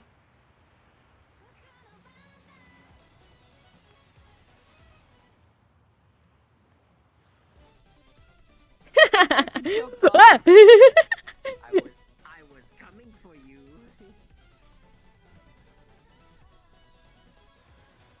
They're crying. They're stuck. Look, Ranks is just a stinky guy. How's yours, please, Tom? All right. Let me look at my DMs during my little break here. I gotta rest my throat. Every time I sleep, a fucking boss fight starts. Yeah, then go back to sleep. So far. You're luckier for us if you're not conscious. Like, this is just... I think overall, I've slept about like 3 or 4 hours. See, I'll look at my phone. Which is why my body is slowly waking up. Imagine. I guess I also read a prologue, so maybe it's a little bit more than 1/5. Sleep schedule. I mean, once I'm not streaming anymore and I actually go to bed, I'll probably sleep like 10 hours. After I do my gotcha stuff. I gotta do my gotcha game stuff first. Okay, Alright, of course. I think I'm ready to continue now. Let me get one more drink of water. Yeah, the lobotomy corp fucking gotcha game. The set on a bus, which is why it's so funny to me that there's so many lobotomy references. Alright. My face Back wouldn't to be chapter fucking 5. because actually Oh, there's an event. I don't think anything weird will happen here. maps on the side. Where are we right now? Clock is right now. Oh, This is the we're just gonna get power Freddy outage. Fazbear thing, isn't it? This is the Freddy Fazbear thing. The Freddy Fazbear. Nope, it's the. what the fuck? Oh, it's the secret. What the fuck? I can see. This is the first time I've seen the secret thing. You can see it on Ryex's stream, but you can't see it on mine.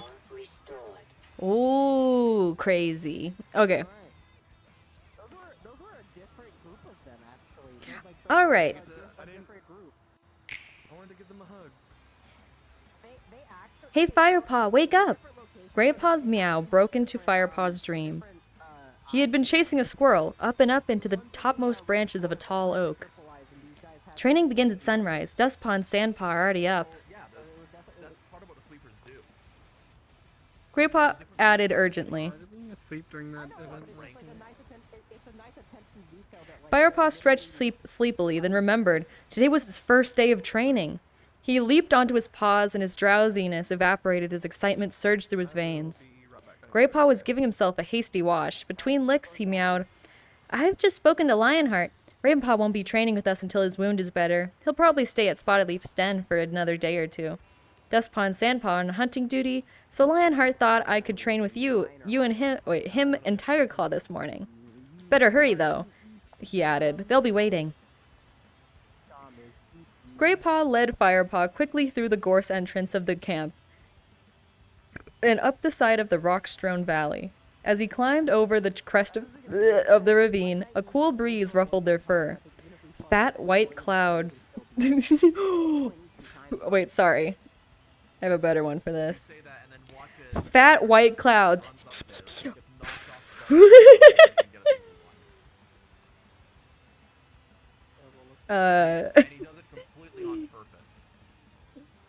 Raced across the blue sky overhead. Firepaw felt fierce joy well up inside of him as he followed Greypaw down the tree-shaped slope and into a sandy hollow. Very comfy shirt and very comfy pajama pants for this stream. Yo, I'm Oh. in my fucking like ribbed leggings, so I'm Okay. the definition of comfort. I'm wearing a I- onesie, so I You am might just want- comfortable right now. Yeah.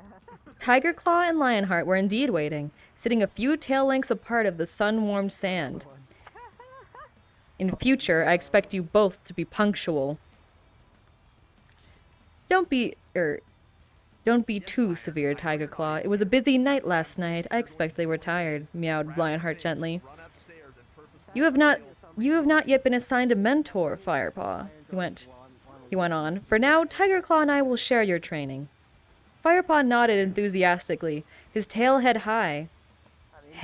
high, unable to disguise his delight as having two such great warriors as mentors.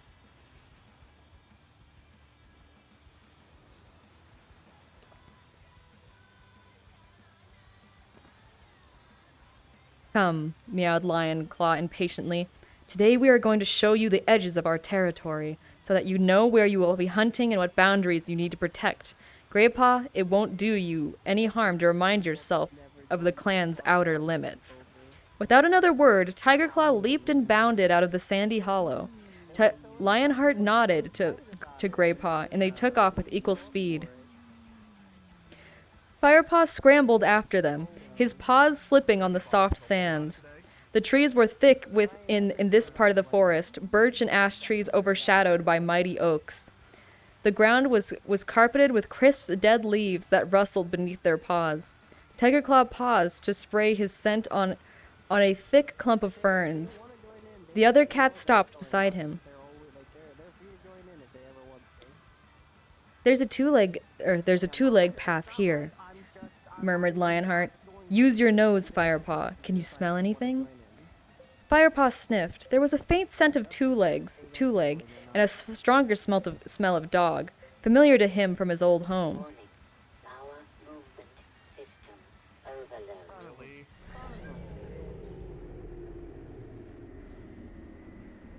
The fuck is that?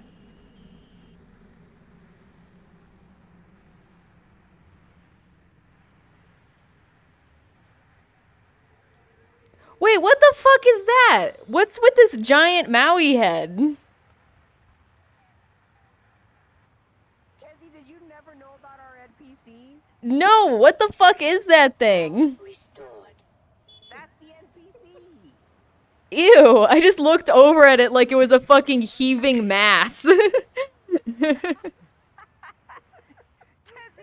our friend. How did you not know about him? He's been on the bus for so long. I even went to look at the NPCs and I just didn't even see them, probably because it was dark. Yeah.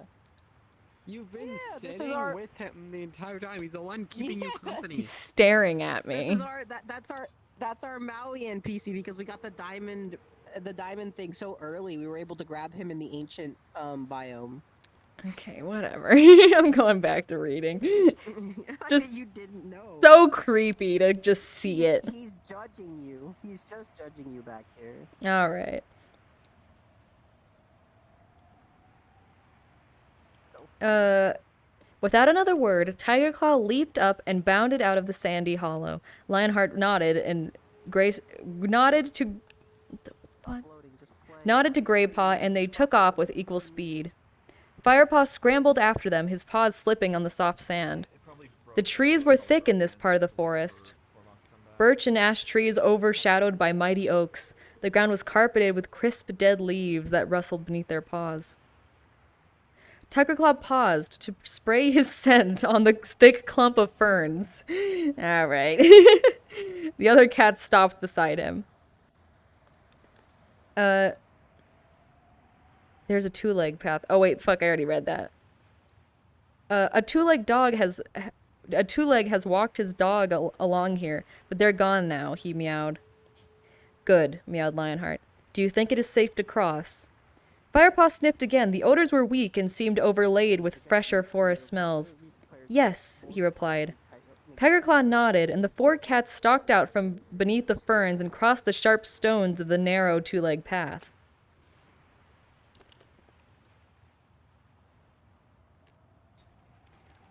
The trees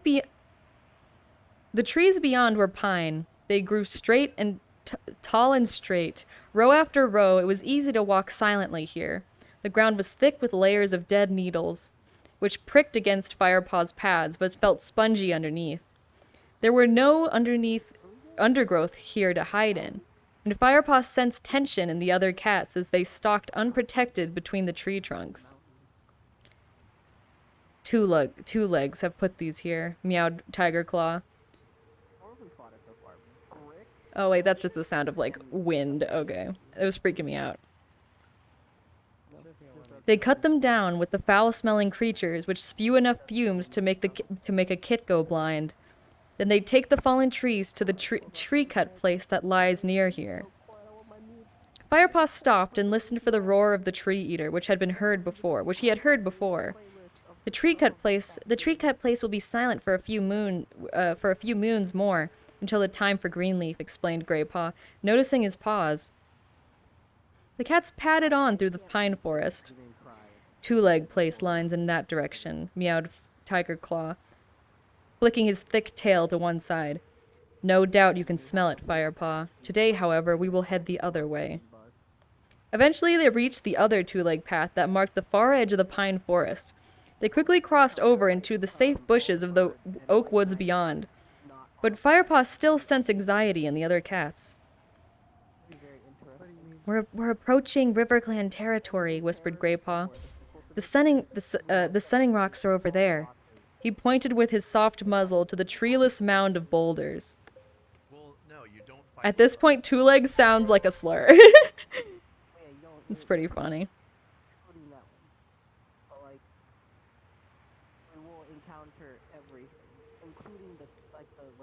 Firepaw felt his fur stand on end. This is where Redtail had been slain. Lionheart stopped by a flat gray rock. This is the boundary between ThunderClan and RiverClan territory. ThunderClan rules the hunting grounds beside the river. He meowed. Breathe deeply, Firepaw. The pungent smell of unfamiliar cats hit the roof of Firepaw's mouth. He was surprised how different it smelled from the warm cat scents of ThunderClan camp. And he was also surprised to realize how familiar and comforting the ThunderClan scent seemed to him already. That is the smell of RiverClan, Tigerclaw growled beside him. Remember it well. It will be the strongest at the boundary because their warriors will have marked the trees along here. With these words, the dark tabby lifted his tail and sprayed his own mark on the flat rock. On the flat rock. No, it can't be a straight stream because it's led by Rex. Wow. We'll follow this boundary line as it leads straight to four trees, Lionheart meowed. He set off quickly, away from Sunning Rocks. Pissed on the rock, yeah. Yeah, I think he did. I think he did just pee on the rock. He set off quickly away from the Sunning Rocks, followed by Tigerclaw. Greypaw and Firepaw trotted after them. What is four trees? Firepaw panted. It is where the territories of all clans meet, replied Greypaw. There are 4 great oaks there, as old as the clans. Be quiet, ordered Tiger Claw. Don't forget how close we are to enemy territory. The 2 clans fell silent, and Firepaw concentrated on walking silently. They crossed a shallow stream, keeping their paws dry by leaping from boulder to boulder across the pebbly underbed. By the time they reached 4 trees, Firepaw was feeling completely out of breath, and his paws ached. He wasn't used to traveling so far and so fast. He was quite relieved when Lionheart and Tiger Claw led them out of the thick woods and stepped at the brow of a bush-covered slope. I love the bus. Every now and again you get a bus message that like it's like a 1 in like 100 chance of you seeing it. It was sun high now. The clouds had cleared and the wind had dropped. Below, in the dazzling sunlight, stood 4 enormous oaks, their dark green crowns reaching almost at the top of the steep slope. As Greypaw told you, meowed Lionheart to Firepaw, this is 4 trees, where the territories of all 4 clans meet. Wind Clan governs the high ground ahead of us, where the sun sets. You won't be able to catch their scent today. The wind is blowing toward them, but you'll learn it soon enough. Yo, shout out to Wind Clan, let's fucking go!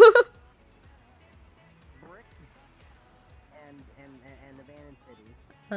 And Shadow Clan holds power over there, in the darkest part of the forest, added Greypaw, flicking his head sideways. The elders say that the cold winds from the north blow over the Shadow Clan cats and chill their hearts. Thunder Clan! Cries for 4 hours. So many clans, Firepaw exclaimed, and so well organized, he added to himself, remembering Smudge's lurid tales of wildcats wreaking terror on the forest. You see now why prey is so precious, meowed Lionheart.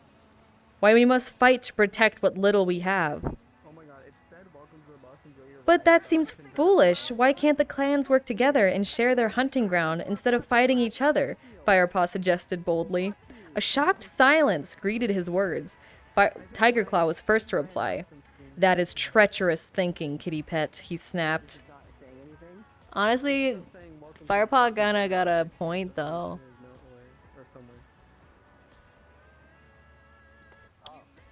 Don't be too fierce, Tiger Claw, warned Lionheart. The ways of the clan are new to this apprentice. He looked at Firepaw. You speak from your heart, young Firepaw. This will make you a stronger warrior one day. Tiger Claw growled, or it might make him give in to his kitty pet weakness right at the moment of attack. Lionheart glanced briefly at Tiger Claw before he continued. The 4 clans do come together peacefully in a gathering each moon. Here. He bent his head towards the 4 mighty oaks below. Is where they meet. The truce lasts for as long as the moon is at its fullest. Then there must be a meeting very soon? Firepaw suggested, remembering how bright the moonlight had been in the night before. Indeed there is, answered Lionheart. Sounding impressed. My cheeks are gripping the seat so hard. I'm like being pressed against the fucking back of the seat.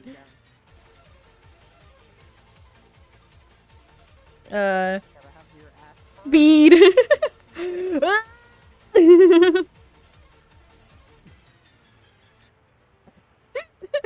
I love this stream. Just me carefully. Sounding impressed. In the stream, you just see me carefully place the thing behind Ken's and then just fly off. God, Sprite, can you fucking get rid of this Maui head? You don't like the Maui head? I don't like it. The NPC is why it's judging you. You don't talk about the Maui head. Look, that Maui head's fine. I don't want the diamond Maui head in my chair. That I like how sounds Sprite's like just ignoring you. that sounds like a personal problem. I have That sounds like a muted. third. I can that sounds only like a hear them third through floor of the bus stream, and their problem. stream We're on is the like first 20 floor. seconds behind. Yeah, thank you. Okay, here. Oh, I'll put it in a better place. So if I ever need to look at where Chad is, I just look at the Maui head.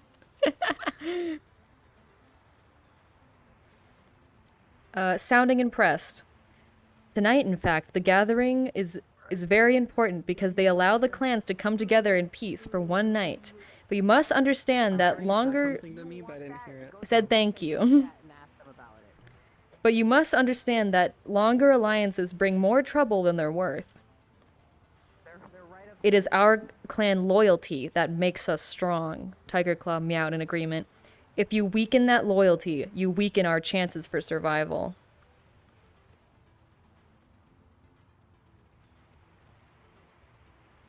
Firepaw nodded. I understand, he mewed. Come on, meowed Lionheart. Standing up, let's keep moving. They paced along the ridge of the valley where 4 trees stood. Now they were heading... Oh, we're in hell again! Welcome back to hell! Like we never left. Paced along the ridge of the valley where 4 trees stood. Now they were heading away from the sun as it began to sink into the afternoon sky. Hell, my beloved. They crossed the stream at a place where it was narrow enough to leap over in one jump. Firepaw sniffed the air. A new cat scent touched his mouth glands, strong and sour. Which clan is that? He asked. Shadow Clan, answered Tiger Claw grimly. We are traveling along their border. Keep your wits about you, Firepaw. Fresher scents mean that the Shadow Clan patrol is in the area. As Firepaw nodded, he heard a new noise. He stiffened, but the other cats kept their pace, heading straight into the ominous rumbling. What's that? He called, treading up with them. You'll see in a moment, replied Tigerheart. Firepaw peered through the trees ahead. They seemed to be getting thinner, letting in a broad band of sunlight. Are we at the edge of the woods? He asked. Then he stopped and took a deep breath. The green forest scents were overlaid with strange, dark smells. This time, it was not cat scent, but an odor that reminded him of his old two-leg home. And then the rumbling was getting louder, a ceaseless roar that made the ground rumble and ached in Firepaw's ears. This is Thunder Path, meowed Tiger Claw.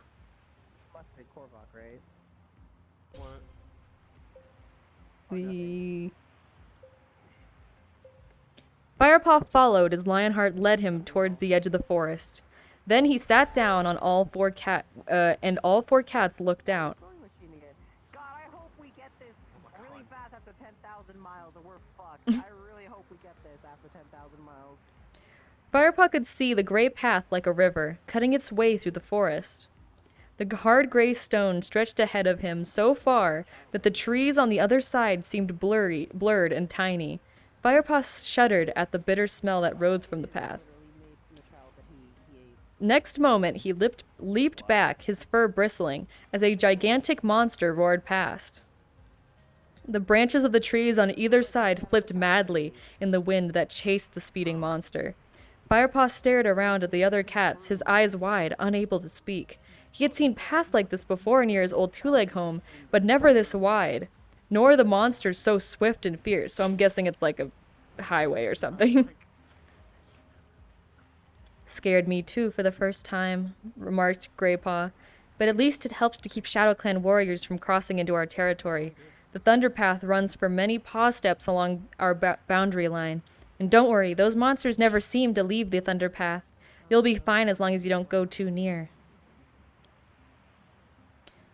It's time we return to camp, meowed Lionheart. You have seen our boundaries now, but we'll avoid snake rocks, even though the way around is longer. An untrained apprentice would be easy prey for an adder. And I expect you are getting tired, Firepaw. Firepaw couldn't help but feel relieved at the thought of returning to camp. His head was spinning with all the new smells and sights. And Lionheart was right, he was tired and hungry. He fell in behind Greypaw as the cats turned away from the Thunder Path and headed back into the forest. Just establishing the world, I suppose, making you comfortable with everything. The dewy sense of evening filled the air as Firepaw made his way through the gorse entrance into the ThunderClan camp. Fresh kill was waiting for them. Firepaw and Greypaw took their share from the pile that lay in the shady part of the clearing and carried it to the tree stump outside their quarters. Dustpaw and Sandpaw were already there, munching hungrily. Hey there, kitty pet, mewed Dustpaw, narrowing his eyes scornfully at Firepaw. Enjoy the food we caught for you? Who knows? You might even learn how to catch your own one day, sneered Sandpaw. Are you two still on hunting duty? Asked Graypaw innocently. Never mind. We've been patrolling our territory borders. You'll be glad to know all is safe. I'm sure the other clans were terrified when they smelled you two coming, yelled Dustpaw. They didn't even show their faces, retorted Graypaw, unable to hide his anger. Oh. I will drink water.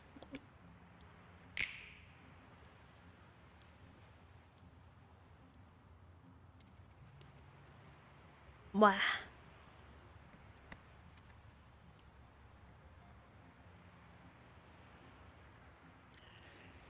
It is 5:41 p.m. right now. Let's see. Well, we'll ask them tonight when we see them at the clan's gathering, mewed Sandpaw. Are you going? Firepaw blurted out, impressed in spite of the apprentice's hostility. Of course, replied Dustpaw loftily. It's a great honor, you know, but don't worry. We'll tell you all about it in the morning.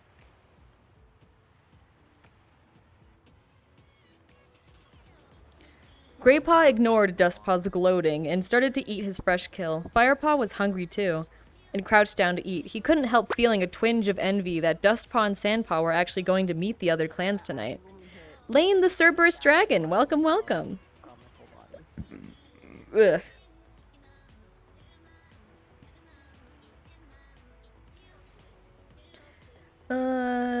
Yes. A loud call from Blue Star made Firepaw look up. He watched several of the clan warriors and elders gather in the clearing. It was time for the clan party to leave for the gathering. Dustpaw and Sandpaw leaped to their feet and trotted off to join the other cats. Bye, you two, called Sandpaw over the shoulder. Have a nice, quiet evening. The assembled cats stalked out of the camp entrance in a single file, with Blue Star at the head. Her fur glowed like silver in the moonlight, and she looked calm and confident as she led her clan to the brief truce between old enemies. I've actually been here long enough. I've heard a lot. I've heard enough of certain songs. Like, Have you ever Have you ever been to a gathering? Firepaw asked Graypaw wistfully. Not yet, replied Graypaw, crunching loudly on a mouse bone. But it won't be long now. Just you wait, all the apprentices get to go sometime. The two apprentices ate for the rest of their meal in silence. When they had finished, Graypaw wandered over to Firepaw and began to groom his head. Aww. Together they washed, sharing tongues as Firepaw had seen the other cats do when he first arrived. Then, tired after the long trek, they pushed their way into the den. They settled down in their nests and quickly fell asleep. And that's not the end of the chapter. The following morning, Graypaw and Firepaw arrived early at the Sandy Hollow. They had crept out before Sandpaw and Dustpaw woke. Firepaw had been eager to hear about the gathering, but Firepaw had dragged him away. You'll hear about it later. If I know those two, he had mewed. It promised to be another warm day, and this time Ravenpaw came to join them. Thanks to Spotted Leaf, his wound was healing well. Graypaw played around, scooping leaves into the air and leaping after them. Firepaw watched, his tail twitching with amusement. Ravenpaw sat quietly at one side of the hollow, looking tense and unhappy. Cheer up, Ravenpaw. I know you don't like training, but you're not usually this miserable. The sense of Lionheart and Tigerclaw...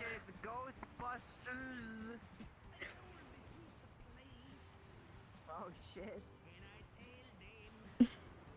You have a pizza face. I love Ghostbusters. Super Ghostbusters. We're in Snowy Forest? What happens here? Are we just stopping?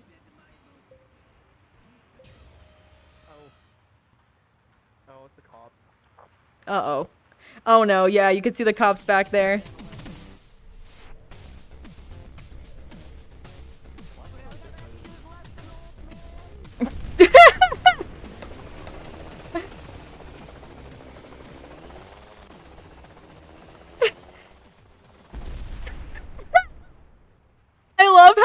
You can The thing is that you can't see the road behind us, but you can still see the fire that comes up from exploding. So it's really good. Good shit. And the ghost, it's invaded my butt. Alright, back to reading. Back business returns to normal. Here, definitely no charred remains. The sense of Lionheart and Tigerclaw warned the apprentices of their approach, and Ravenpaw mewed hastily. I suppose I'm just worried about my shoulder getting hurt again. At that moment, Tigerclaw emerged from the bushes, closely followed by Lionheart. Warriors should suffer their pain silently, growled Tigerheart. Damn! Toxic masculinity in my Warrior Cat's book? More likely than you'd think. More likely than you'd think, yeah. He looked Ravenpaw straight in the eye. You should learn how to hold your tongue. Ravenpaw flinched and dropped his eyes to the ground. Tigerclaw's a bit grumpy today, Greypaw whispered into Firepaw's ear. Let me move my... Lionheart glanced at his apprentice sternly and announced, Today we are going to practice stalking. Now, there's a big difference between creeping up on a rabbit and creeping up on a mouse. Can any of you tell me why? Firepaw had no idea, and Ravenpaw seemed to have taken Tigerclaw's comment to heart and was holding his tongue. Come on, snorted Tigerclaw impatiently. It was Greypaw who answered. Because a rabbit will smell you before he sees you, but a mouse will feel your paw steps to the ground before he even smells you. Exactly, Greypaw. So what must you bear in mind when hunting mice? Firepaw, step lightly, Firepaw suggested. Lionheart looked approvingly at him. Quite right, Firepaw. You must take all your weight into your haunches so that the paws make no impact on the forest floor. Let's try it. Firepaw watched as Greypaw and Ravenpaw immediately dropped into a stalking crouch. Nicely done, Greypaw, meowed Lionheart as the two apprentices began to move forward stealthily. Keep your rear down, Ravenpaw. You look like a duck, spat Tigerclaw. Now you try, Firepaw. Firepaw crouched down and began to creep across the forest floor. He felt himself fall instinctively into the right position, and as he stepped forward, as silently and lightly as he could, he felt a glow of pride that his muscles responded so smoothly.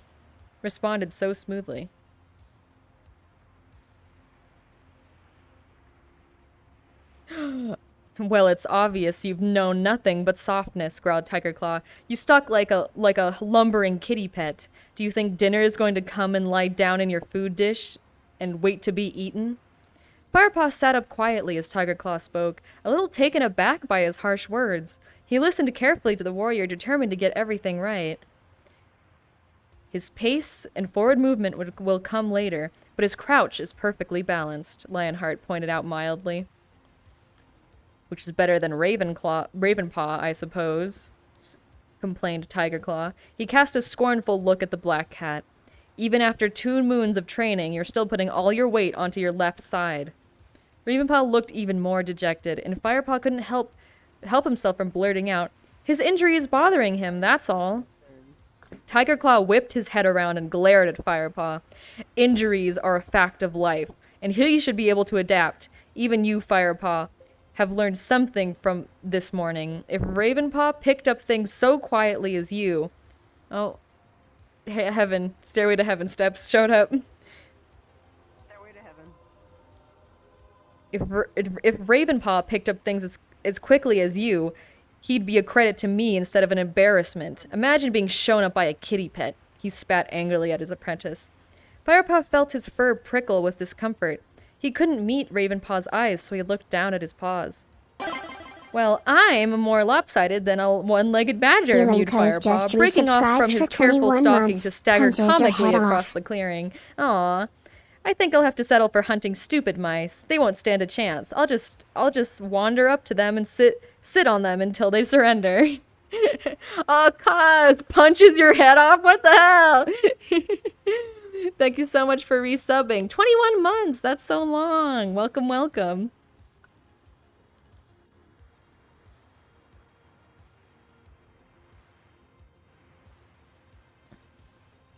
Where did I leave up?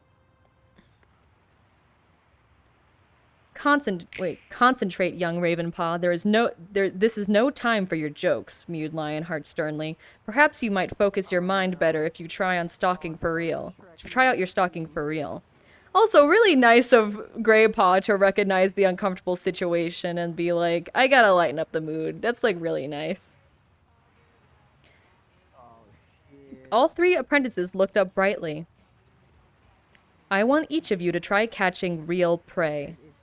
Ravenpaw, you look beside the owl tree. Greypaw, there might be something in that big bramble patch over there. And you, Firepaw, follow the rabbit track over that rise. You'll find the dry bed of a winter stream. You might find something there. Nobody knows who this band is aside from this one. The three apprentices bounded away, even Ravenpaw finding some extra energy for this challenge.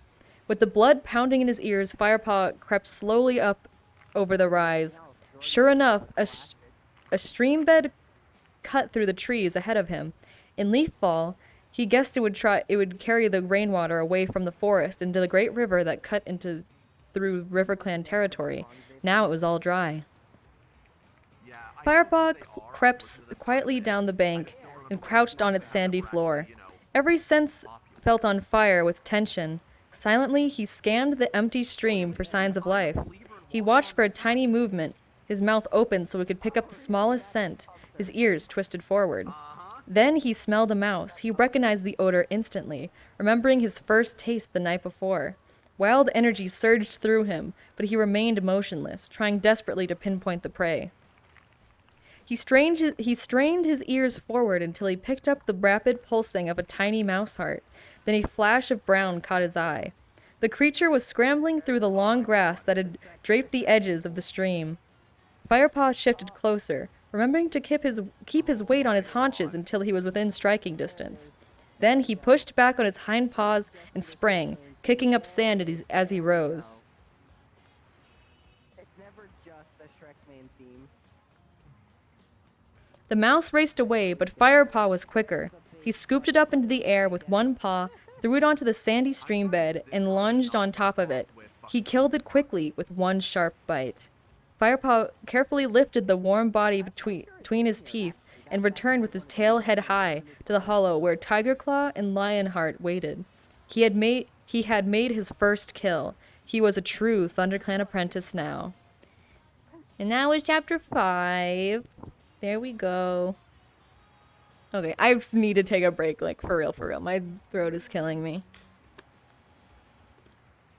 Drink some water, Ken. I'm drinking it. Here, I'll even pay for it. Thanks.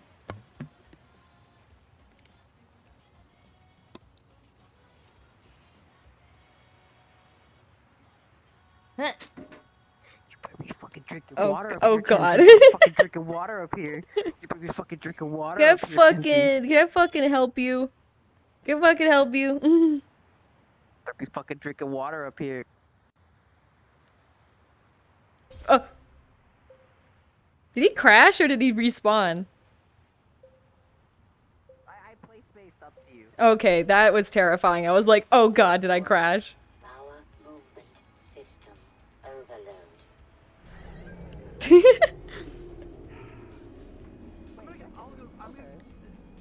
I'm gonna use the rest. I'll be right back. So, how is everyone liking the book? I know I'm reading it kind of slow, but I hope it's at least a little bit interesting, or at least fun to watch.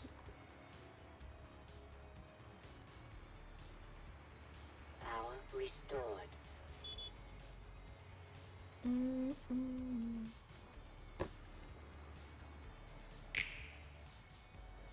Let me look at my Discord.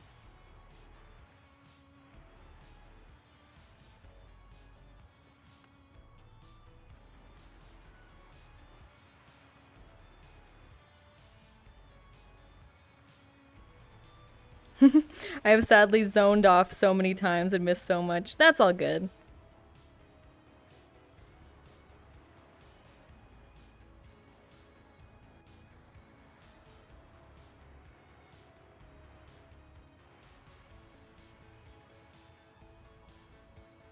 time I close my eyes, I feel like I'm gonna miss. New webtoon story moment.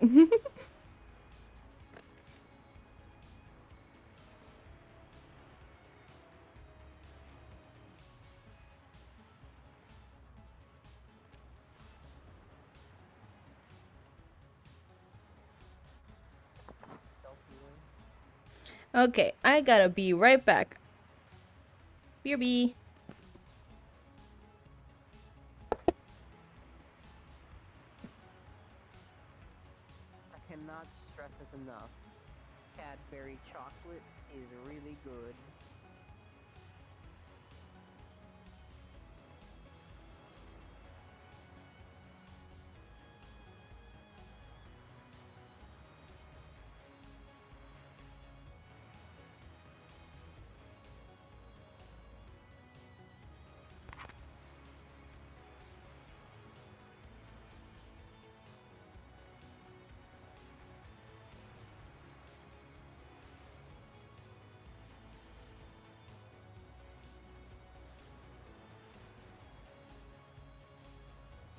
These crystal clear.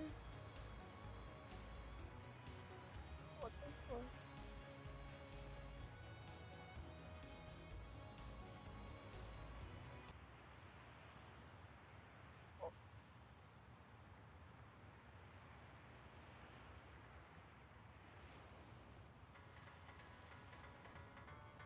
Oh, okay. Alright.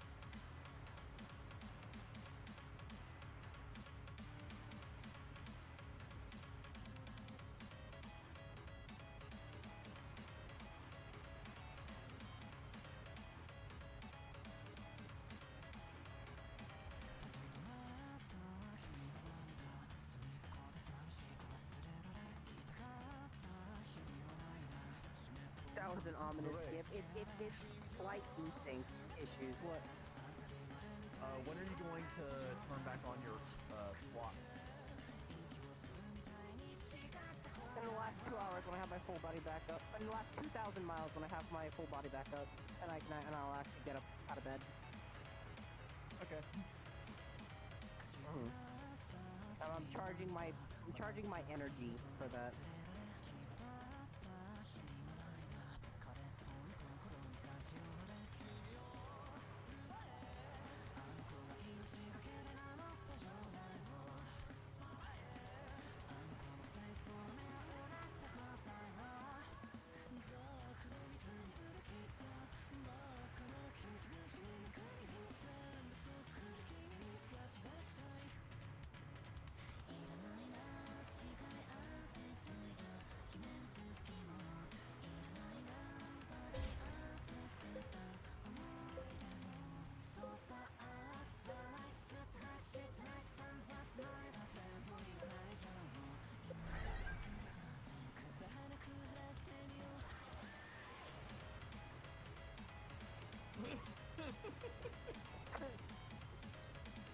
There's nothing else I can do.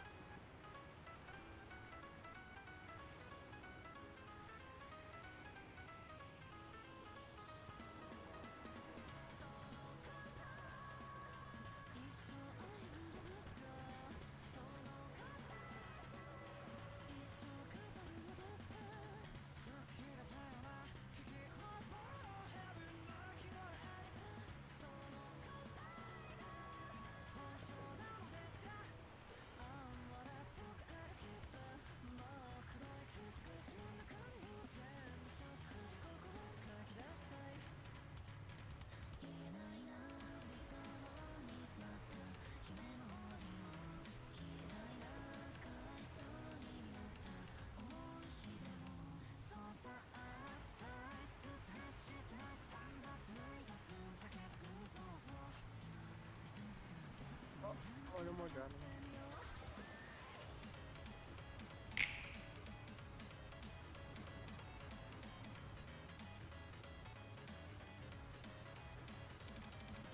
Wishful thinking indeed.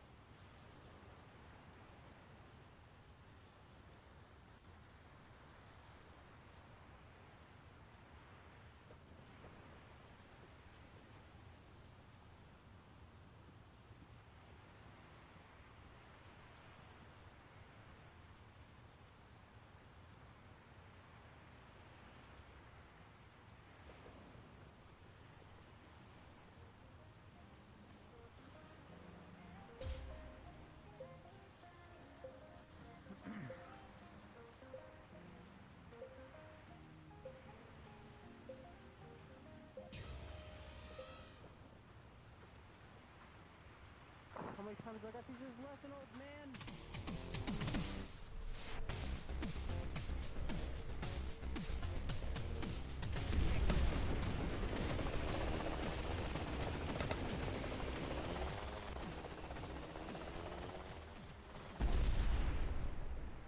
Excellent. I'm going back to sleep. Going back to sleep now. Every time you fall asleep, enjoy your sleep. I had just passed out. Dude, I was only out for like a minute or two.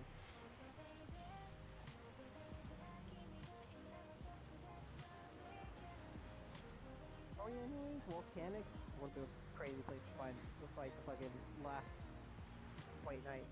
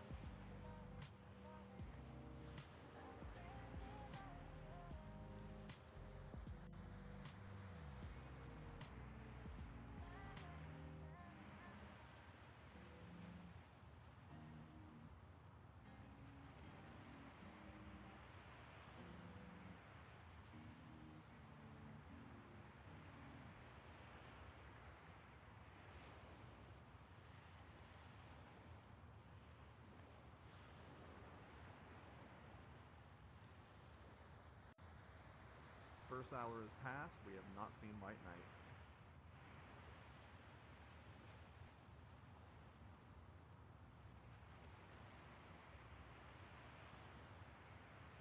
The Pixies. Really?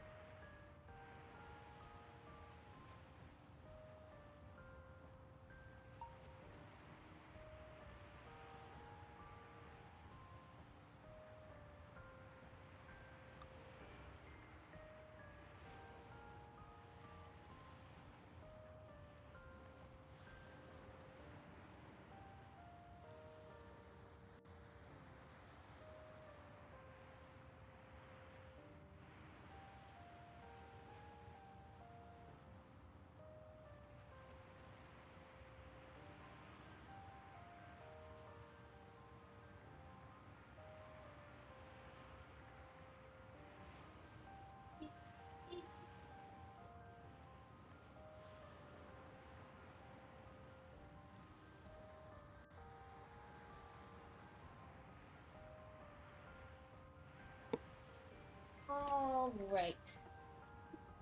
You guys talk about raining havoc a whole lot. Wah, my hands. Whoa. Right hand, left hand. There we go. Rag sleeps once more. Good for him. Good for him.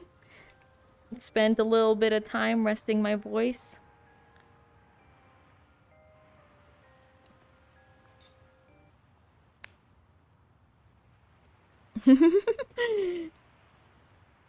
Welcome back, Stinky. But not as stinky as iron. Alright, one moment.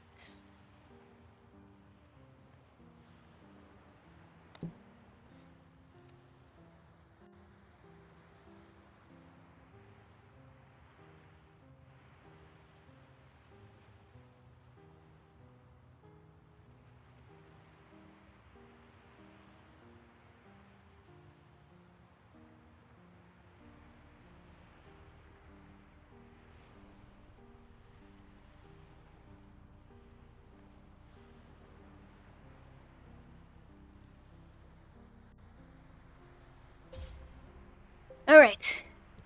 Oh, I feel so much better.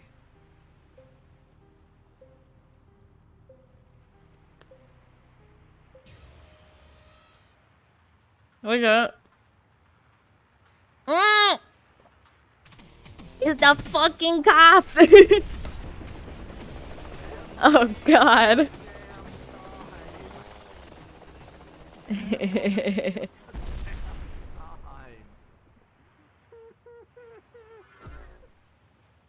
Oh. Oh no, Ryx is asleep again. Oh, I mean awake again. Poor guy. How's the bus ride? Well, it's fucking going. It's fucking going all right. But you know, it's no big deal. It's fun. Wait, I just realized my chat hasn't been up this entire time. What the heck?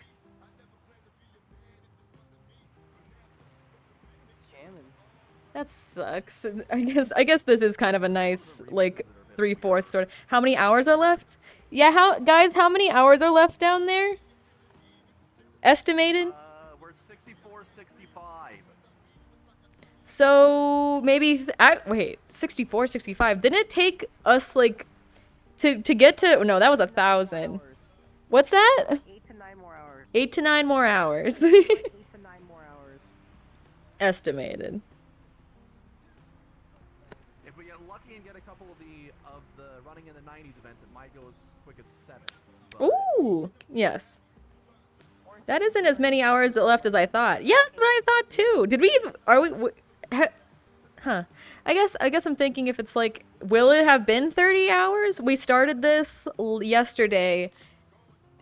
Oh man, it might actually be less. midnight. It might actually be less than 30 hours. It's been about, when it comes around to, what is it, 8 p.m., would be 24 hours. Honestly, I think it might just break 30. But we also have to wait for like a special story machine. So we're probably gonna, we'll probably hit 30. All right. I know what that's like.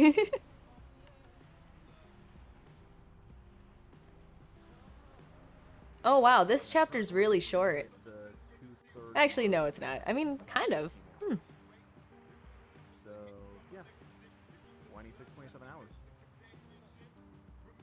Alright, chapter 6. Here we go. Early morning sunlight streamed down onto the forest floor as Firepaw roamed in search of prey. 2 moons had passed since he had begun his training.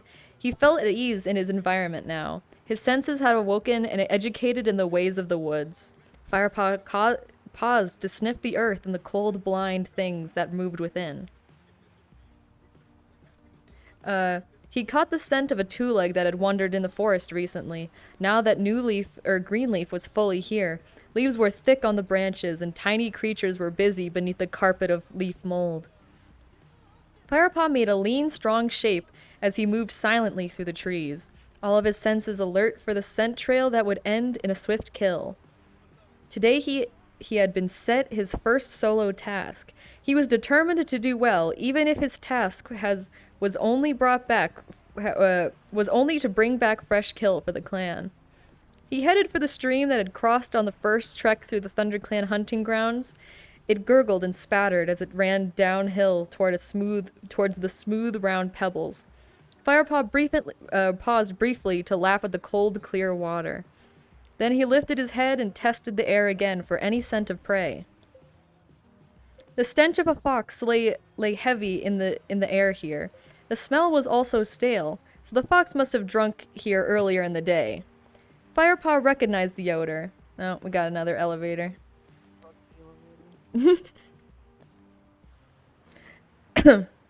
Firepaw recognized the odor. He had smelled it on his first visit to the forest. Since then, Lionheart had taught him it was fox scent, but apart from the glimpse of the fox's brush he had caught on that first outing, Firepaw had still never seen one properly. He struggled to screen out the fox stench and concentrated on prey scent. Suddenly his whiskers pricked as he homed in on the warm blood beat of prey, a water vole busy about his nest.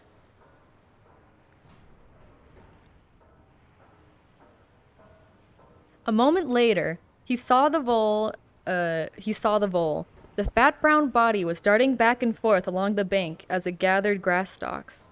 Firepaw's mouth watered in anticipation. His last meal had been many hours ago, but he dared not hunt for himself until the clan had been fed.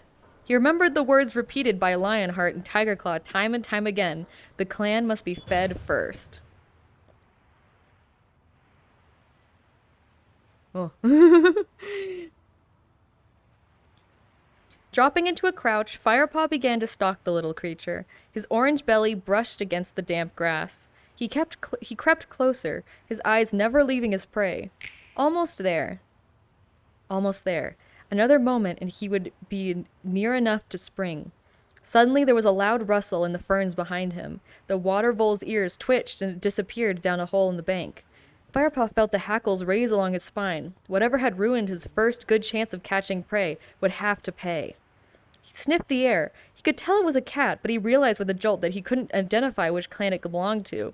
The stale stench of a fox still confused his smell sense. A growl rose in his throat as he began doubling back in a wide circle. He pricked up his ears and opened his eyes wide, seeking out any movement. He heard the undergrowth rustle again. It was louder now, off to one side. Firepaw edged closer. He could see the ferns moving, but the fronds still hid the enemy from view. A twig snapped with a sharp crackling noise. From the noise it's making, it must be big, Firepaw thought, preparing himself for a fierce battle. He leaped for the trunk of an ash and climbed swiftly and silently up to an overhanging branch. Below him, the invisible warrior came closer, and closer still. Firepaw held his breath, judging his moment as the ferns were pushed aside and a large grayish shape emerged. Grrrr! The battle cry rumbled in Firepaw's throat. Claws unsheathed, he launched himself at the enemy and landed squarely on a set of furry, muscular shoulders. He dug in hard, gripping with thorn-sharp claws ready to deal with a powerful warning bite. What's that? The body below him shot straight up in the air, carrying him with it. Greypaw?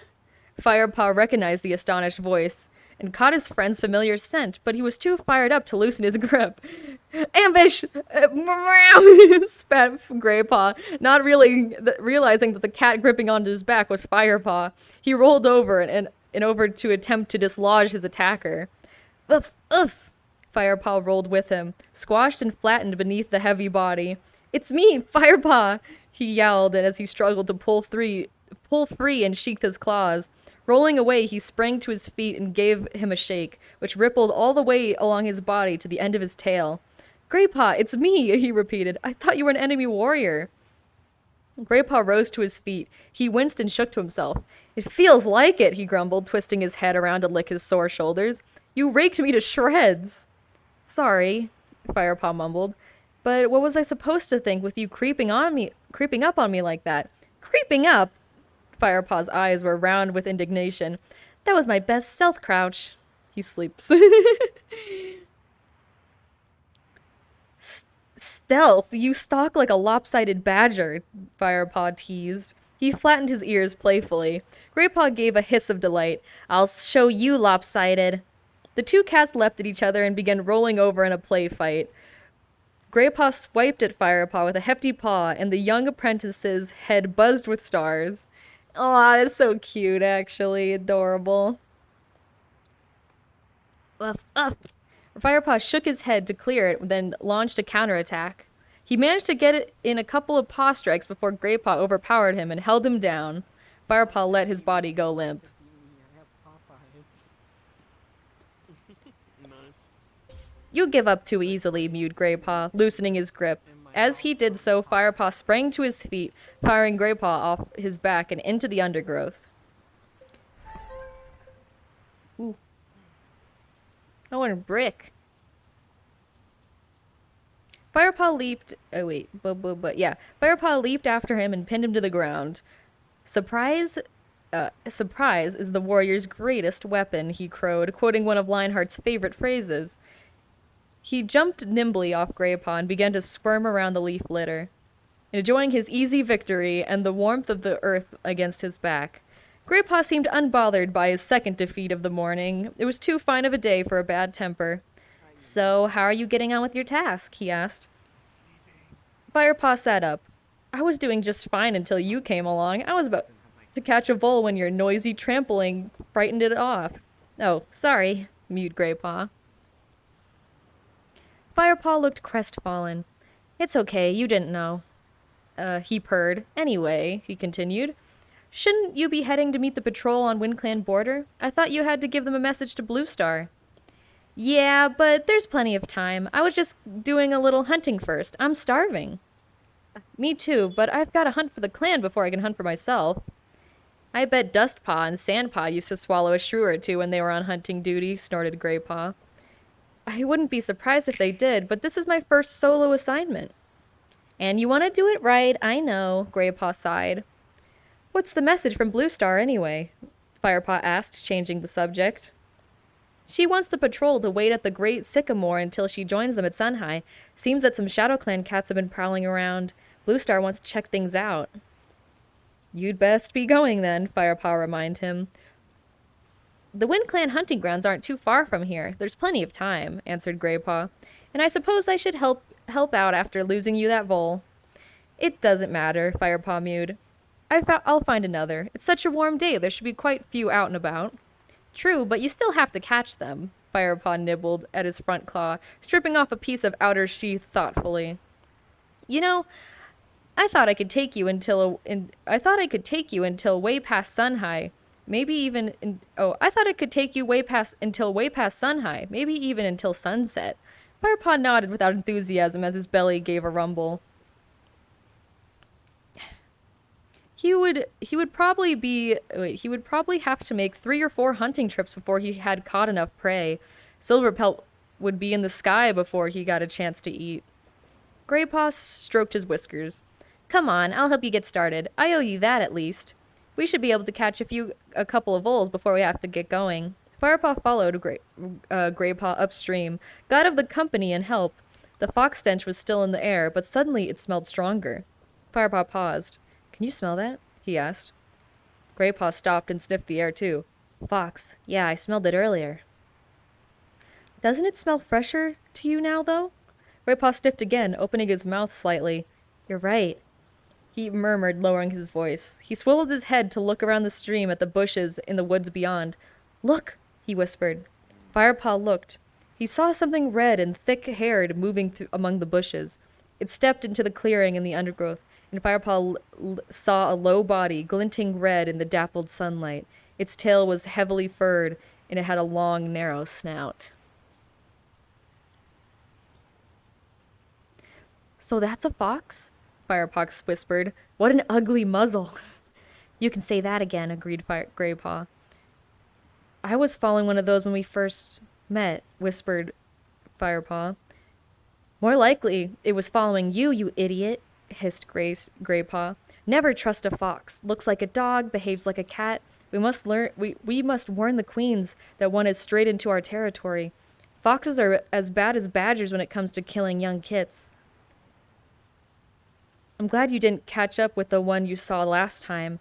He'd have made a mouse meat out of a tiny scrap like you.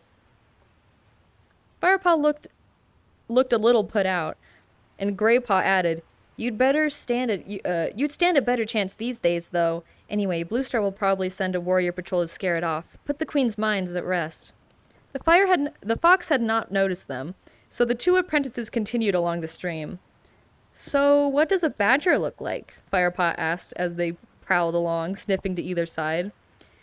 Black and white, short legs. You'll know one when you see one. They're bad-tempered, lumbering animals. They're less likely to raid the nursery than a fox, but they have a vicious bite. How do you think old Halftail earned his name? He hasn't been able to climb a tree since a badger bit his tail off.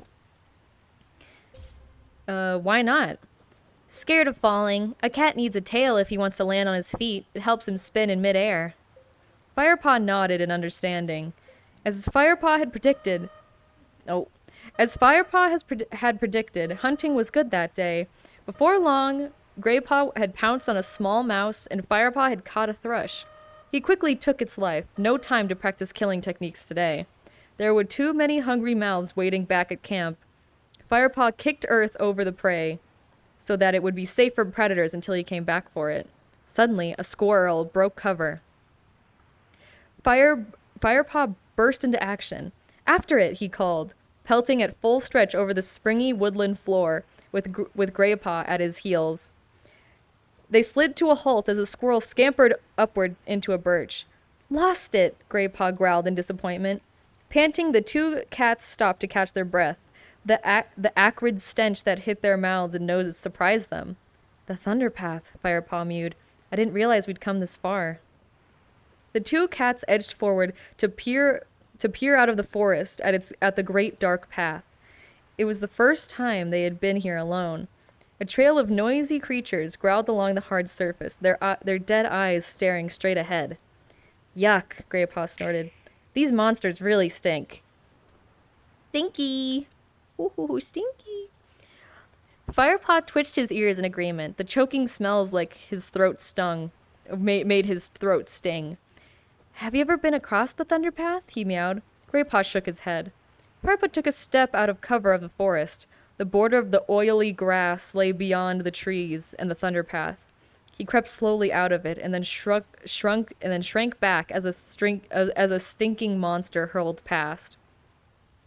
Hey, where are you going? Graypaw mewed. Firepaw didn't reply. He waited till there was no monsters in sight, then he edged forward again, across the grass, right to the edge of Thunderpath. Cautiously, he reached out a paw to touch it. It felt warm, almost sticky, heated by the sun. He stood up and stared across the path. Was that a pair of eyes glinting out of the forest on the other side? He sniffed the air, but smelled nothing except the stench of the great gray path. The eyes on the other side were still shining in the shadows, then they blinked slowly. Firepaw was sure now. It was a Shadow Clan warrior, and it was staring straight at him. Firepaw! Graypaw's voice made Firepaw jump. Just a huge monster, taller than a tree, roared past his nose. The wind from it almost toppled him over. Graypaw turned and ran as fast as he could back into the safety of the forest. You mouse-brained fool, spat Graypaw, his whiskers trembling with fear and anger. What were you doing? I just wondered what the Thunderpath felt like, Firepaw muttered. His whiskers were trembling too. Come on, hissed Graypaw. Let's get out of here. Firepaw followed Graypaw as he leaped away into the forest. Once they were a safe distance from the Thunderpath, Graypaw stopped to catch his breath. Firepaw sat and began to lick his ruffled fur. I think I saw a Shadow Clan warrior, he mewed, between his licks, in the forest on the other side of Thunderpath. A Shadow Clan warrior? Echoed Graypaw, his eyes wide. Really? I'm pretty sure. Well, it's a good thing that monster came past when it did, retorted Graypaw. When there's one Shadow Clan warrior, there's more, and we're no match for them yet. We'd better get out of here. He looked up at the sun, which was almost directly overhead. I'd better get a move on if I want to meet that patrol on time, he mewed. See you later. He sprang away into the undergrowth, calling as he went. You never know, Lionheart might let me come and help you with the hunting once I delivered this message. Firepaw watched him go. He envied Greypaw, wishing he were off to join up a warrior patrol. But at least he had something to tell Dustpaw and Sandpaw when he returned to camp. Today he had seen his first Shadow Clan warrior. Taking a break from Satisfactory to chill? That's nice. That's it for chapter 6? Yeah. Chapter 6. Now it's chapter 7.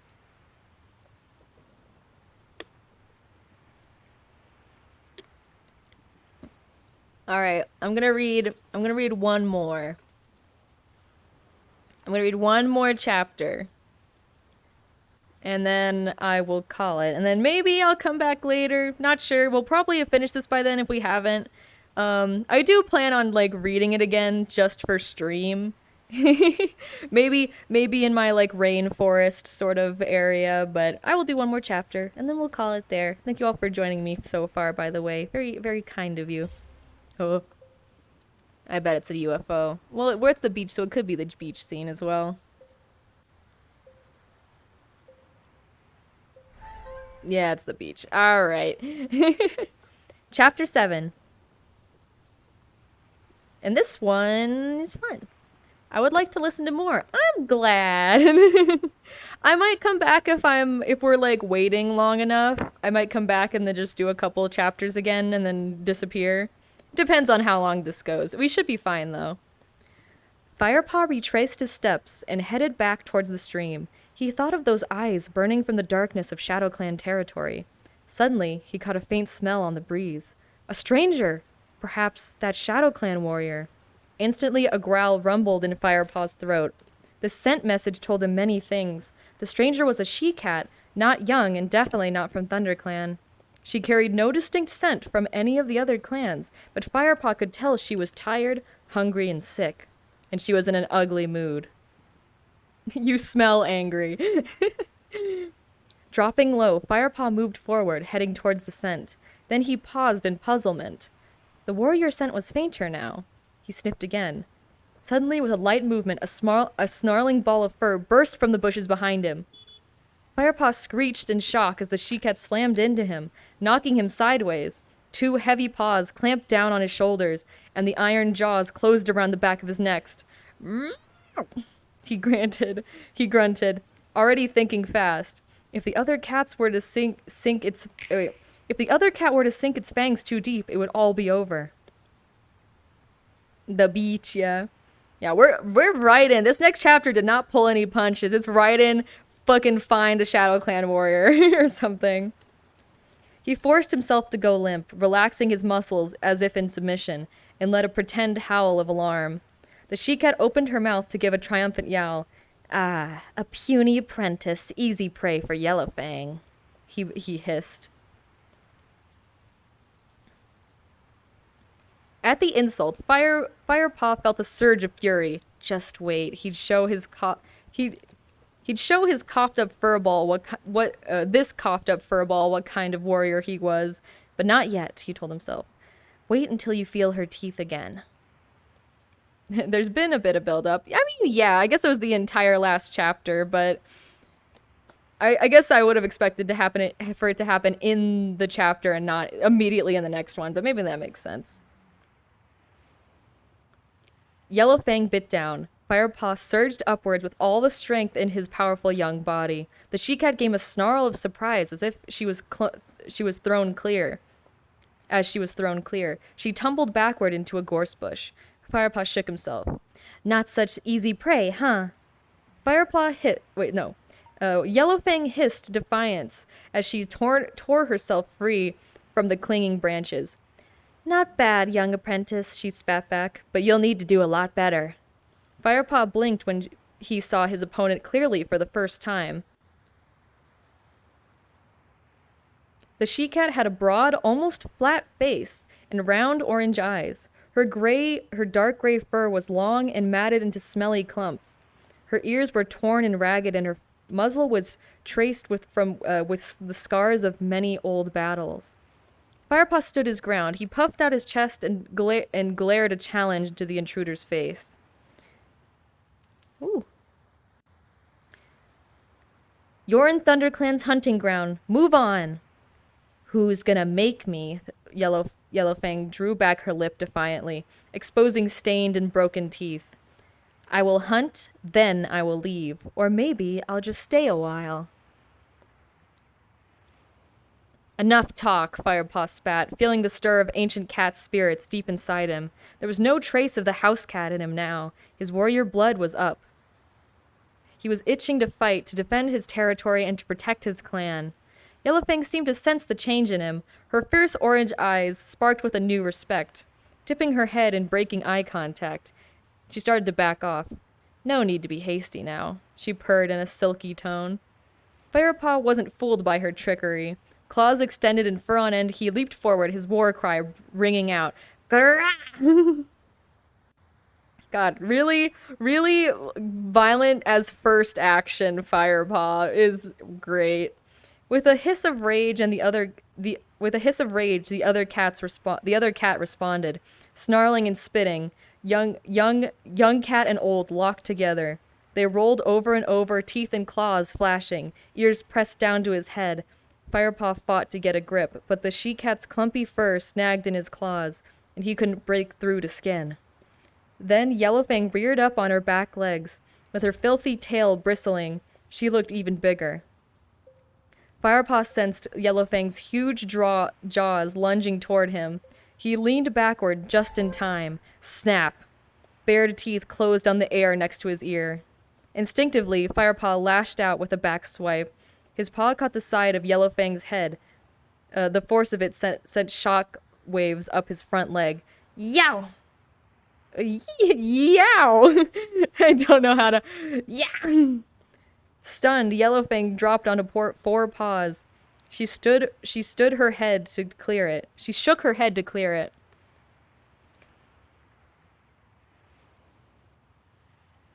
In a single heartbeat before the she-cat recovered, Firepaw saw his chance. He threw himself forward, crouching low, and clamped his jaws tight on Yellowfang's back leg. Yow! The taste of matted fur was horrible, but he chomped down hard. There's just a bunch of cat sounds being described. Yellowfang screamed in agony and whipped around to snap at Firepaw's tail. Her teeth connected and the pain lanced up Firepaw's spine, but it only made him angrier. He ripped his tail from his opponent's grip and lashed it back and forth in rage. Yellowfang crouched, ready for a fresh attack. Her breath seemed to wheeze up from her foul-smelling lungs. The scent blasted Firepaw's nose. Up close, man, they're really like fucking stinky. Stinky cat. Stinky, disgusting cat. Stinky. I love the barely hearing you do these cat sounds on Ryx's end. Yeah!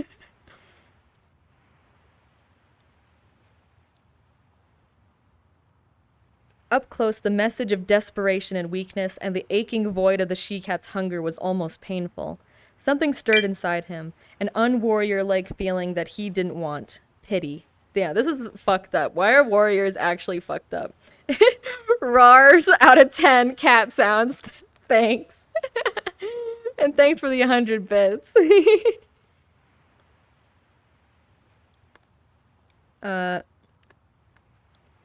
He tried not to dwell on this instinct. He knew his loyalty must be to his clan, but he couldn't shake free of it. You speak from your heart, young Firepaw. Lionheart's words echoed in his head once more. This will make you a stronger warrior one day. Then Tiger Claw's warning rang in his ears. Or it might make him give in to a kitty pet weakness right at the moment of attack. Yellowfang super steamky. She kind of is, I guess. Yellowfang lunged forward and Firepaw jerked instantly back into aggression. The bigger cat tried to reach up onto his shoulders and get a killing grip, but this time she was hampered by her wounded leg. Gaff! Firepaw arched his spine, Yellowfang managed to dig in her claws and hung on tight. The bigger cat's weight forced him to the ground.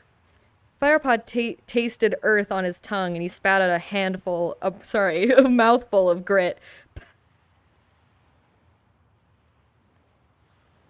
He twisted nimbly to avoid Yellowfang's thrashing back legs and thorn-sharp claws that were trying to rake his soft underbelly. Over and over they rolled, biting and snapping. Moments later, they broke apart. Firepaw was gasping for breath now, but he sensed that Yellowfang wasn't weakening. The she-cat was badly wounded, and her back legs could barely support her scrawny body. Had enough yet? Firepaw growled. If the intruder gave way, he'd let her go with a warning bite to remember him by. Never! Yellowfang hissed back bravely, but her injured leg gave way and she slumped to the ground. She tried to get up and failed. Her eyes were dull as she hissed up at Firepaw. If I weren't so hungry and tired, I would have shredded you into mouse dust. Mouse dust? I don't think I remember that word. And the she-cat's mouth twisted in pain and defiance. Finish me off. I won't stop you. Firepaw hesitated. He'd never killed another cat before. Perhaps in the heat of battle he would, but mercy killing? In cold blood? This was something very different. What are you waiting for? Yellowfang taunted. You're dithering like a kitty pet. Firepaw smarted? Okay. Firepaw smarted at the she-cat's words. Could she smell the two-leg scent on him even now, after all this time? I'm an apprentice warrior of ThunderClan, he snapped. Yellowfang narrowed her eyes. She'd seen Firepaw flinch at her words, and she knew she'd hit a nerve. She snorted. Don't tell me ThunderClan is so desperate that they have to recruit kitty pets now. ThunderClan is not desperate, hissed Firepaw. Prove it then. Act like a warrior and finish me off. You'll be doing me a favor.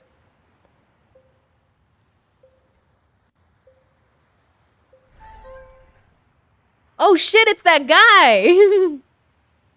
That if we stabbed him, it would like make a glitch ending, but we shouldn't do it because we're trying to get 10,000 miles. Crazy.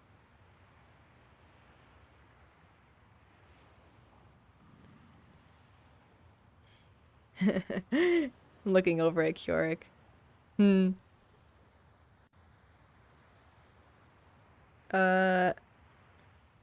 it. Oh yeah, I read that one. Firepaw stared at her. He would not be goading into killing this miserable creature. He felt his muscles relax, as curiosity pricked him. How had clan cats gotten in such a state? ThunderClan elders were looked after better than kits. You seem in an awful hurry to die, he meowed. Yeah, well, that's my business, mouse fodder, Yellowfang snapped.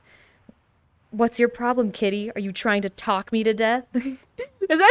This first confrontation with Yellowfang is actually very entertaining. Her words were brave, but Firepaw could sense the hunger and sickness that were coming off of the other cat in waves. She was going to die anyway if she didn't eat soon. And since she could hardly hunt for herself, perhaps he should kill her now. Oh god, that's really terrifying. The two cats looked at each other, uncertainty in both their eyes.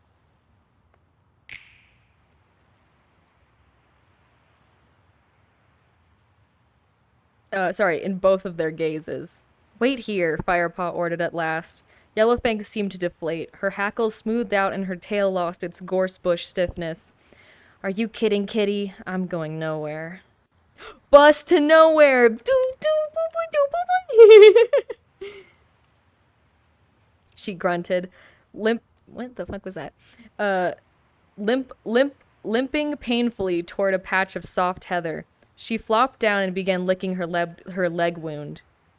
Firepaw glanced briefly over his shoulder at her and hissed quietly in exasperation before heading for the trees.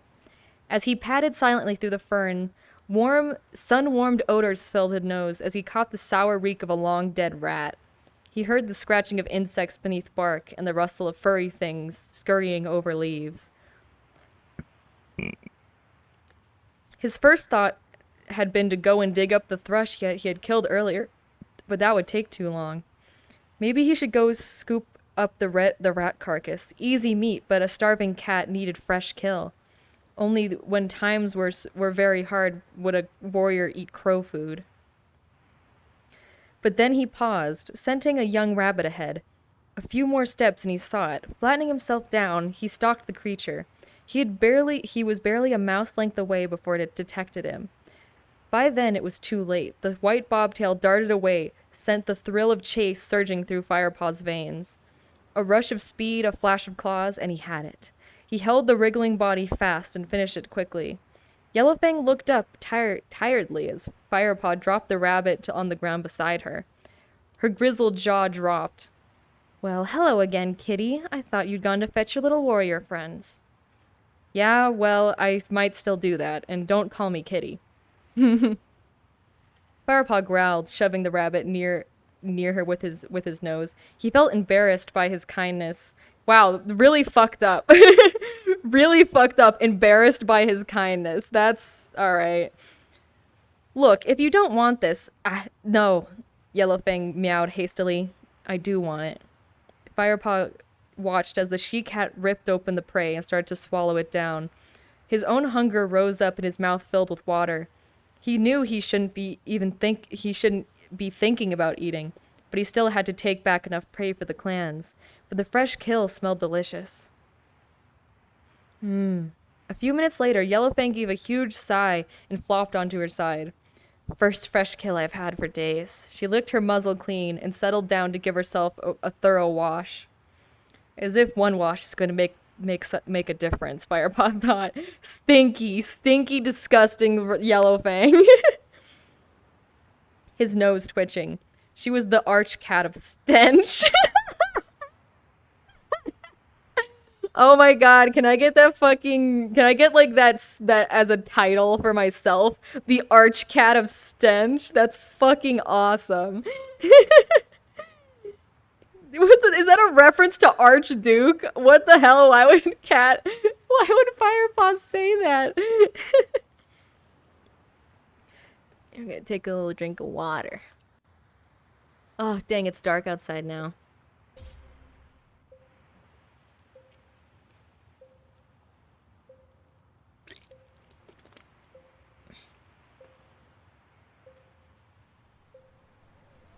Oh, it's all snowy. I'm the arch cat of stench. He eyed the tattered remains of the prey. There wasn't much left in the growing cat's belly, but his fight with Yellowfang had sharpened his appetite even more. He gave in to his hunger and gulped down the scraps. It was delicious. He licked his lips, savoring every last taste, tingling from head to paw. Yellowfang watched him closely, showing her stained teeth. Better than the muck two-legs feed some of our brothers, isn't it? Aw. She mewed slyly, knowing she had found his sore spot.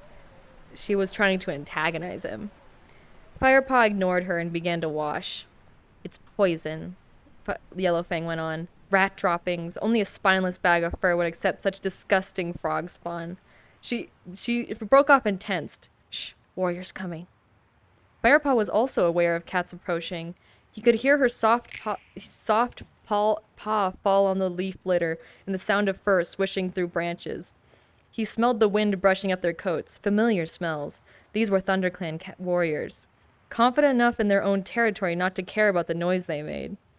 Firepaw licked his lips guiltily, hoping to wash away any traces of the scraps he had just swallowed. Then he looked at Yellowfang and the fresh kill pile of rabbit bones that lay beside her. The clan must be fed first. Oh, wait, no, sorry. The clan must be fed first. Lionheart's voice rang through his head once more. But surely he would understand why Firepaw had fed this wretched creature.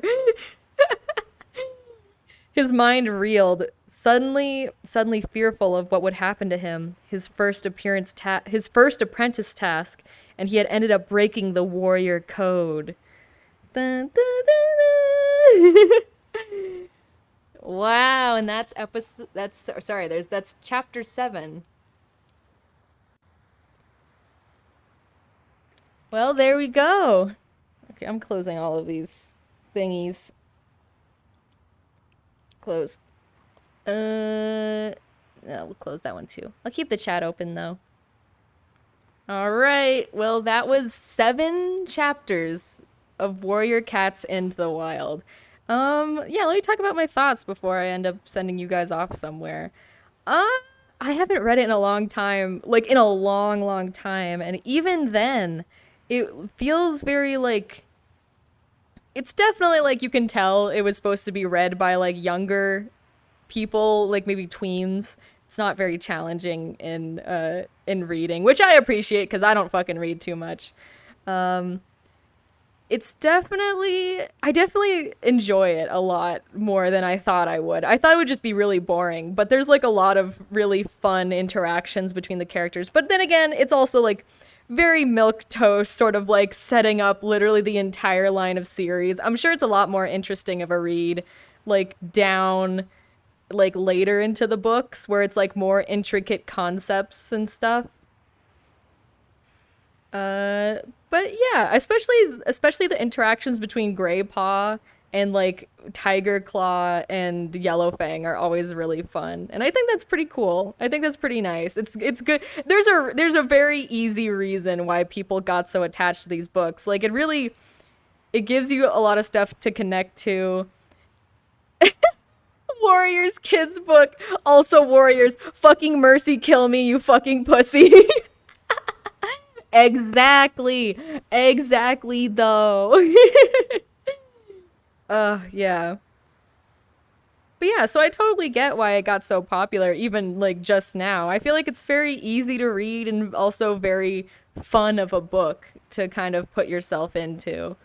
But that's going to be us for now reading Warrior Cats. I might come back later in like a couple or like a handful of hours and read some more, but for now I need to get some dinner and I need to take a little teeny break because I need to take a break so I have enough enough of a voice to play a bunch of drinking games with people later. So I'll be on Full Body and Ryx's stream because I'm sure he'll wake up like I don't know. He'll probably wake up around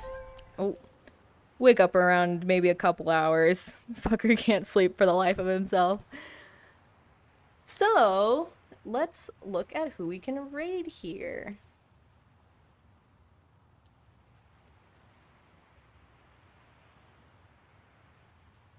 He's snoring away right now, at least. I'm tempted to raid Ryax. But I don't want to wake him up, so I'm not gonna raid him.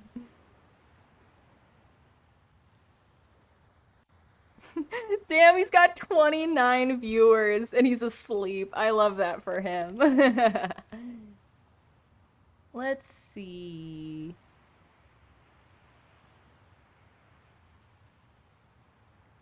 I'm really liking the story so far. I'm glad. I'm glad you're liking it. Love to hear it.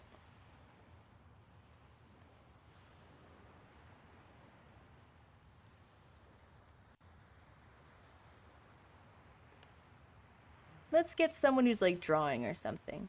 I'd suggest only hosting him, but guess what feature Twitch removed? Yeah, I feel like that was such a bad feature to like remove because it like I mean I get it being rating and hosting is kind of similar, but I feel like I've been getting like before whenever I've been rated I would get like the majority of the viewers and then they would like fall off because obviously not everyone wants to like be carried over and just end the stream. That's fine. But sometimes like I think I rated someone with 30 viewers and the viewer count didn't get up at all. I doubted I even rated them. So I was really confused and I'm like, does this have to do with the weird raid thing? I wouldn't really put it past it.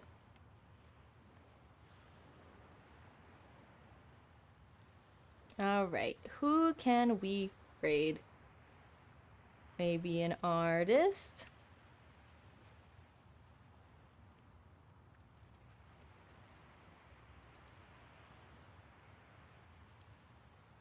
Maybe, no idea. Yeah, I don't know.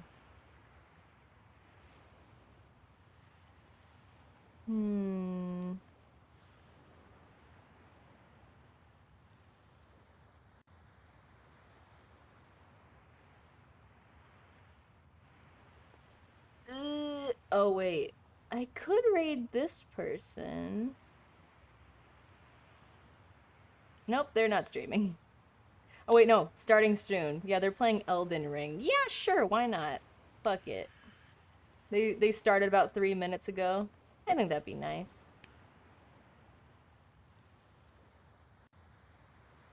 Then... Is that you, Kyork?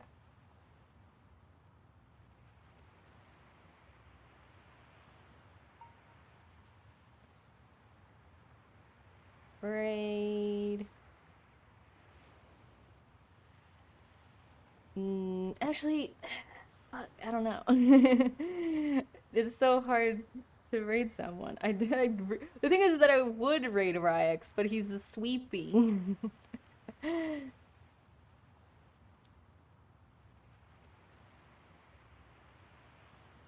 Where are all the bitches fucking streaming art?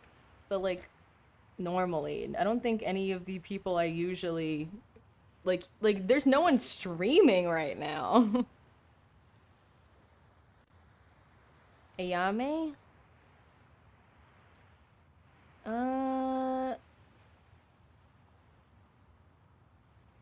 Let's see.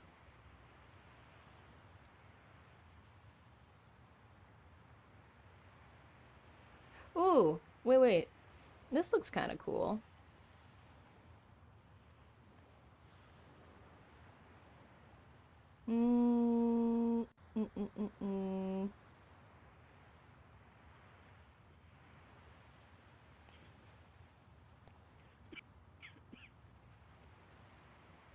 You're not allowed to die over there, whoever's coughing. Korvak.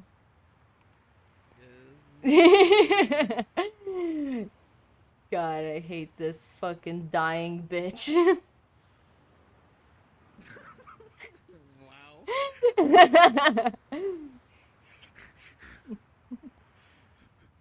So aggressive, Kins.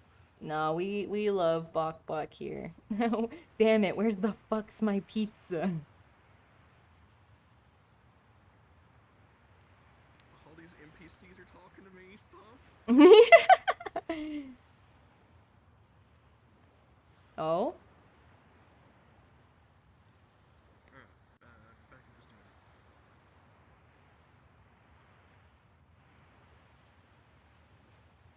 minute. Let me know, Amb. Let me know, Amb.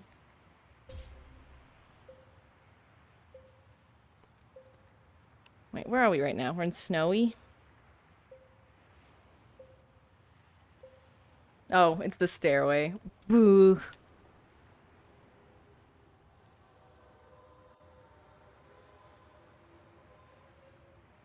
Can I raid this person? I would love to raid this one person, but usually it doesn't let me raid them.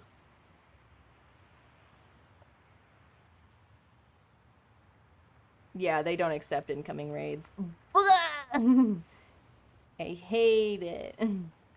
I want to raid them. Okay, let's do this one then. Old Reliable. The person I was originally gonna raid. Alright. I'll get us out of here once and for all. We're gonna be raiding Miss Jackie. Very cool cat. Another, like, literally a cat. We love that. We love that for them. So, I think we're about to... Yeah, we're ready to raid. Thank you all so much for hanging out. I don't know if I'll be back, but Ryx is still streaming. So make sure to check out Ryx. I'm here for the raid. I'm still here from the raid. Hell yeah, love that. But thank you so much for watching, and maybe we'll come back later and do some more reading. But if you're wondering what I'm gonna be up to, just watch Ryx's stream, Len Ryx. It's on my Twitter. I shouted it out earlier. LLENRAIX on Twitch for more the bus stuff. But I will be going now, so you all have a good day. Thank you so much for watching.